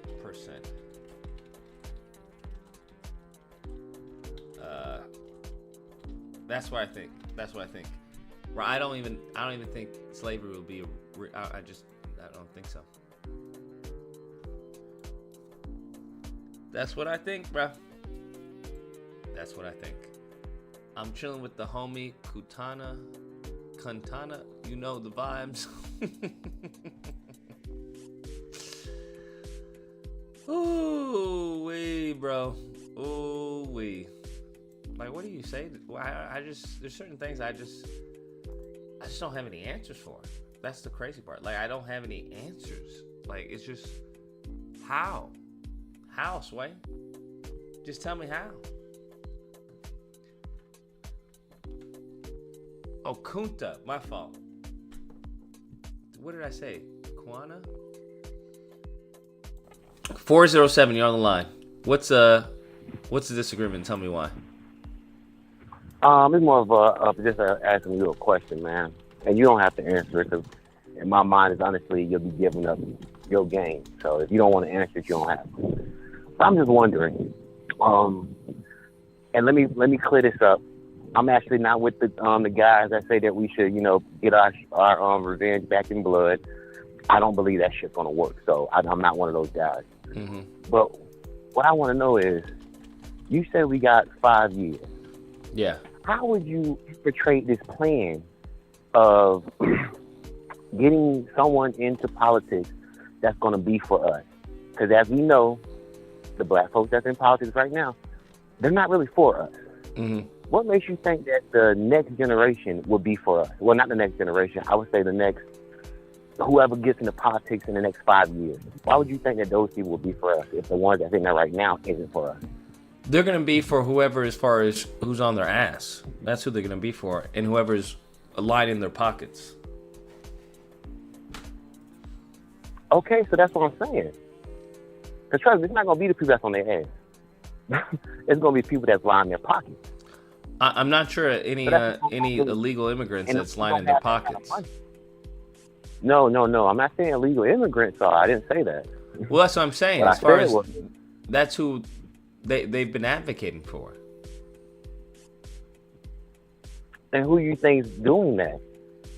It's not illegal immigrants. You're right. You're right. I would say it's the vast majority of the Hispanic or Mexican population here in the States who have family. And you think that they're lining their pockets? No, you don't have to line your pockets if you're as far as have your foot on their neck. What foot has the Hispanic group really been having on their neck? What? They've been protesting and showing up at people's Besides doors? in LA, you see, hold on. Besides in LA, can you say that around the world, around the American nation? We don't need to do it to everyone, right? You only do it to those who have positions of power, right? So Nancy Pelosi at the time, they interrupt Nancy Pelosi's speech. If they interrupt Nancy Pelosi, everyone else is going to fall in line. So you don't need to target everyone. Okay, so what you're saying is target one place, and then you don't. And I hate saying this word, but you don't think that the black ignorants are going to come towards that state and ruin your thing? What do you mean? If they know something is better, you don't think that the black ignorants are going to up and move to something better? I'm just saying. I'm just asking. Wait, do I not think that the black ignorants are going to move to something better? What? I don't know. Yeah. I don't know what you're referring. You talk with In what us. context? I don't know what you Let's mean. say that your plan works. Let's say that your plan works. You said we don't have to do it to everybody. We just got to do it to certain states, certain people, and that's that. If you get your plan to work, you don't think that those black ignorants are going to come and try to, get into that good space? Try and come and get into what You good can't stop space? them, 'cause you can't stop them now. To get into your whatever space that you didn't, like I said, you said we don't have to do everybody, so we'll just say California. California does your plan. You get it going. Things get to moving.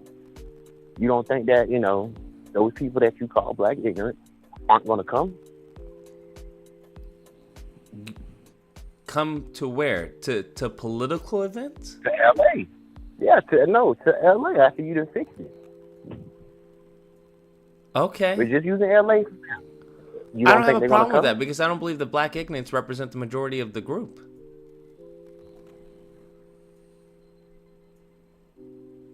Then why the hell are you talking about eradicating them?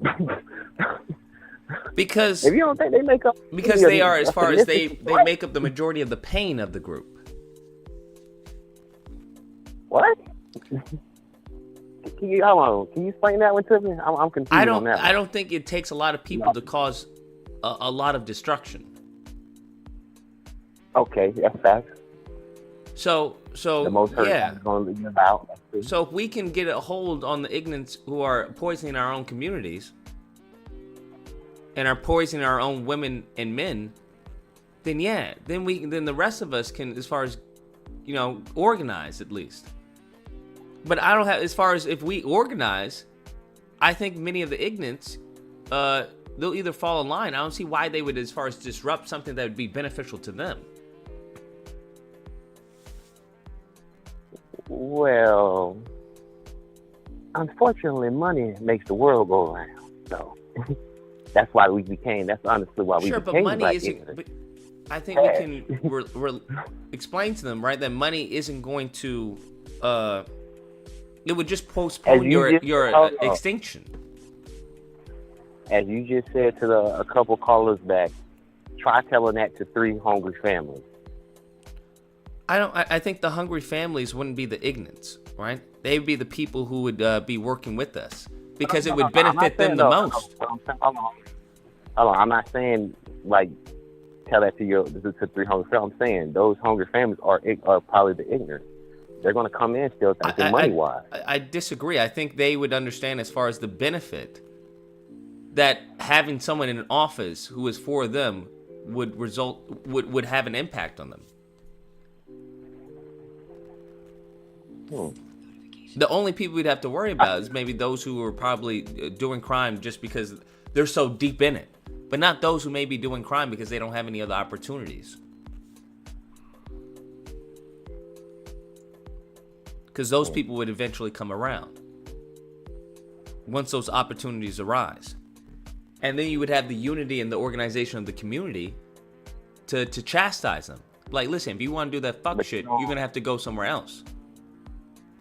But you don't think that that's already most of these people that you're calling ignorant? You don't think maybe we didn't have a choice? What? Wait. Are you saying I don't think that most ignorants have a choice? Yeah, I'm just saying because what you're saying is that you think that the ignorance. No, I think in this hyper sense of have a choice, but in some cases that's you can have a choice of, hey, you can either starve for a night or you can go and steal something. Sure, that's a choice. Can you clarify what the ignorance are? Because I think I'm getting confused because you're talking about a thief now. The ignorants are the dregs of society within the community. Those are the actual fathers who are absent in the homes, the mothers who get with these trash dudes, the gangs who are causing terror in the community, the drug dealers, and etc. Those who are doing everything to detract from black empowerment as a whole. You hit me on the nail at the end. I was just trying to see was I part of these ignorance that I'm trying to understand. So once again, though, then leads into my question. I'm talking about the drug dealing ignorance.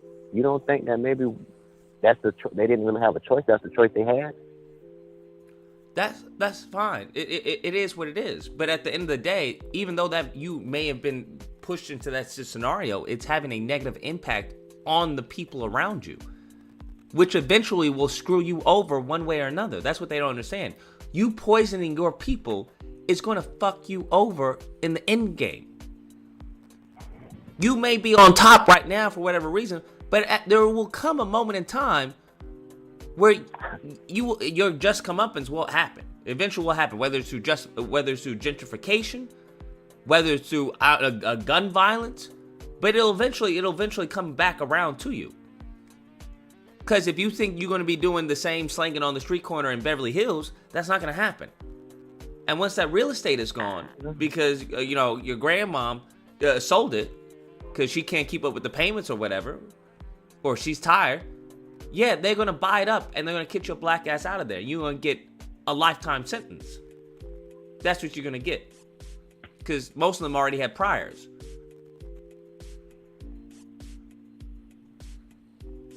So that was a little bit judgy because I don't have priors. I mean, statistically speaking. Yeah, and that could be anonymous, so I'm not going to say that either. But like I said, and I'm still just trying to wrap my mind around this. You're going to have a politician that's going to have your back. If you're not lining their pockets, you're not going to have them. Well, that's why you would have to, as far as the community money. That doesn't really work as far as y'all think it goes. I agree. That's why, as far as you would have to garner as far as the community money of the community and sponsor a politician, lobby for a politician. Because the Black Caucus isn't doing it. But we don't need the Black Caucus. We can come up with another caucus. We can come up with another organization. White people, as far as every other group, has, well, not Asians or anything, but they have either people are advocating for them, organizations, charities, etc., nonprofits, in addition with people who are already in those positions of power. And then it just becomes a network. If I have an organization that's for pro-Republicans or whatever, then do you think that a Republican is going to shun me for giving them a stage to people, to their own constituents, or people that are within their party? No. Then it becomes a symbiosis. Then it just goes back to business. It's just good business. That's why you get so many Republicans who show up at a TPUSA event, or they show up on a conservative outlet or whatnot. It's a win-win for everyone, and money's good. And that's what I'm saying. You hit it on the nail. We already don't have anybody, really talking for us. I just don't get why you think that setting up someone else is going to do anything different unless you allow the pocket. I think as far as the Black Caucus will get in line if black people wanted them to get in line. But I guarantee most black people don't know as far as three people from the Black Caucus. That's facts.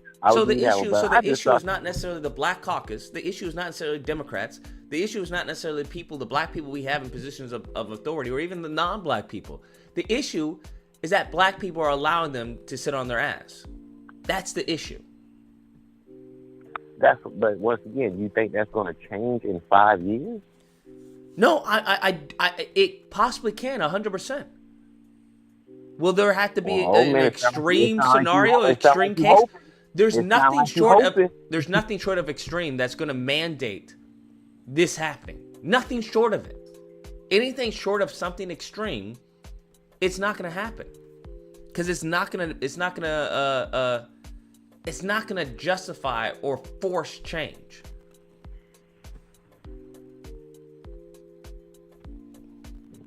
Okay. Like I say, I don't personally agree with neither side, but I was just trying to see. And like I say, I don't. Maybe it's just what I'm going off what I'm seeing now, and I just don't think it's going to change. But I think once again, both sides is kind of on a pipe dream situation. I think both of y'all are doing a lot of hope. I don't disagree with you. The possibility we can go to war with these people who once again outnumbers us, because it's going to be more than just white people going against us. I agree. I don't agree with that, because that's not going to lead to anything. I just don't think that, and I just don't think that yours. Like I said, I don't think that yours is. Like I said, it's just maybe because of the politicians that I see right now. I just don't see them doing nothing. hell, They're like not I was going to do finna say, anything bro, because I went down there's that no rabbit there's hole, no bro. fire under their feet, right? The kid isn't going to willingly do their homework unless they're a great kid. Most of the time, you have to stay on their ass, right? Hey, have you done your work? I'll get to it. No, you need to do it now. And I guess I give you that because once again, it's like once those elections over, it's like black folks don't even care no more. Well, exactly. So if they don't care, why would I care? That's They don't why. even That's care why it's about such the a primary. cushion. They just be caring about the presidential election. They don't even know what a primary is. Well, that's why it's such a cussionary job. It's such a great retirement job is to get into politics. Because all you have to do is win one time and you're in for life, really. Because no one's going to remember you. And most people vote down the line. And in some of these certain areas where there's really no competition, right? They'll vote for the person they've already, they know. They're like, oh, I know so-and-so. He's a good person, blah, blah, blah. That's it. And you're in there for life. So that's why there's not a lot of rocking the boat. Because they know if they rock the boat, they vote out of party lines, that's trouble, pimpin'.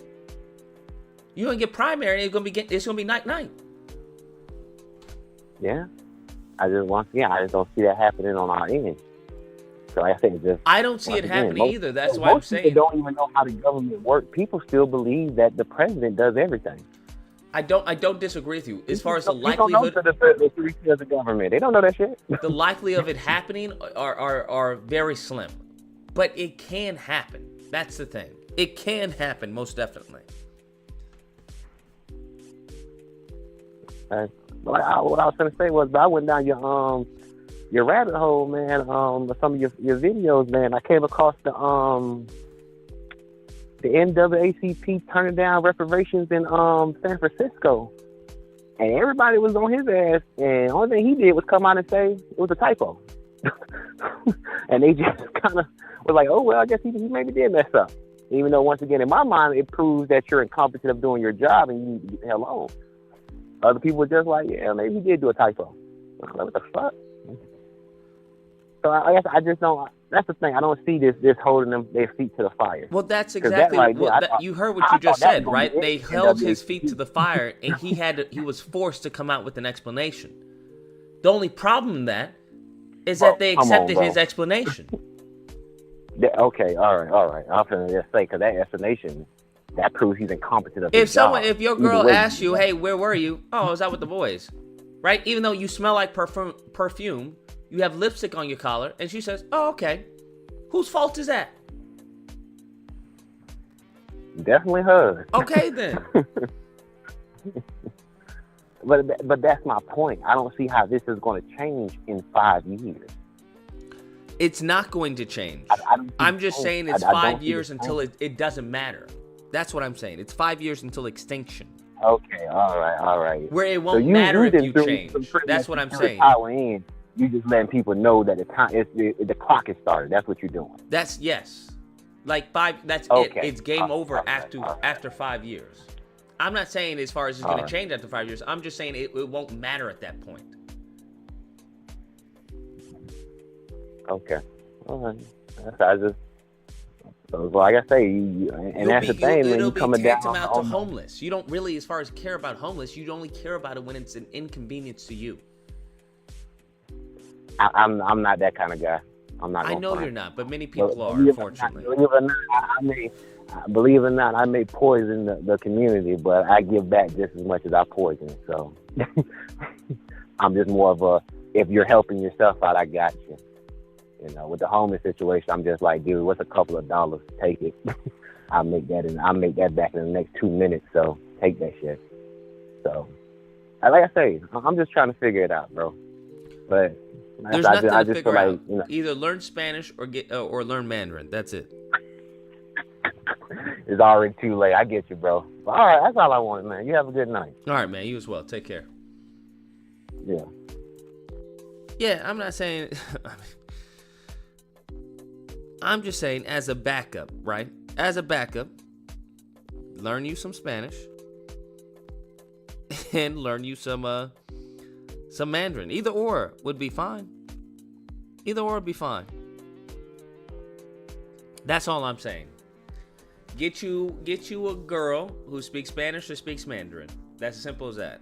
All this, hey, you need to have a black woman and all this, or a black man, that you go ahead and do that. Knock yourself out. Knock yourself out. You just have to think as far as not, because it's going to be for survival, right? All this pride that I keep hearing that many people have, and there's nothing wrong with that, but unfortunately that pride doesn't manifest itself into anything. It's just pride. Hey, we did this, we built the country, we did this, we're the most people who blah blah blah, yada yada yada. And it's like, that's awesome, but nobody cares. That's what I've noticed. Nobody cares, bro. It's like, cool story. What else? So it's got to manifest itself into something. It has to. Otherwise, what we're going to be as a people is going to be that homeless person, right? Or God forbid, that older person, because we all know that one person who's like, you know what? You're gonna be Al Bundy. Back in my day, I threw a touchdown and yada yada yada. That's what you're gonna be. That's what you're gonna be. And I don't think you want that as a. I don't think you want that as a people, bro. That's all I'm saying. I don't think that's not the best way to go out, bro. Right? That's not the best way to go out. That's all I'm saying. That is not the business, bro. That is not the business. I know Bundy's a goat. I get it. I'm just saying that's not how you want to go out. It's not how you want to go out, bro. What did Drake say? Was it Drake or Lil Wayne? Your hottest chick was your ex? It's not how you want to go out. And that's what it sounds like. Many people are confident that they're so riding on their ancestors' coattails that they haven't thought about, well, how am I keeping my ancestors alive? You constantly, that's what I'm saying, you're not your ancestor, right? You're not your ancestor. Either you're not your ancestor or you don't believe that there's actually a war going on and oppressed and all this. Because you're not behaving as such. When I saw Hispanics, when it came to that DACA and the kids in cages, they were behaving like that shit was real. Like, yo, this is horrible. This is a travesty. We gotta do something. They weren't fucking around, bruh. They didn't give a fuck about a council meeting. They were posting on this. Fucking the news were fucking amplifying the message. Yeah. I'm just saying. We saw how the news even did with reparations. Were they pro reparations, or were those mofos like, so what do you think?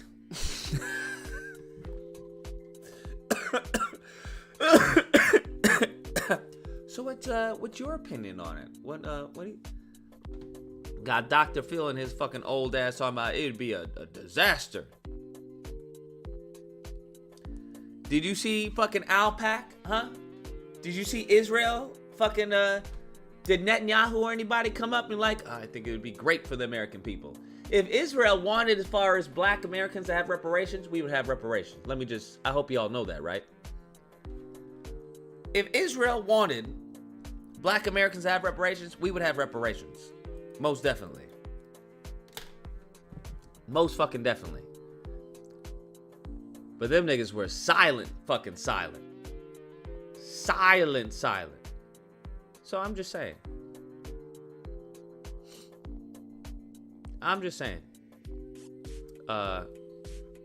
It's very simple for me, bro. Very simple for me. I get it. I understand.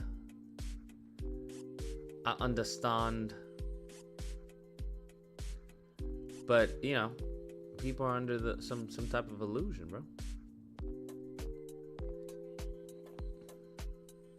Some type of illusion, bro. But that illusion is gonna disappear, fam. That's what people don't understand. It's going to go bye-bye. is going to go poof. And by the time it goes poof, it's going to be too late. Nobody's going to give a fuck what percentage black you are, bro.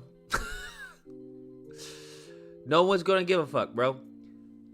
That's how that's going to work. I hope people understand that. Nobody's going to care. What they're going to, as far as view as, they're going to view as, hey, you're either one of the good ones or you're one of the bad ones. That's simple. And upon being one of the bad ones, you are now fucking ostracized. That's what the fuck is going to happen. And their view of how you being good or bad is going to be entirely up to them. Because Asians, Mexicans, and the whites are all going to have unity.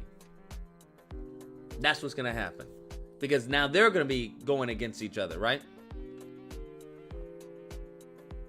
So, us being out of the picture is a win. Us being out of the picture is a win for the other groups. That's what you have to understand. One less person in the race, great. That's a fucking W for me. That's one less person I have to worry about. That's one less person I have to worry about. So, it's just very interesting hearing people say, you know, the adjacent to whiteness and stuff like that. It's like, you say all this, but do you really believe that? Because if you really believe that, then we in trouble, bro. So, but you know what? It doesn't matter. Niggas is too busy complaining about stupid shit that doesn't matter. That's all I'm saying. That doesn't impact you nonetheless. If you worrying about what the black woman dates or the black man dates or whoever they're with, you've already lost it, bro. You already lost. That's the least of our fucking worries. Like, literally the least. The least. But, you know. It is what it is. You can join Muslims, good community, and strong financials. No discrimination for black men. Is that true? I don't know. Is that true? Does anyone know if that's true? I'm not sure with the Muslims community. I don't know where they would be. I don't know any strong Muslim communities in LA or in Cali for that matter. I'm unfamiliar. Most of the communities are Jewish communities. Perhaps there's a Muslim community that I'm unaware of. I haven't come across it. None in Santa Monica, none in downtown LA,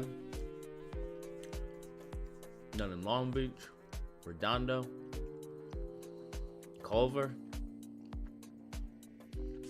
Just not familiar. You gotta keep the fake, Luke. People who really invested in change will make it happen. We gotta stop talking and be about it. Yeah, that in and of itself is talking. I'm not keeping any faith, bro. I don't keep any faith, bro. Unfortunately, that's just that's not what I do. Y'all can keep the fight. Y'all can keep the faith. You guys can keep the faith, absolutely. I'm just preparing for the worst. That's how I work, right? Right? If somebody says, nigga, I'm gonna give you $2 million on Monday. On God as my witness, $2 million, I'm gonna deposit in your bank account. I'm like, bet. I'm gonna sleep just how I slept before he said that. I'm not banking on this mofo giving me $2 million. You out of your fucking mind. Some people would actually go out and start looking at houses and stuff. They start telling other people. I don't do that shit, bro. Absolutely not. I'm gonna go to sleep, wake up, check. If it's there, now we do something. Now I'm like, oh shit, let's go. If it's not there, wasn't expecting it to be there anyway. Yeah, I don't work on that hopium shit. Cause that hopium will fucking that shit will cripple you from actually taking action. right? Like even in in emergency cases, right? If you've ever had to take what is it called? I forgot what it's called. Like a healthcare class. They make all trainers and everyone take like a not survival class, but a health class in case, someone falls out or someone dies or someone has a problem or whatever. And one thing people, there's paralysis that usually happens, right? Where people, even in what's it called, necking in traffic, where an accident will happen. What happens? It's not the accident that's causing the traffic. It's the people who are fucking slowing down and saying, "What the fuck going on over there? Oh damn, that's a fucking messed up accident. Look at that." That's what happens. Right? It's not even the accident. Accident's all taped off this block. You got the police, you got the firefighters. And the same thing happens in an emergency case. People will just be like, "Oh my God, I can't believe it." So they tell you to give people orders. Because if you don't give people orders, people aren't going to do anything. And by the time they do something, it's rubbernecking. That's what it is. It's going to be too late. Especially in time and precious seconds. That's why when something happens, you say, "Hey, you do this, you do that, you do that." You gotta give people orders. You gotta have to delegate.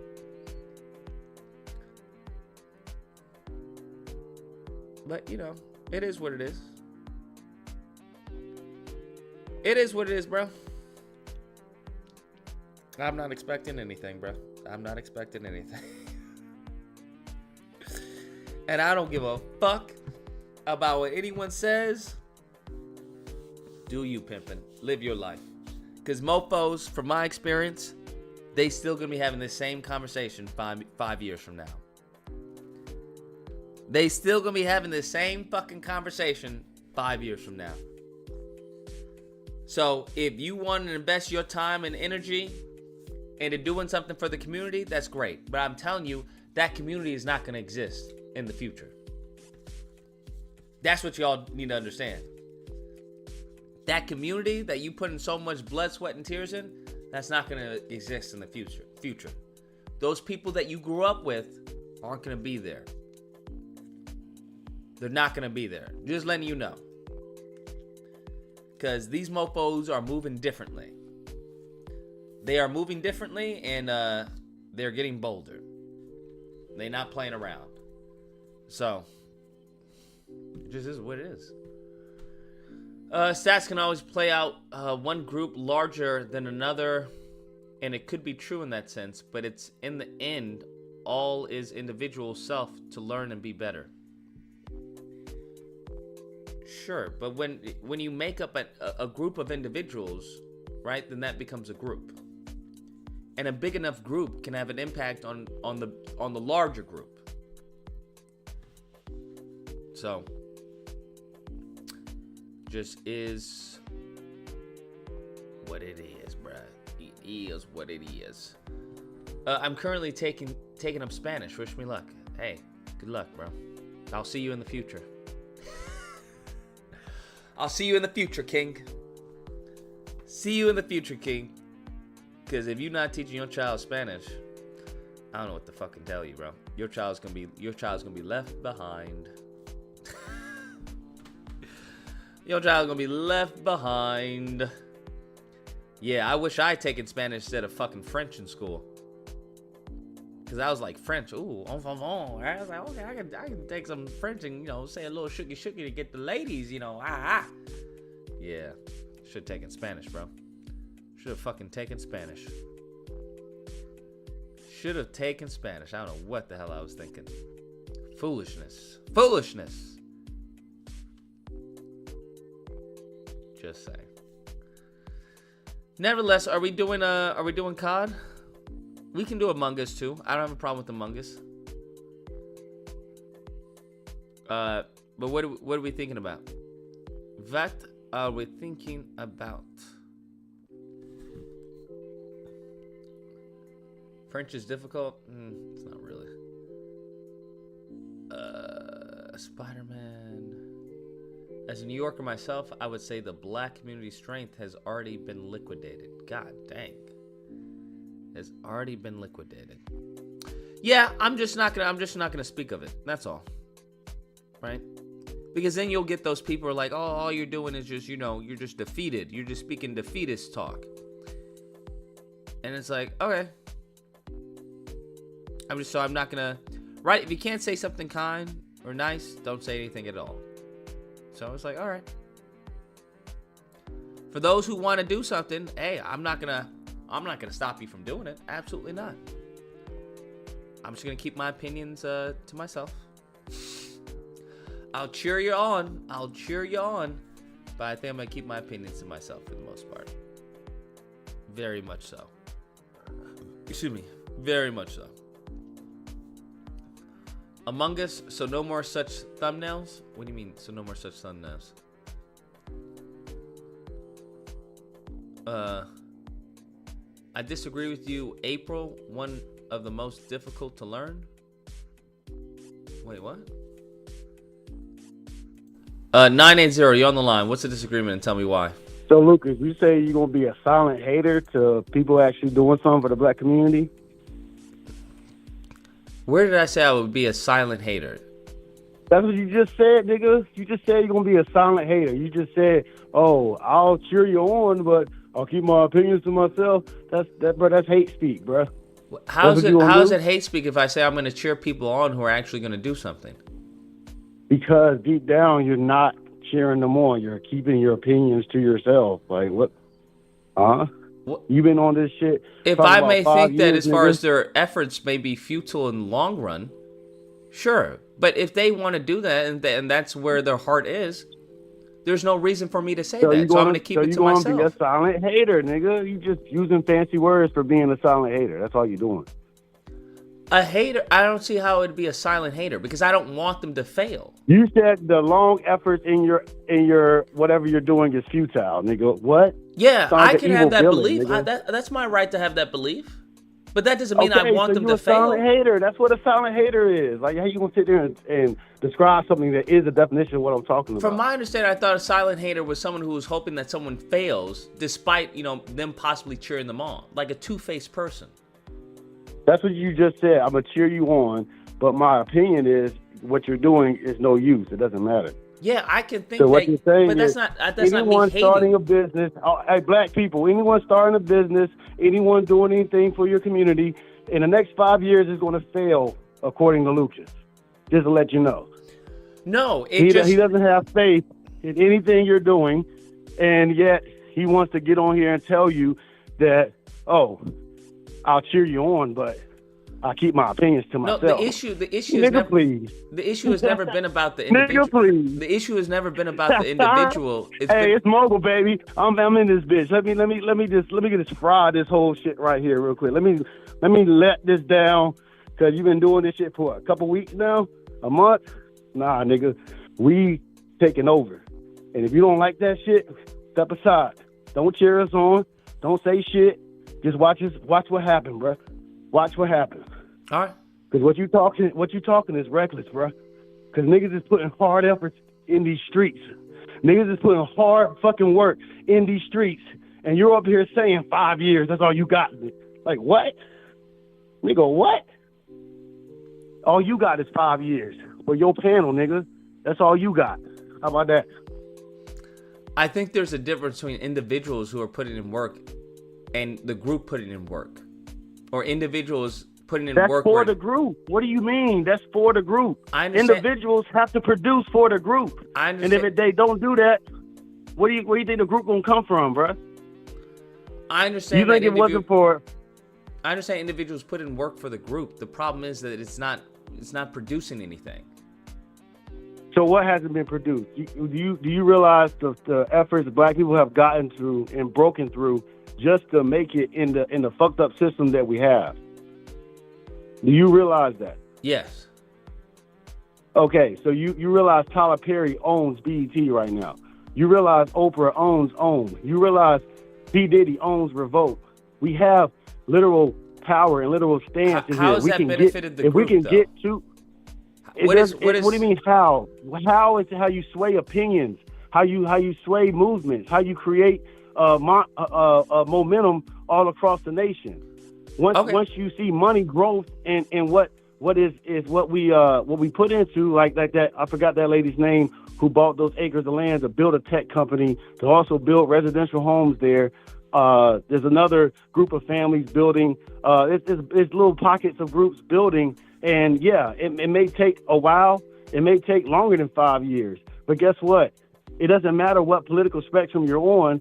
All that matters is the work you put in, what you're willing to do. All that it doesn't matter what opinions are going around in the media. You watching too much TV or too much CNN, nigga. All that building is great. The problem is when they have eminent domain and they want to put a highway where you just built, that's what they'll do. Which is why all that building without any political influence is meaningless. If they put a highway where we build at, nigga, we raise money between our community to block that off. They're not going to be able to just, eminent domain this, eminent. They tried to eminent domain one of my neighbor's homes, and there was a whole protest around them. They was trying to bring in, the officer and everything. They left. Them boys left. They got scared. People need to get serious about this shit. And I think people are. More people are getting serious about what's going on. The police don't get scared. And they're not allowing them. They just regroup. That's the only thing. So they may not do it now. So we regroup. So we regroup, and then we implement a plan. Stop all that. Oh, it's done. It's over. No, unless group you have up the together money and for plan. the lawyers and the attorneys to fight them in court, then no, that's not going to happen. You don't go to their court. You create your own courts. Fuck their courts.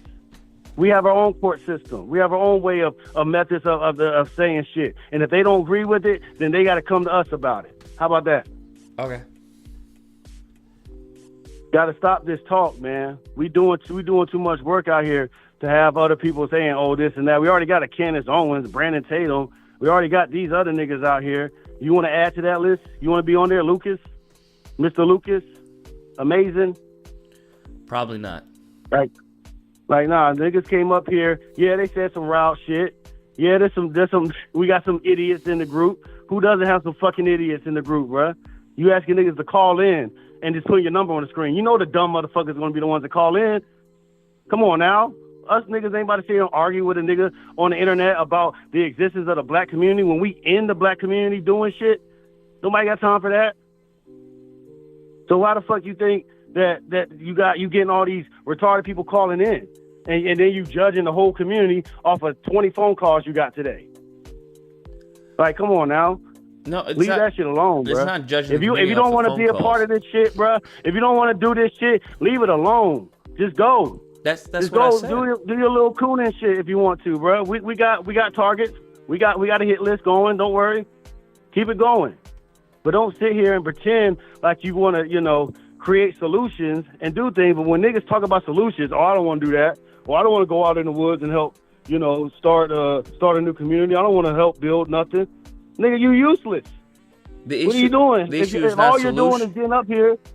You said what? The issue isn't solutions. The issue is viable solutions that would actually impact the group in the long term. Okay, and some viable solutions are presented, and you shot them down as a dismissive statement of, I'm not doing that. I'd rather kill myself. I'd rather be a slave. What viable solution did you hear? What do you mean? Actually growing our own food, farming, getting back into that? Yeah, that's a good solution. You don't want to do that. My family grew up on a farm. They still own the farm they grew up on and rent the land out to other farmers. And it's a lucrative business. And sitting here shutting it down because you don't want to fucking shuck some corn or go out in the woods and get some twigs to start a fire. If people have a green thumb, then by all means do that. I don't have a green thumb. It's not if people have a green thumb. It's if you want this shit to work out, or if you want to keep cowering to a system that doesn't give a fuck about you. No one cares about being in the political arena. The political arena is completely designed to fuck over black people. That's why you have the two-wing system. So you have no exit, nigga. They're covering both exits, and they putting you inside. Like nobody's sitting here trying to be Democrat, Republican, none of that shit. We create our own party. That's how you do it outside the system. Okay. If you want to really know. So I don't know what you want to do, nigga, but you gotta shut this shit down with this 5-year thing. Talk about the Manosphere. Like, them niggas deserve to get roasted. Go ahead and do that. So leave that shit alone, bro. We good. All right. All right, one. All right.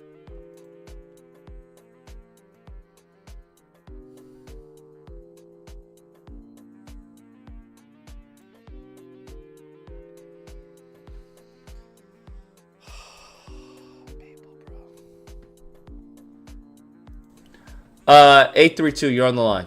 What's the disagreement? Tell me why. I heard something about retarded. So brother need to put a steering wheel on that shit. Who you talking about, brother? That's retarded, bro. This Unc.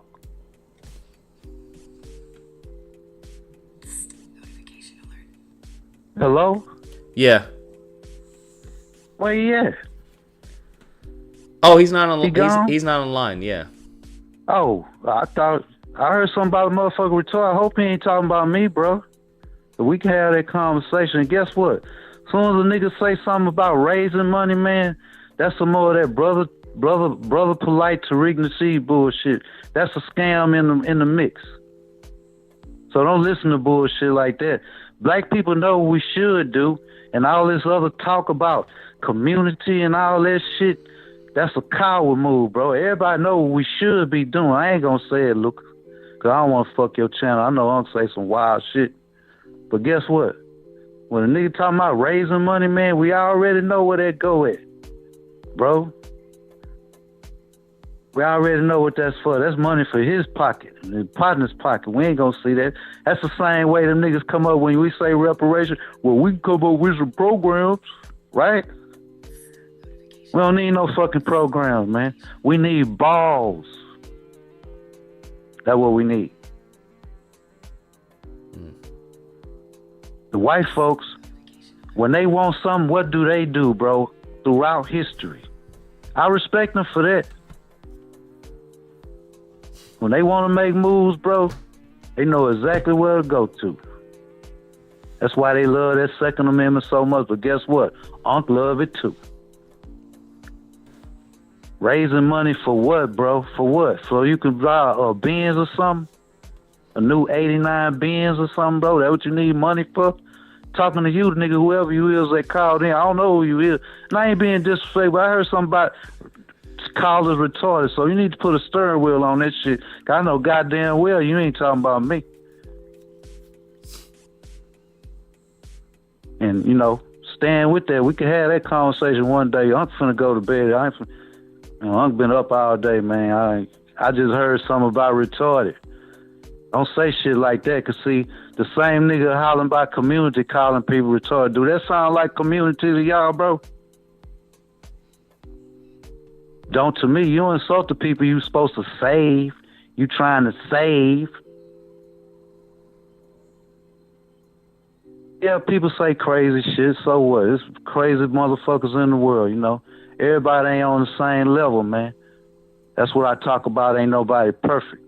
Everybody on the same level, you know. Education system is, America is, you like data. Where the education in America at in the world, Lucas? Whole lot of Americans ain't the brightest bulbs in the room. We all know that. Don't call people retarded though. That's disrespectful, little brother. Whoever you is. That's disrespectful. I know when the fuck you ain't talking to me. Cuz. Talking about a fucking community. You just dead at your own argument. You mad at, who you mad at? I ain't hear nothing about you mad at white people. You mad at black people. How you gonna lead the community when you hating on the niggas you supposed to be saving, bro? Make that make sense. But I just called in. I'm finna go to bed, man. But I heard something about fucking retarded, bro. I want to, you know, you got to put a steering wheel on that kind of shit. Let me know where you going with that. Who you calling retarded, cuz? I'm out, Lucas. All right, man. Take care.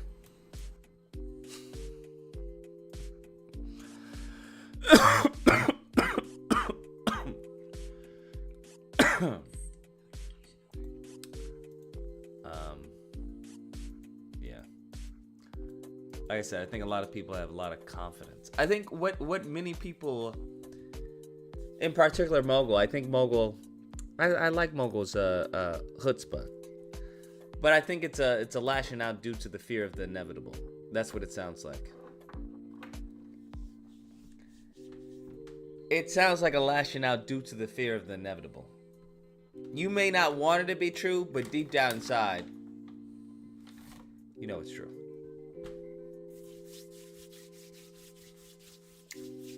Which is understandable. Which is understandable. It's kind of like the woman who knows her man is cheating, but she denies the signs.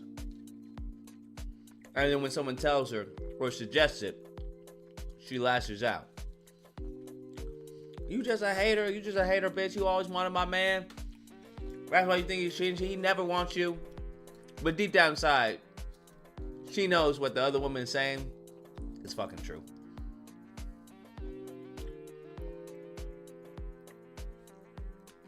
That's all. So I just wish that fear or that belief that people have, because fear works in great ways if it can be guided 100%. 100%.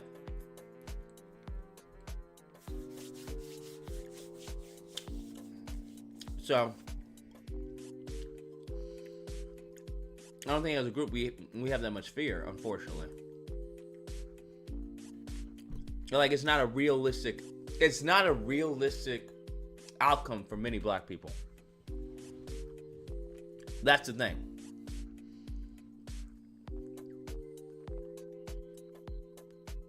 It's kind of like, I don't know, a flying pig or something. It's like that's not gonna happen. That's not gonna happen. And then when it happens, then it's like, oh shit. That's what it seems like. You're slowly realizing that we don't have 5 years. This is the post-apocalyptic find a Becky for shelter.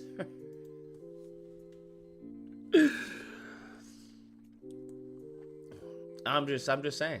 But those who want, like I said, those who want to put up the fight, absolutely, go for it.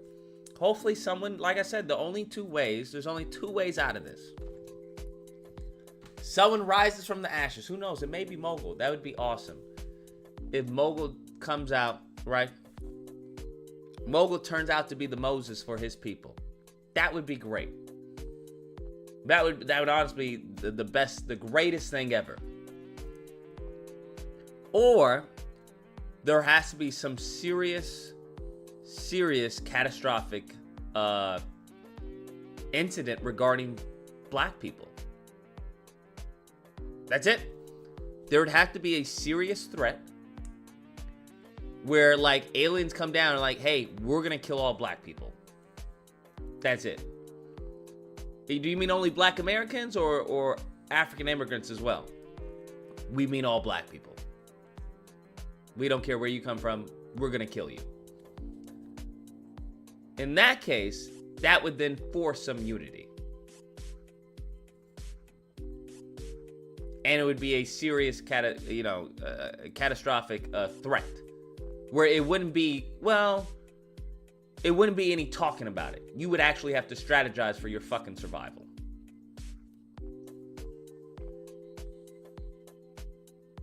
So, outside of that, shit doesn't magically happen on its own.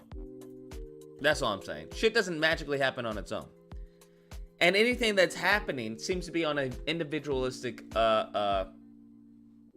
base. That's all, right? A few black people are doing well. One black person who, is helping out the community.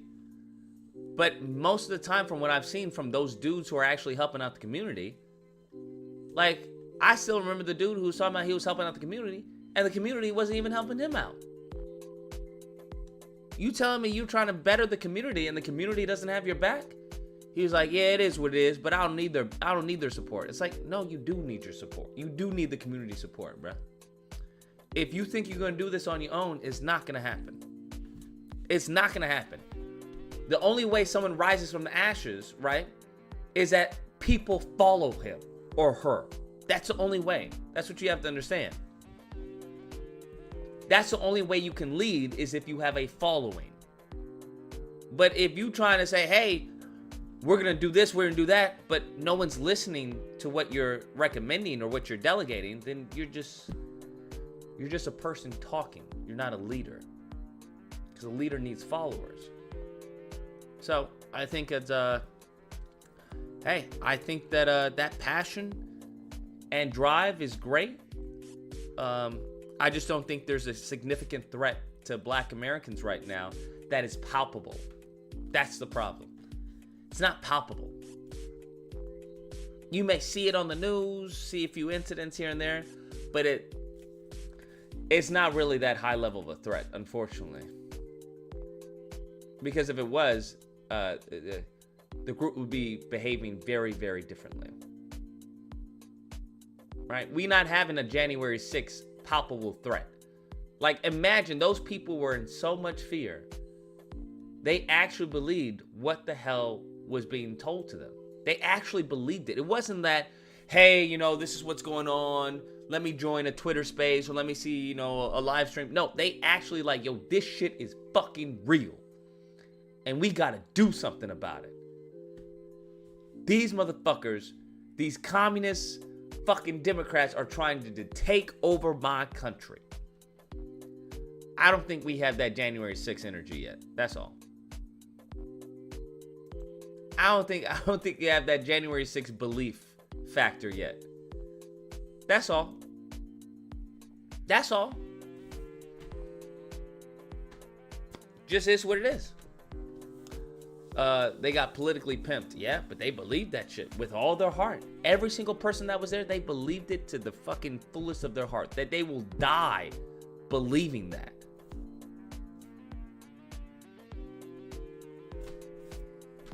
You may not agree, but you should definitely respect the fucking the passion, bro. Should definitely respect it. I respect that, bro.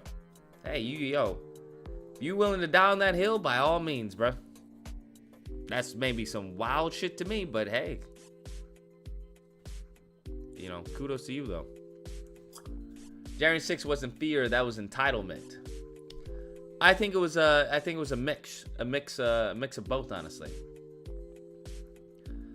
Cause that fear, you can say that fear, you know, arose from that entitlement. But regardless, it caused some action. Where mofos were flying from other states to come over there. And it was all under Trump. Once again, the leader. So, I just don't see that happening. Where the fuck is the panel? You tired? I thought we were gaming, bruh. That's what I thought. I thought we were going to Twitch and playing some Call of Duty or something. If we doing a panel, we can do a panel. I mean, I don't mind that. Excuse me. I can do a panel. I mean, we can do Twitch this week. We gotta figure out what we're playing. Hopefully the Tekken 8 shit is still going on, right? Because it's for 2 weeks, right? It's for 2 weeks, right? If I'm not mistaken. So that means I should be able to still be able to play it, you know, tomorrow or today. There's no games to play anyway. Wow. Yeah, we can have a panel. We can have a panel. Yeah, I don't think that was dry. I don't think that was a secret hater.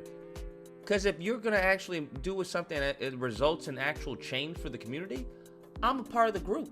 So I'm not going to wish ill on you if you doing, you know, you actually putting in work. I would never do that. If anything, I would amplify your actions in order to give hope, or not hope, but in order to inspire others to do the same thing. Or at least to fundraise or financially support or some type of support. Yeah. That's it. But I think people need to have a realistic expectation. I think we also need to be pragmatic with our execution. But, you know, people are so fucking, you know, jerking off to hope and shit. Hope and change. And it's like, that's not how that shit works. Hope and change is fed to poor and dumb people. That's what you have to understand. That's what hope and change is fed to. Right? If you're poor and dumb, you believe in hope and change. If you have a business, a job, a baby, a car, a lease, or a rent, there is no hope and change for your rent or your mortgage.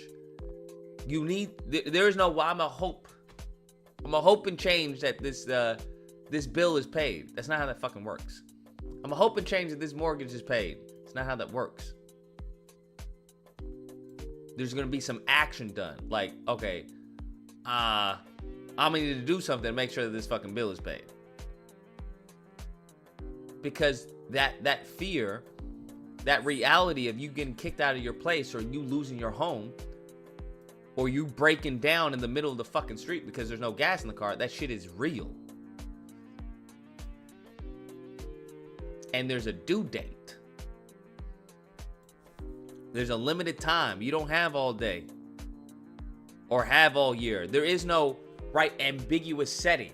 And that's what that honestly it has a overlaps with dating. It overlaps with dating because you have this ambiguous eventually. And bruh, those eventually people will get fucked 9 out of 10 with someone who has a fucking date and time set. 9 out of 10 will always get 9 out of 10 they will get fucked by those date and time people who have schedules to fucking hit.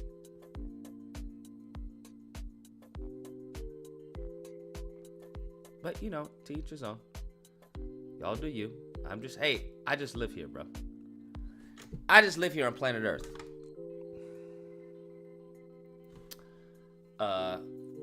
All right, the panel's open. Join the panel. Click the link to join the discussion. If no one joins, we'll just go to gaming. Y'all niggas irritating me anyway. I've already we never even got to talk about marriage though. We never even got to talk about marriage. Maybe the panel will talk about it. Yeah, that'll be a good topic. Yeah, if you want to come on the panel, because I'd definitely be interested to hear what y'all say. The single people, maybe some married people. Because the whole argument that I've heard is, what's the point of marriage? And outside of religion, I'm trying to come up with a rebuttal, or at least an explanation. And I just haven't really thought about it, but I also was just interesting to ponder. Like, what is the point of marriage? What did that mean, though? What that mean, though?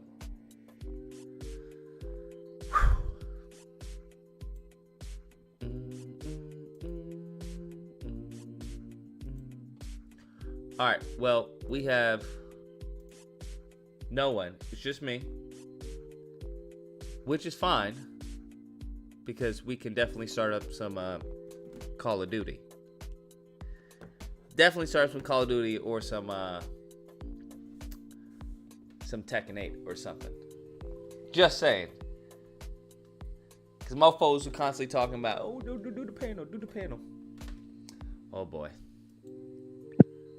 What's going on, Mogo? I see I done ran some folks away.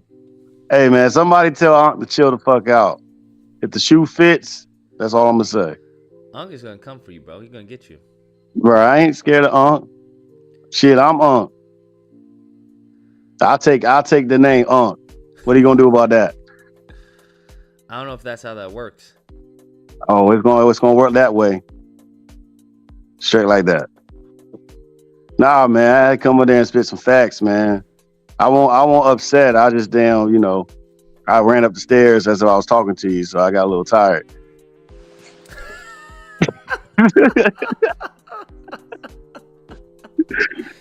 Look, You can't make this shit up. I made some good improvements lately, so I'm really ready to attack any point you got, because I'm tired of hearing this shit. I'm sorry, Mogul. But you can't, bro. He just got on. Why are you eating him off? He just got on. He was one of the first people to get on, and you eat him off. How does that make any sense? See, this is what I'm talking about, bro. That doesn't make any sense. Hey, Lucas. What's going on? Quick question: do you like? I saw like a comment about like if Muslims were for black people. Do you like agree with that? Agree with what? Muslims are for black people? Yeah. No, like if they side with us, like stuff like that. I don't know. Isn't Muslim a religion? I mean, no, I'm sorry. Arabs, like Middle Easterns. Oh, Middle Easterns? Oh, not at all. Yeah. They don't give two fucks about black people. Yeah. They're very much, from my experience, very much about their own. No, yeah, from my experience too. Like I used to date a lot of them, like at least like 5, but a lot of them have told me like their parents are like racist or like Yeah, some of them. they hold very different, very, very, very interesting beliefs about black people. Yeah, it's wild. Like a lot of them won't even tell their parents that they're dating like a black person. It's crazy. Like I wanted to ask this girl out to prom, and she literally said, "Don't show up to my house with a poster."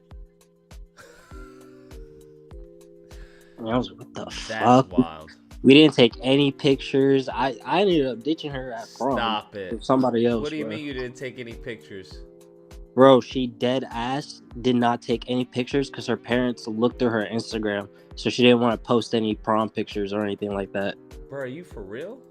I'm so dead ass. Are you sure you were dating her? Are you sure? I'm positive. This could have been a Joe Goldberg situation. You were dating her from far away. Yeah, I promise you, because like her Instagram was like, she don't post anything revealing. She only had like one post, which was just one picture of her face. Like bro, when their parents are strict, they're scared as fuck to do anything. And I'm 22, so like that says a lot. So why, Lucas, is this the boat you want to be in, Lucas? What? Cause they low key, they mad bad low key. Wait, so you were just in it to smash? I mean, no, I was trying to date them too. Like I'm low key a lover boy. Like. Hey, don't worry, man. I feel you. Me and you in the same boat, bro. Oh God. I stopped. Man in boats, bro. I stopped fucking with white girls a little bit. Like, try to outsource. But some of the black girls here don't really fuck with me that much. Wait, why? They think that I'm just into white girls. Because that was like high school. Wait, the black girls don't fuck with you because they believe you're into white girls? Yeah. Like I'm out here. Where are you from? I'm from Queens, New York, but I live out in Virginia now. Yeah. Hey, I'll tell you something about what you're talking about with the Muslims and Arabs. It depends on who you run into, right? Because just like we have a thing where colorism exists, over there they have the same. They're going through the same kind of shit. So you can be in like Pakistan, India, Sri Lanka, Saudi Arabia, or whatever, right? And you can have some guys who are dark, like almost look like Lucas or me or somebody, right? Mm-hmm. And they are adherents to Islam and everything else, and like they'll be all right with you somewhat because of the religious thing. But if you are just completely foreign, culturally and religiously, and you're black, and they think you're like the African black, like a Christian or something, you just need to back it up. Oh yeah. Aren't Arabs still enslaving Africans to this day up in East Africa? Yeah, because they're not adherents to Islam, right? So it's not the same. They're not the same as you. I'm sorry, you said they're not inherited to Islam? Because they're not adherents to Islam, right? So that it's like, okay, if you're inside the group and you convert to Islam and you're a Muslim, right? Yeah. You're going to be treated a lot differently than if you're just a regular African, right? But still, there'll still be some colorism and racism still involved. It's just like you're a step above in their eyes because you're following the same God or whatever. I mean, that kind of sounds like how white people were enslaving black people here. But, a lot of black people became Christians. So what would be the difference in that? Just because you're a Christian, you're still a slave no matter what. Well, because these people, you have to think, for hundreds of years, right? They were under a different system of government like sultanates and whatnot, right? So basically, those are caliphates or whatever. So religious kingdoms in a way, or one way or another, right? So if you're there, then you're good to go, right? If you're adhering to Islam and the cultural requirements set by Muhammad and the religious requirements set by Muhammad, you're going to be treated differently than the regular Joe Schmo African over there. But still, there'll be some colorism and like maybe some side eye by some people who are racist, right? Wait, you guys are changing religion over box? What part of the game is this? No, I'm not. That's what they used to do. They used to change religion over box or over. Oh my god. Over the like mercantilism, right? Because you wanted to trade with them because you have to think that at that time the Arabs had all the shit, man. They were making up all this math and doing all this other shit, right? So if you want to trade with those guys, so if you traded with them, you got an in, right? Because you're a part of the family now. That's the idea. That's why there's Muslims all the way down as far as Singapore and Indonesia. Did. They make you do that. Yeah, because a lot, I will say, because a lot of them have gave me like a hypothetical question, like, oh, would you convert, like, if we were to go long term and stuff, and like I say, yeah, or like whatever. Like I'm Christian, but also you had to renounce and denounce a whole bunch of shit. Yeah, that's true. But like I'm not really religious like myself. Like I don't like I follow like my own shit, like pretty much. Like I still know right from wrong and stuff, so I live like a regular schmegular life. But like, yeah, not opposed to it. I just will have to learn it and like that shit. So nah, don't waste your time, bro. If you're after a nice female, you and Uncle can fight over Boel. You know, I spoke to her. She's available, Uncle, if you're watching.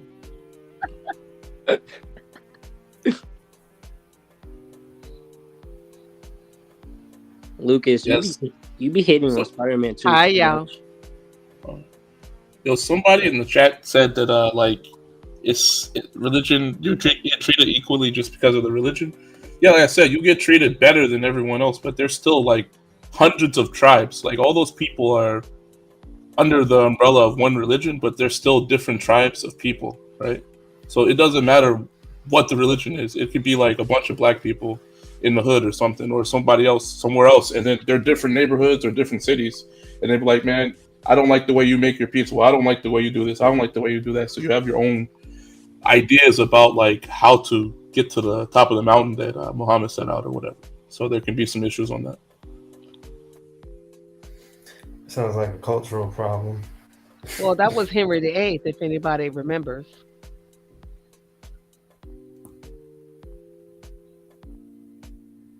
Say what? I think she was saying that was Henry VIII. Henry VIII changed all the rules from the Catholic Church. Oh yeah, that's true. That's true. Like the Anglican Church and the Catholics in the UK outside of Ireland, they don't follow the Pope. So even that's though they're where still the Catholic. Anglican Church came from. So who here actually plans on they cannot stand getting it. married in the next few years? Saber, is that you? You say what? You planning on getting married in the next few years, Saber? Don't play with me. I'm just asking a question, man. I'm just asking a question because Lucas isn't doing the marriage question, so I thought I may as well ask everyone. What's the point of getting married in like most countries? Hey, Saber, man, nobody gives a fuck what you got to say. Anyways, yo. Why this guy always choosing basically violence, man? marriage. What's the problem? Well, I've been Bro, married to you're Elder's dad making me for fall 30 asleep, years, man. So if anybody wants to ask me something, We know you're not getting married. That's because you're high. You can barely get up the stairs. Why are you coming at me for? So what if I'm high, nigga? So what's the benefit of getting married then? Elder's mom. hi everybody. Hello. Wait, this is Elder's mom. Anybody want to ask me anything how you doing, about Miss being Elder? married? Hi, loves. Hello, how you doing, y'all? Okay. fellas. What's going on, fellas? How's it hanging? I thought Elder was in the dorm room. I'm gonna have to take that back. Well, Did you hear what I said? I think marriage is the ultimate commitment Does between a can she man hear and a us, woman. Miss Yeah. Elder? yes, sir. I said, does your son stay in a dorm room? I am here if everybody stops talking. Nobody Oh, she's behind. Yeah, she's No, way my behind. son does not stay in a dorm room unless you consider it, Your you internet's know, way behind. I can't have this his little conversation with room you. by God himself in my damn. house. We can't have this I'm conversation. behind. That's that You catch McDonald me up? Wi-Fi. My internet Got is that campus behind. Wi-Fi. Okay. Bruh. Listen, marriage is what you want it to be. If you want it to be a institutional bond, then that's what it will be. That's lagging. If you want it to be about love and all that, then that's what it needs to be. It should benefit you. How you should use it to your benefit of how you choose to. But if neither one of them is on that same page, then it's useless. Nah, you good. You good. You good. You good. Okay, so now I'm caught up. Yeah, you good. You good. Oh yeah, we good now? You got it. You got it straight, Elder. I think we're good now, fellas. Hello, hello, Hey, hello. What's happening, okay, fuckers? okay, Yo. all right. Hey, yo. We can get it cracking. You already know that. Dang. So tell us a little bit about what's going on. Are you visiting? Is this campus hours? Am I visiting? I would say I'm visiting on this part of the house in Kelton's room. Yeah. Okay. So what made you decide? What made you decide to get on the panel? He told you to get on. I'm visiting Elder's side of the house. I'm sorry. I call him Kelton because that's his name, but y'all call him Elder Cab. Well, my son No one does that. said, "Hey, Mom, come say hey." I think you're still like a second lag. I think it's still kind of yeah. It's a little laggy. Mrs. Yep. Elder, let me ask you a question. So what would you say? So I have a friend who's a bit of a man whore.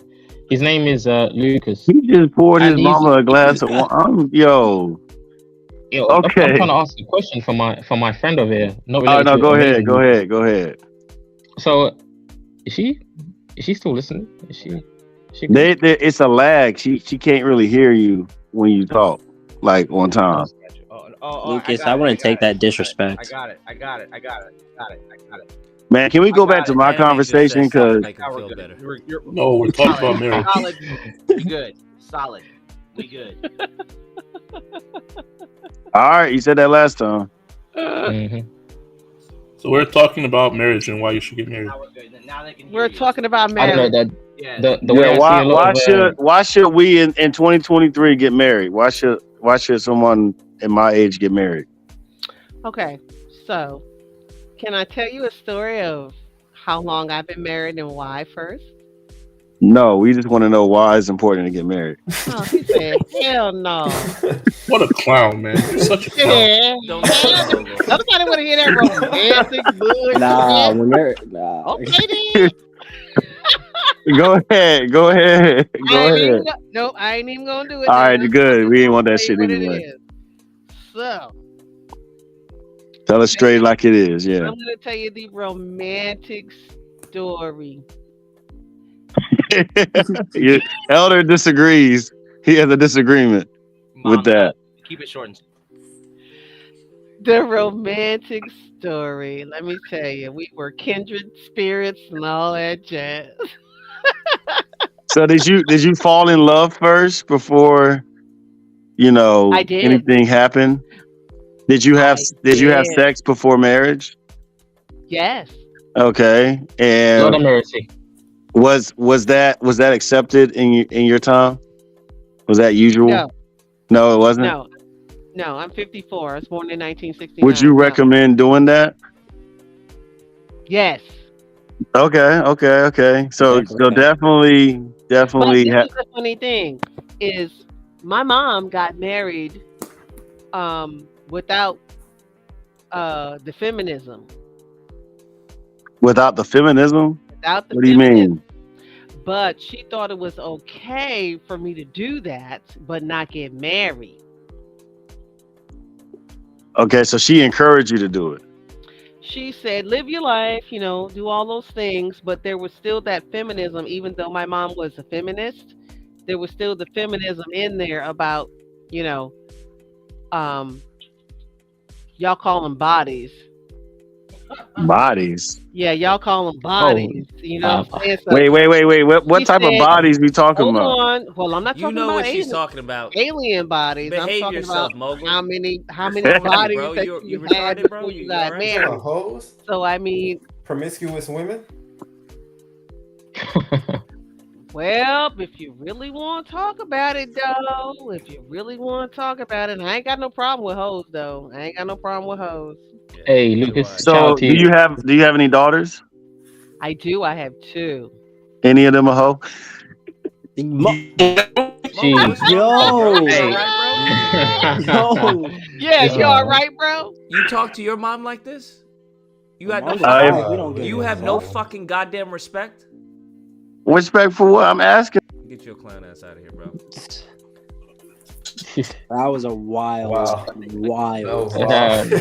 this is the niggas talking about unity and we gotta change and nigga, you can't be talking like that. We gotta. All you niggas is full of shit, bro. As a guy in my 20s, I still think that marriage is pretty useful in our times. I think it shows the ultimate commitment between a man and a woman.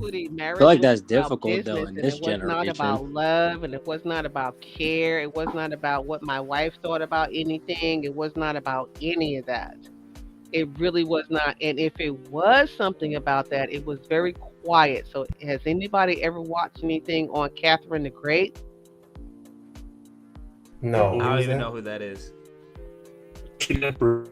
Okay, so she was the wife of the Russian Tsar Peter the Third. And she basically expanded Russia to. So he really wanted to know after, it was an arranged marriage, and he really wanted to know what she thought about later on because he had an epiphany. All the shit that he had been going through, he had an epiphany. And she was one of the ones that was really influential.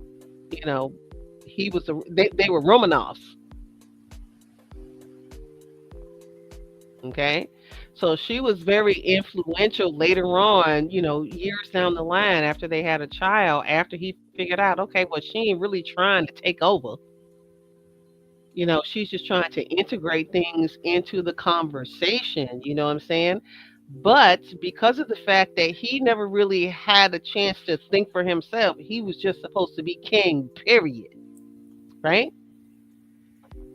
So he just thought about kingship because that's the way his father taught him, and all the uncles and everybody around him, and the clergy and everything. You're just supposed to be king because it's ordained, and it's the right of God, and this, that, and the other one. And he never had any thought process. And she came in with a thought process and said, "Hey, boo, let's do this, and we can make it like this, so everybody will be happy." And it took a long time for him to figure out, let's make everybody happy. Let's figure out how to do this so we can do what we need to do and grow the country and grow our lives and have this power couple thing that we're, needing to have go on. And he got to a point where he just wanted to grow corn. And he still wanted to be king, but he couldn't because he just wanted to grow corn. And he got so enthralled in just growing corn that she had to be the one, these are just euphemisms. She had to be the one to take care of the country because she had better ideas, because all they did was just kill niggas. If you don't follow the rules, just pow. If you don't do what I say do, just, everybody's gone. But that's not how you have a nuclear family that's healthy and happy and wealthy and rich and all that. You can't just cancel culture everything. And that was what they did back then. They just killed everybody. You know what I'm saying? If you weren't on my side, off with his head. I, I'm a bit lost. So marriage-wise, what would you say would be key features for a guy to have, Elder's mom? Yeah, what made you stay with this man for over 3 decades? That's crazy. Because we became friends. What do you mean by that? Well, we got together on very lusty, sexual, 2 Live Crew, 1988. And when he went into the military in 1991, Kelton was born in 1990. And then he went into the military in 1991, and he was out to sea a lot. So he did 20 years. So my husband was out to sea at least 15, 16 of the 20 years that he was in the Navy. So we had to become friends. So there was a lot of overseas telephone conversations or long distance when he was in the States, in school. Oh, that's interesting. So would you say long distance works? Long distance can work. It can. It doesn't always work. It can. So he and I had to become friends. How would you say you keep a long distance relationship working, in your opinion? Trust. There is a There is a trust. There's an understanding. There is a I'm going to call you at 3. Be around at 3 as much as you possibly can. Be around at 3. Life happens. All that. There were no cell phones or any of that. You know what I'm saying? It was voicemail. So you got home or you had the kids check the voicemail and see if daddy called. And if daddy called, write down and tell me what he said and, take the sticky note.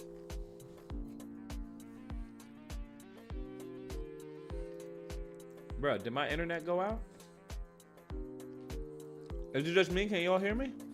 Yeah, I can hear you, Lucas. All right. You know what I'm saying? So you see some crazy numbers come up on the phone, answer that. That's not regular. Answer that. That might be your dad.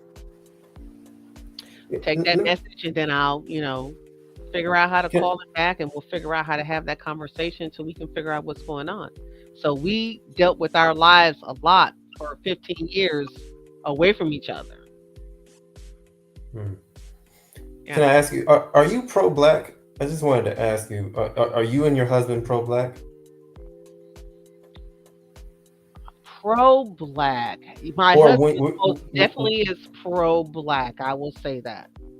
Were you guys pro-black when you first met each other and got serious? My husband is very My husband is very pro-black. Yes, he is. Me, because I lived overseas because my mom was in the Army. Okay. And I've lived overseas and been, around the world, and I see things. I used to see things as, oh yeah, everybody should be as one, and just love and plur, peace, love, and unity. No, not now. Okay. Well, I do still feel that way, but not as much as I did before. So I would say that I'm becoming more pro-black than I've ever been before. Well, okay. Well, did your husband install that type of idea and concepts in you, or was that something that you had learned on your own to develop to a pro-black? It's a little of both. Okay. It's a little of both. It's a little of both. Okay. I asked that because I think Lucas does make some good points in regards to Umar Johnson. Now, I believe, in terms of black relationships and being pro-black, but I do think Lucas makes some good points about it's about a mindset type of thing, and not all black people marry each other because they're pro-black.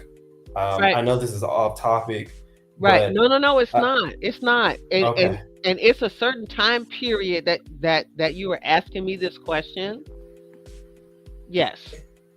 okay, and It's a and certain and time period. So I would probably maybe say after the 60s, okay. something like that. I might have to think about that a little bit more about what I said. I would say about the 60s because there's always been interracial marriage. Hmm. Um, but I think around the 60s, some of that changed because it's like we just need to be all peaceful and love each other. But no, Hmm. Yeah, yeah. So I I understand what you're also saying. think on the fact that because actually most black people are not really pro-black in my experience, in my understanding. I don't think most black people are pro-black. The online really You're doesn't right. really showcases the truth about black people. Most black people aren't worried about political or societal issues about black people necessarily. We really result racism mostly to slurs and the police or some white teachers at our public school or something like that. We Okay, I don't get. really Yeah, we don't really see racism as a most black people don't worry themselves about the system type of thing. They just think about getting by or getting things better. And even when they marry, even Yeah, though most black people are with each other, they don't yeah. marry for the purpose of, oh, it's because I'm pro-black type of thing. So that's that's kind of like to add what Lucas when he says about the mindset thing. I do agree with him on that. Well, when we So got married, that was not a topic of discussion between both sides of our families. mhm. Um, both sides of our families are educated blacks. So that was not something that we talked about that you just had to be. You had to only deal with black people and black businesses, that you only dealt with black men, black women, as far as dating. That Okay. was something that was taught to me, told to me, things that I saw, but it was never pushed to me in my generation. I was never taught, if you just want to marry a white guy, nobody ever said that. That was not the thing. Um, Hmm. I did see the black love in my life. I did see black love in my life. I saw black love in my neighborhood. I saw black love with my grandparents. I saw black love with my parents. Mhm. But the push to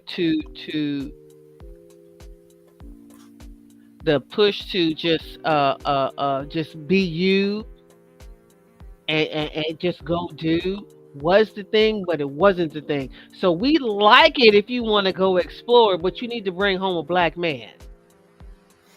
Yeah, I've heard that talk before. Yeah. Basically, you can sleep with other races, but don't marry or don't bring someone of other races to your household, type of thing.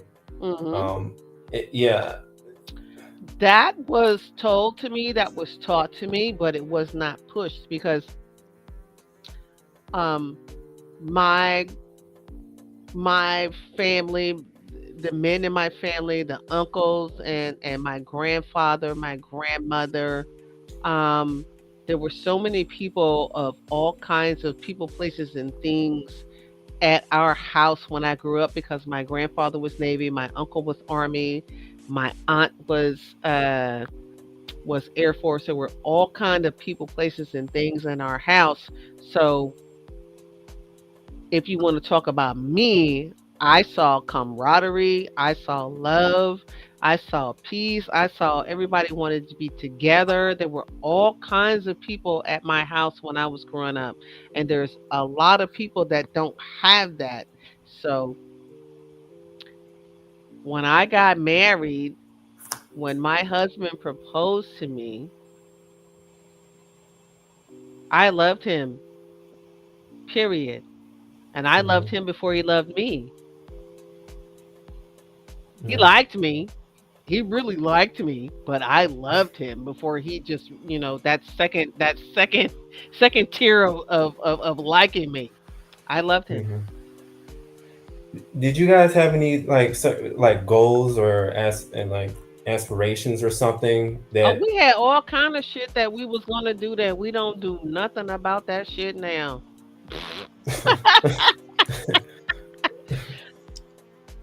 Let me just tell you.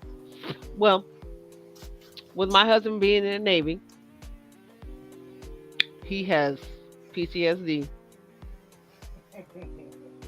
He has PTSD, and it's not easy, bro. It's not easy, bro. I just seen this nigga get up and walk out the bed from something he was dreaming about. We sleep. At least I think we sleep. This nigga done got up and bust through a closed door. Okay? So that's that. So Sound like some stuff my dad does sometimes. right? So the love and the vows of through better for worse comes through when niggas got problems.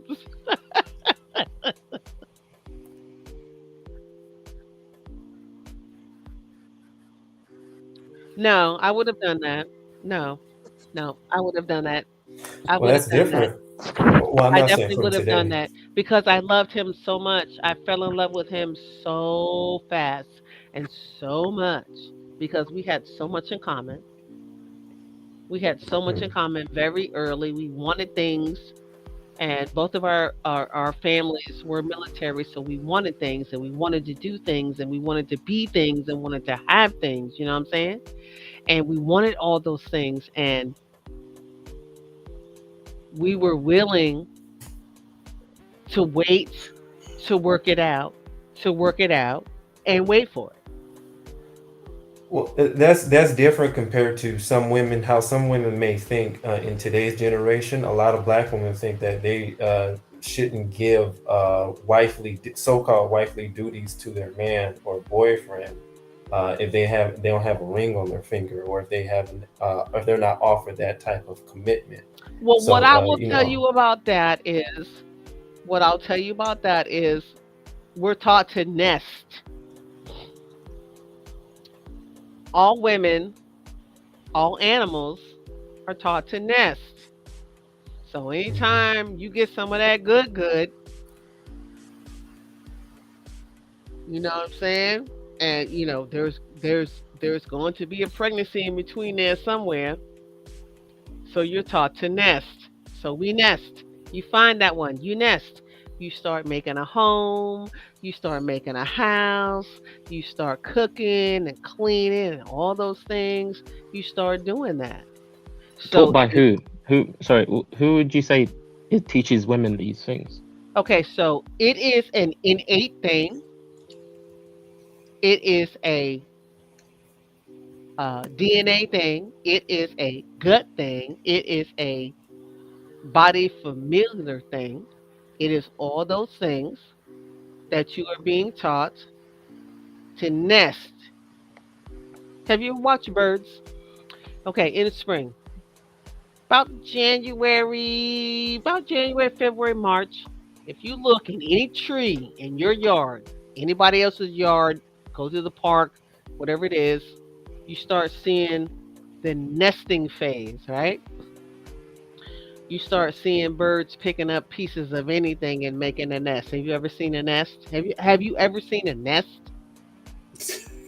Yep. So if anybody has ever seen a nest, a bird's nest, we start nesting. That's the phase. You start nesting, and it doesn't matter. You start nesting, right? So do you believe that even the women with high bodies are capable of this? And if so, do you believe that men should be going out marrying them? A woman with a what? With high bodies, high body count. High body count. As you What's said. a high body count to certain people, though? I'm leaving it. I'm leaving it to elders' mum's discretion. I'm pretty strict. A high body count. A high For body myself. count. Okay, so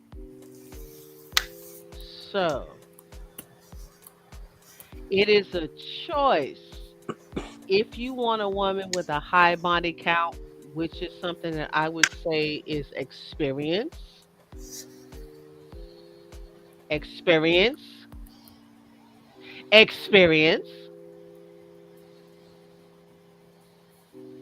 Oh, ain't nobody saying nothing. Okay then. Yeah. Oh So, no, because the only oh reason no, I'm you I'm ain't gotta asking. say nothing. You ain't gotta say nothing. I'm just saying. I just Okay. reiterated that shit 3 times.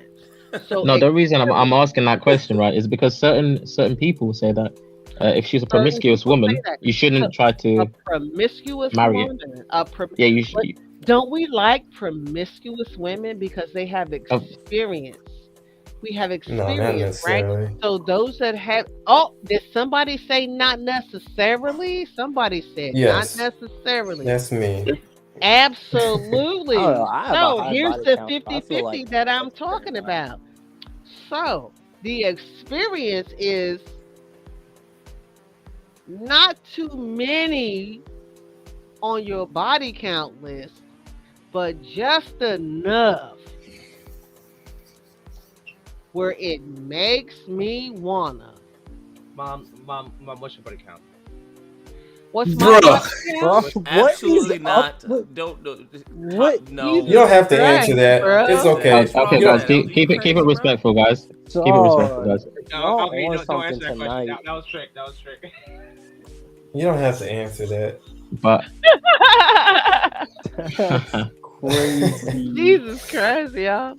But I think like a lot of us agree with that, where you don't want some woman who has no experience, but you don't want someone with way too much. Then otherwise, you're just like, okay, I don't know. But what is way too much? What But is it way sounds too like much? y'all are saying that y'all are so I meeting You guess a don't have porn to. You star. don't have to explain it to me. You don't have to say it out loud. so I think the by issue way is too not much, necessarily the body yeah, go count. ahead. The issue, right? I think how I view it is the urinal theory, right? Yeah. Everyone, when you go to a urinal, you know someone has used that urinal, but you don't want to see their urine in the urinal, right? Yeah. When you go to a toilet, you know someone else has probably placed their butt on that toilet, but you don't want to see their feces in the water. So my Well, body I can see count. that, but My body count I before I got married was 10. That was from. That was Lord have from. mercy. That was from 14 to well, I think 14 that to it's 19. it's 14 not to just seeing 19. them with your Because I met views, my but husband at 19. We got married and we're a year and a half apart. He is 1968. I'm 1969. We're a year and a half apart. I think 10 is reasonable.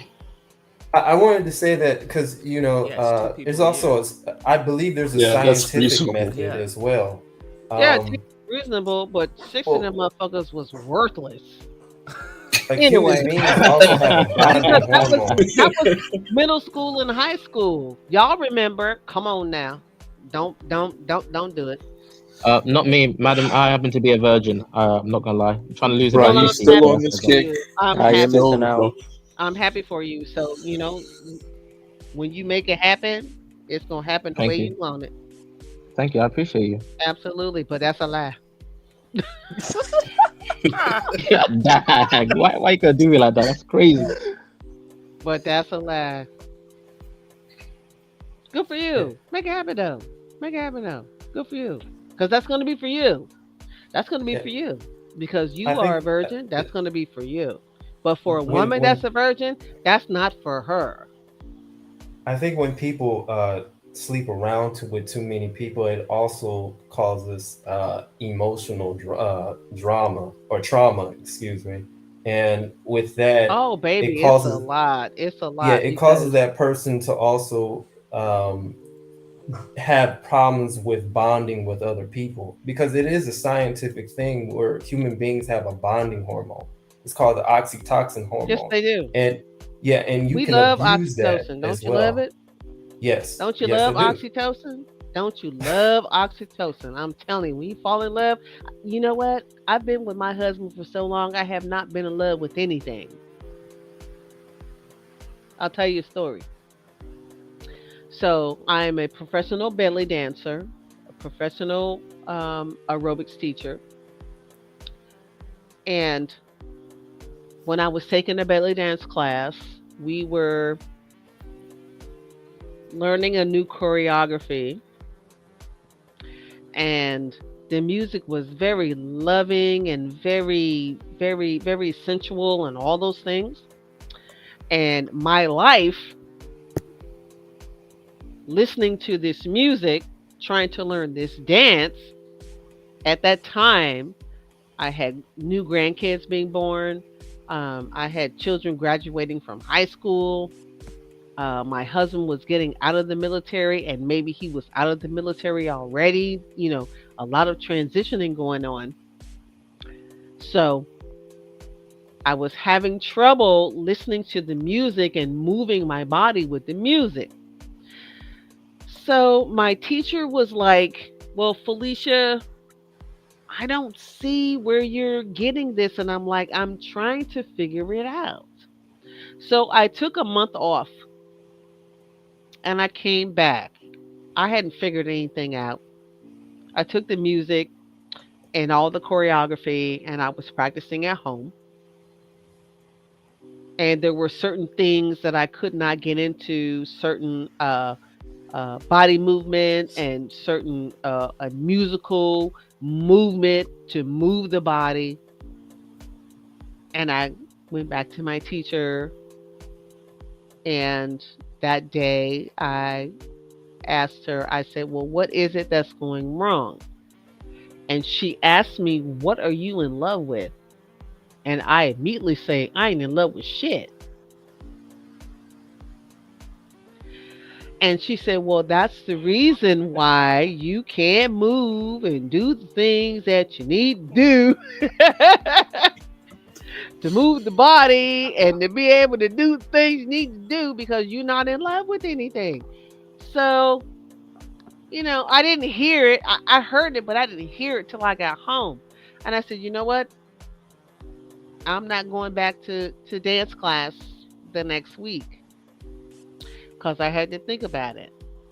And I was like, okay. So, like I said, I had been off for a month already with the new choreography that we were doing. And then when I came back that next week, I took another week off. And I recognized that when you're not in love with things, people, places, and things, and you don't love anything, you don't like anything, you don't uh, uh, uh, get together with anything, all those things. And I had to think about that again. So when I came back the next week and I had to figure out what was I in love with or what was I not in love with. And when I figured out what I loved, when I got back to class, she said, "I see you." So all of that was to be all of this. When you're in love with something, you really want it. You really need it. It's gonna happen. It's there. Does anybody understand what I'm saying?